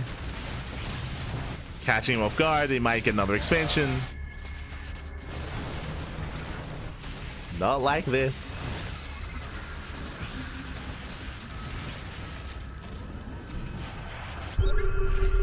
There we go. Takes down the medevac. Takes down the medevac, and Cure, he's just hoping that he can somehow break the spirits of DRG. He's doing well with that. Killing bases. Slowing DRG down. But here comes the main fight, and there's almost nothing at home. There's not really much here to work with. Here lunges forward, takes down the Liberators, links their bus into the mineral line. And there's just not much left here for Cure. I say he's hoping. He's coping, Pat. He's coping. Ah. Be careful, Cure. Don't have too much copium. It's dangerous. So here we go. We do abduct in those medevacs. GG gets called, and DRG will take game number 1. Whew. GG. GG, well played. With that, DRG does take a lead. A very impressive game here, but again, a lot of it came down to the initial defense. As a reminder, he was all in. He was 3 base all in, and DRG did a great job at slowing it down, at catching reinforcements, at picking off those Marines, picking off the tanks, forcing Cure to not be able to reinforce his army, and with that, he was completely surrounded. The 360 surround was insane out of DRG, shut down the initial all in, and from there, DRG, he never really let go of the game. He was able to be in control the entire time. Cure definitely had some moments where he was threatening his opponent, and it was impressive that he was able to keep himself going for as long as he did, but at no point was he ever building up towards a longer game. Like, the entire time he was committed, he was all in. He may have been able to get another base, but he was never making any SCPs. He was just trying to maintain the economy that he had to begin with, and he tried to leverage that from there. With that, GG. GG well played. With that, we are getting into our next game, getting into game number 2. Let's go. Let us go.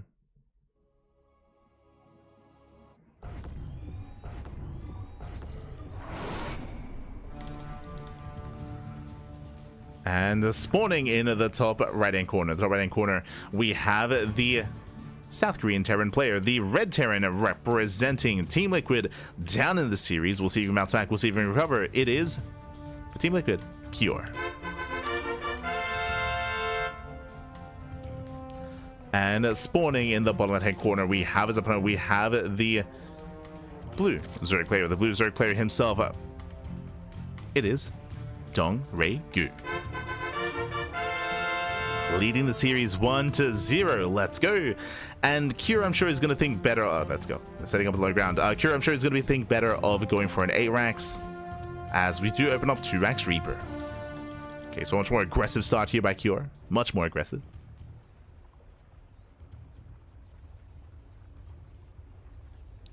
Spam the Dorito to feed VIP Rito. Ah, that's a stretch. I am going to get some food after this, though. I'm going to get some breakfast, and then I'm going to get some sleep. Again, the next cast is in 5.5 hours, so I don't have a lot of time. But right after this cast, I'm going to get some food, then go to bed, and then wake up, and then we got like 16 hours of casting. Let's go. Let's go. Meanwhile, I said 2-Rax Reaper. My apologies, 3-Rax Reaper. 3-Rax Reaper, that much more committed here from Cure. Very aggressive.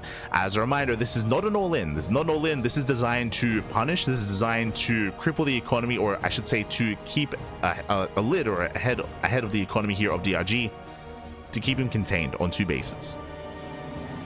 Ideally, you do want to pick off some drones and pick off some queens.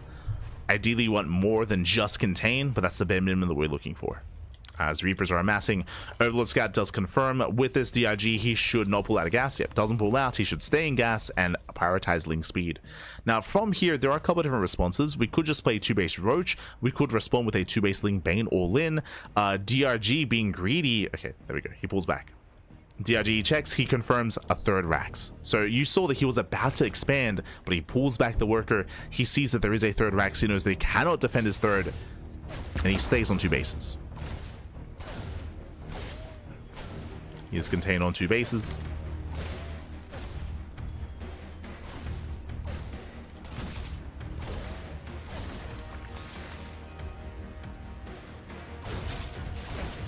Oh. As now the Reapers are to threaten the Queen. But so far, DRG, he is holding on. He is keeping up. Cure, he rotates to the high ground. And so far, he has not gotten any... Oh, sorry, he's gotten 1 drone. He's gotten 1 drone so far. Ideally, he wants the queen as well. Like that's poking in. Once again, rotating again. He's still making 3 Reapers at a time.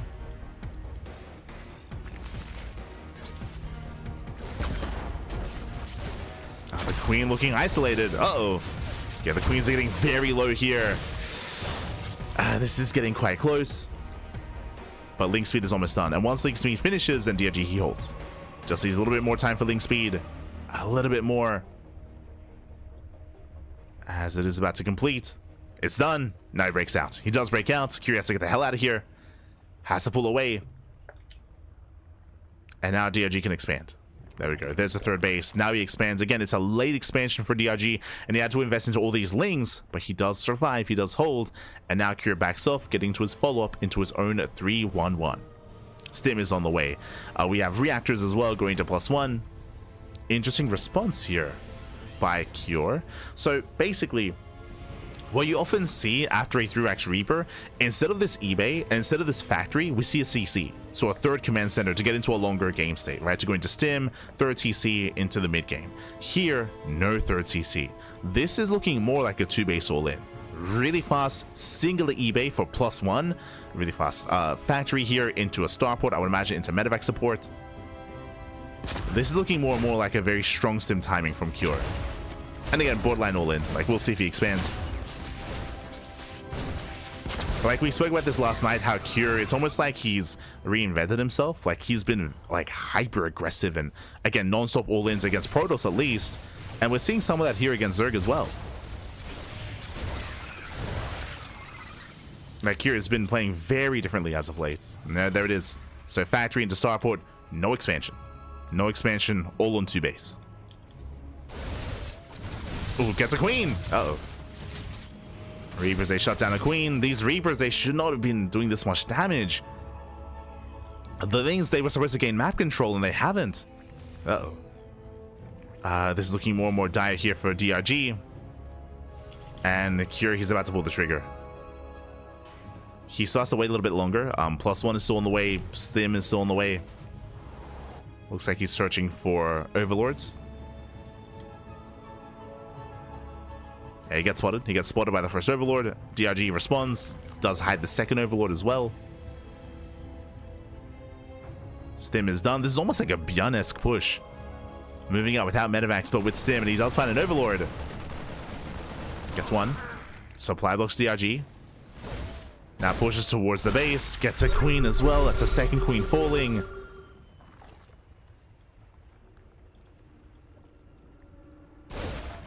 Oh.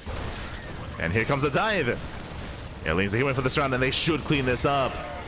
Yeah, Cure, never mind, he slips away.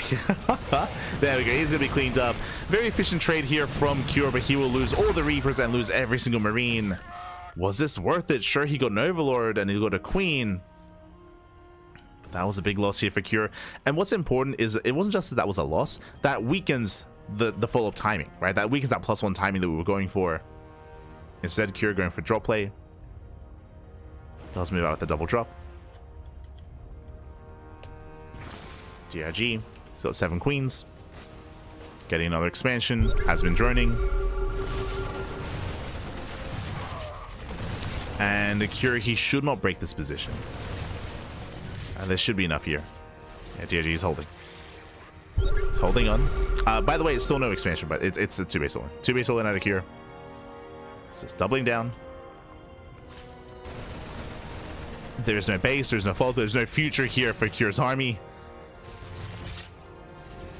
The longer this goes on, the better it's going to be for DRG. But this is still going to hit like a truck. It's going to hit hard. Now, my biggest concern, do you see any Banelings? We have a Baneling nest. Baneling speed has just begun. But with purely Ling Queen, I mean, DRG, sorry, Cure, he has potential. He has potential to break through. He has potential with this army. There we go. We have 5 Banelings now morphing in. They're going to be slow Banes.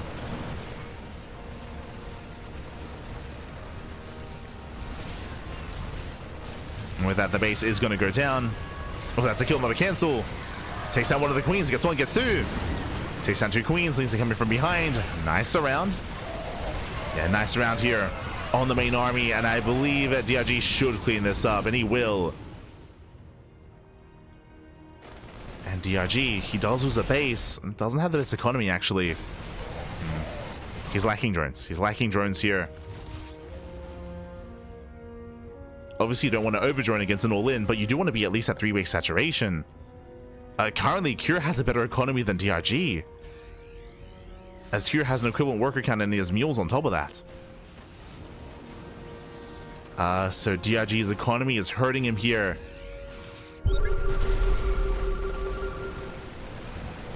Going for another expansion.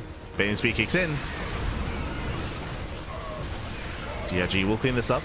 Once again, takes down the tank. Meanwhile, Cure drops into the main. He wants the queens. And he will get them. Gets one, gets two. Dropping back over to just hopping back and forth between the main and the fourth. Just keeps going. And DRG, he's just struggling to expand.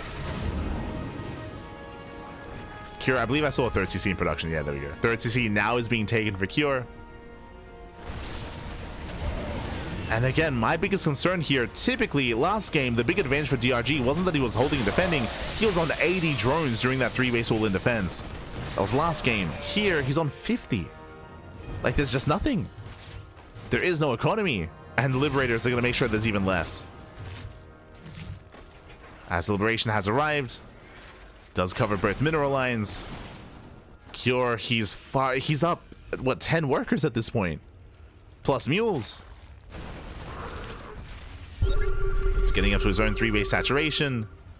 DRG falling behind economically, which is something that should not have been happening given this kind of game state.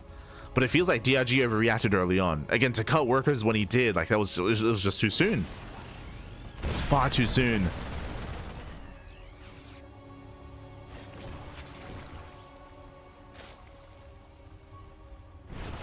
And now Cure's just getting ahead. He's getting further ahead. GG gets caught. We don't even get a final fight as Cure, he ties up the series 1-1. GG.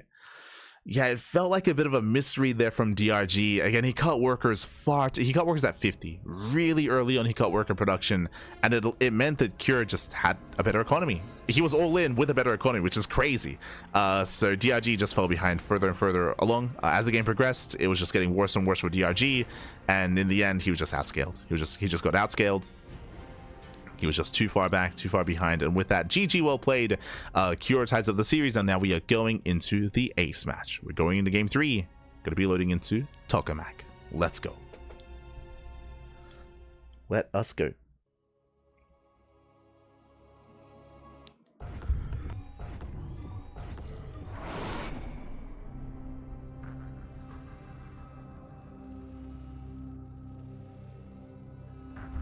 And spawning in the top right-hand corner of Tokamak, we have the French Terran player. We have the red Terran representing Team Liquid. Tying up the series 1-1, it is Cure.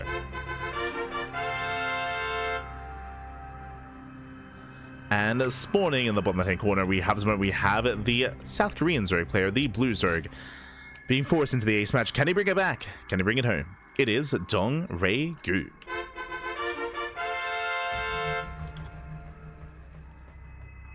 Here we go. As this time Cure sets up on the high ground. Remember last game, it was just a really uncomfortable game for DRG, where Cure did open up 3x Reaper, and there was just so much pressure on DRG where he just had a really hard time keeping up. He was bleeding out queens, bleeding out lings, and again, it also did stifle his own drone production as well. Like, what really killed DRG that game was less so the aggression of Cure, or maybe that was a part of it, but more so that DRG did cut workers early, right? He stayed on a very low drone count, so he was just outscaled over time.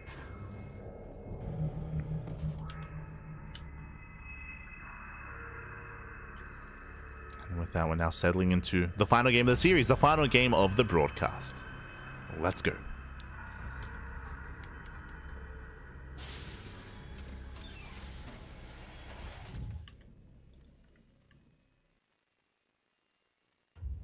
Here we go.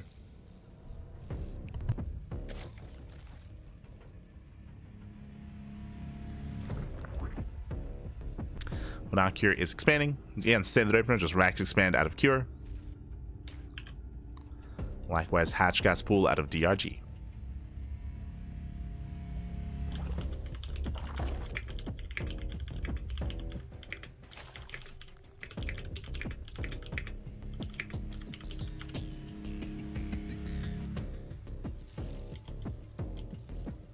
So just calming down as we're settling into the ace match.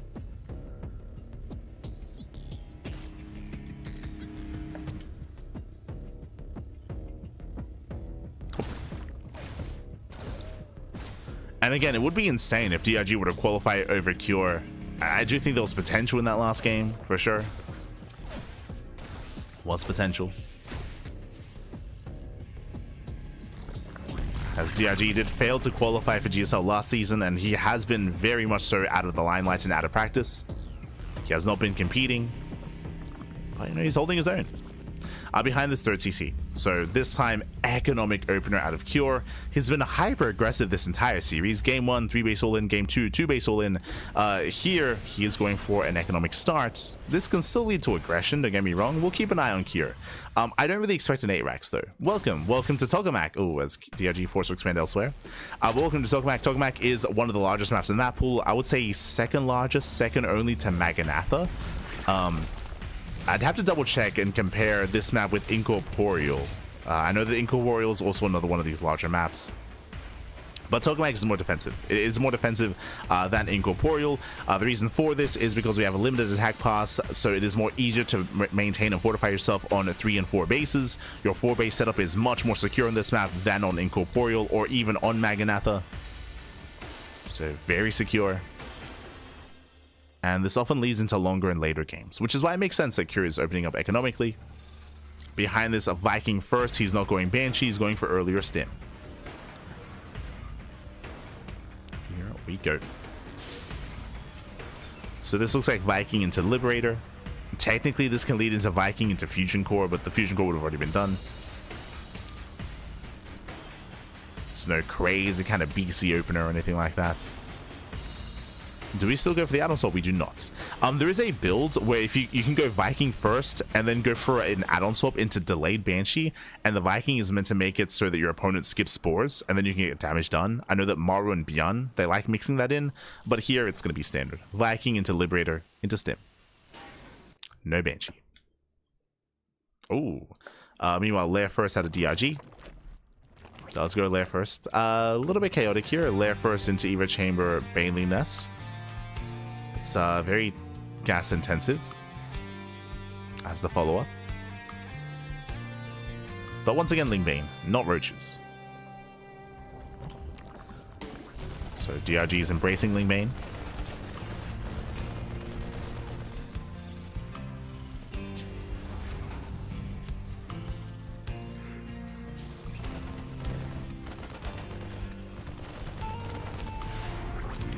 As the Overlord is hunted down. Curie sets up behind this, establishing himself on his 3 bases. And we're getting ready for the Hellion Tide. Moving in, racing past the Queens. Lings are in position though. And DRG will defend. He will defend, he will hold. Curie still trades well against the Zerglings, but does pull away. He bleeds out 2 Hellions for 9 Lings. Not the worst trade. Rotates once again, commits into the middle. He has no fear. Just goes in, gets 3 drones, gets 4, 5. 5 workers go down. Here he's going. Oh, they light up. They came in at the wrong moment, at the worst time there for DRG. Ay. The transfer. That was how many? 10 drones going down. Initially it was only 5, but he doubled that. He doubled that with the transfer. Ay. They walked right into the Hellion Fire. And that was worth it for Cure. Was worth it. Picks off a bunch of Lings, picks up a bunch of drones. Behind this is building up towards a longer game state. 5 rack setup on 3 bases, that is standard. And DRG has to re-drone. He has to re-drone, has to resaturate. This will slow him down. Likewise, getting into his upgrades. His upgrades are a little bit lopsided. Going into a later second Eva Chamber. into later melee upgrades.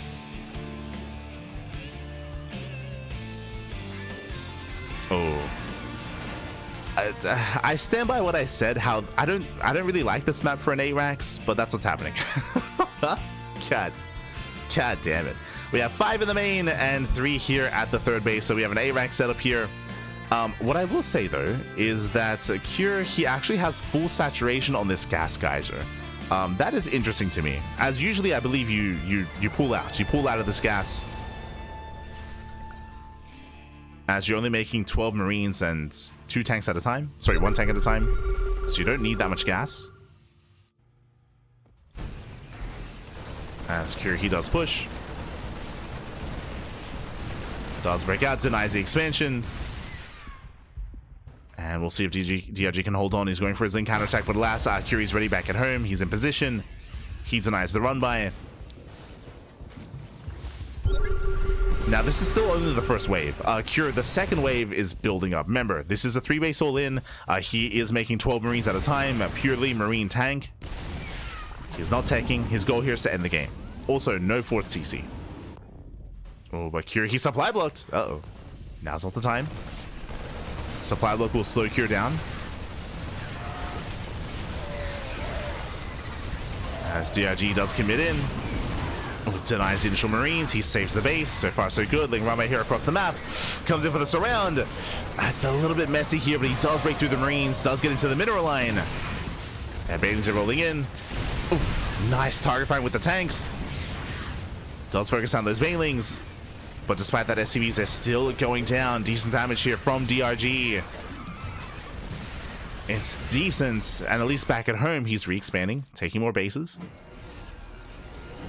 DRG is slowing down a Cure, but he lost a lot of supply doing that. He lost a lot of Lings in the process. That was not an efficient trade out of DRG. And you can see he plummets in supply. I mean, it came down to the target firing. Like, the mineral line survived. The mineral line did survive. Barely killed any SCVs. And Cure, again, if at first you don't succeed, try and try again. The 3-base all-in continues. It failed in game 1, but it's working here in game 2. It is working. It is paying off. Also, I was curious about why this gas was saturated. It looks like it was a fake out. He doesn't have saturation here at the natural. So that does make more sense. Now pushing in. Again, Cure, he's committing. Bailey's gets hearted down, and DRG, he's being overwhelmed. He just doesn't have enough. GG gets called. The ARAX will overwhelm, and Cure, he will take the series 2-1, qualifying for GSL. GG. GG, well played. And this further does kind of cement the fact that Cure, he has kind of re-approached StarCraft in a way. We spoke about this at the end of GSL last night. If you're watching GSL Season 1, if you're watching Cure's game, I think he macroed once in the one game in the entirety of Season 1 of GSL. Like, he went for nothing but all-ins. 2-base all-ins, 3-base all-ins in every single matchup. It was crazy. And that continues here as well. 3-base all-in in game 1, 2-base all-in in game 2, 3-base all-in in game 3. Like, just hyper aggression. Like, he hasn't really been playing any kind of longer macro setups, not like other players.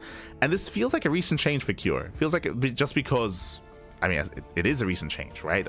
A couple of months ago, even 2 months ago, like, Cure, he was much more a standard player, much more mid-game, late-game oriented.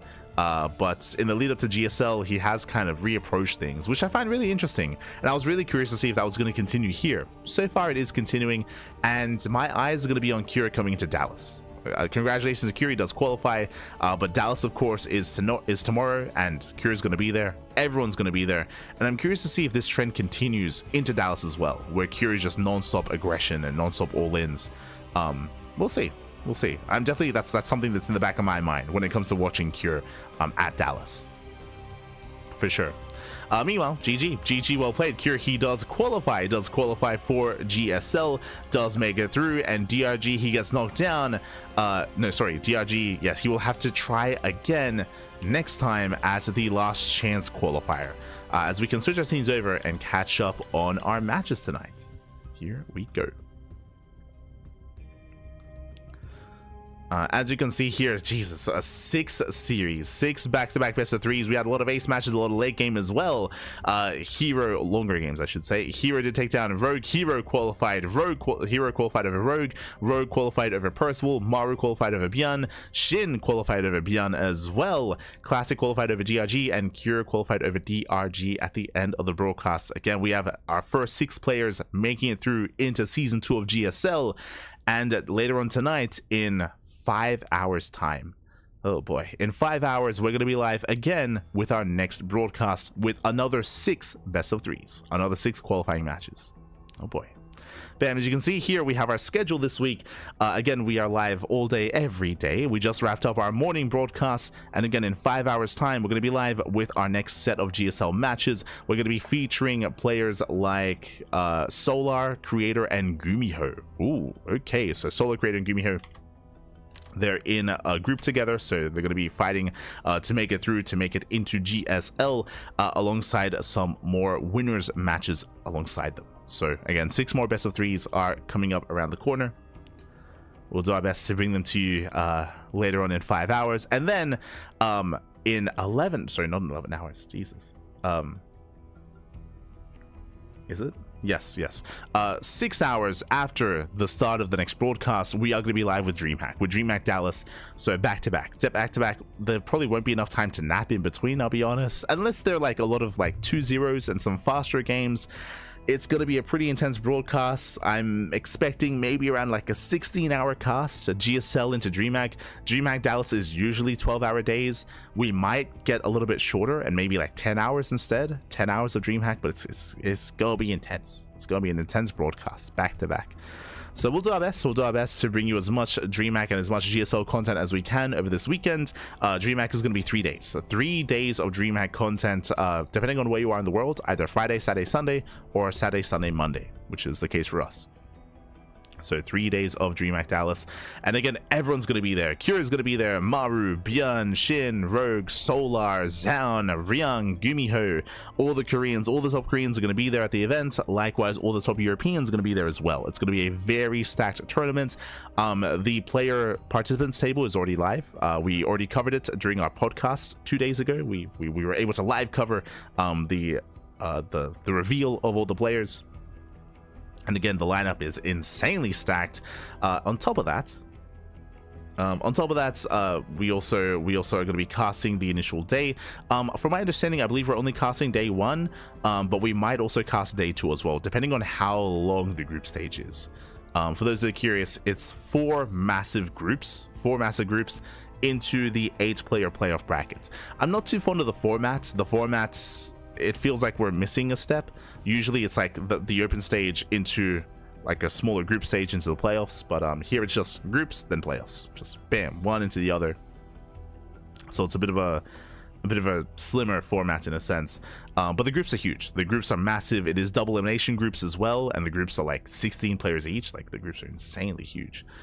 So yeah, we'll pick a group and we'll follow some players, and I still don't know what to cast yet. I still don't know what we're going to be casting. I don't think the groups have been seeded, so we're waiting for check-ins to complete, and then we'll have confirmation of what the groups are going to be. That'll be tomorrow, I imagine. That will be tomorrow. Otherwise, thanks for watching. And again, we're also going to be finishing off the GSL qualifiers tomorrow. You can see we just wrapped up the morning GSL broadcast, then in 5 hours we're live with more GSL, and then tomorrow, 24 hours, then we have our final GSL broadcast to wrap up all the qualifiers. To wrap it all up.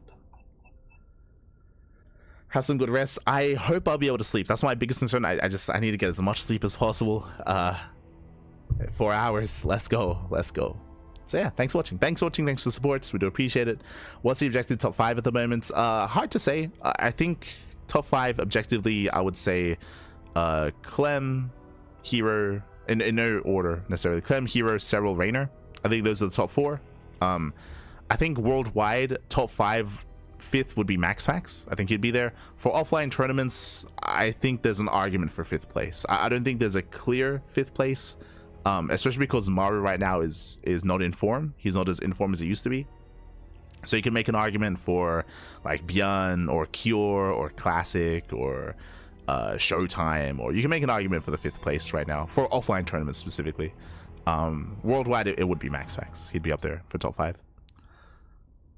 Otherwise, you will cast. Yes.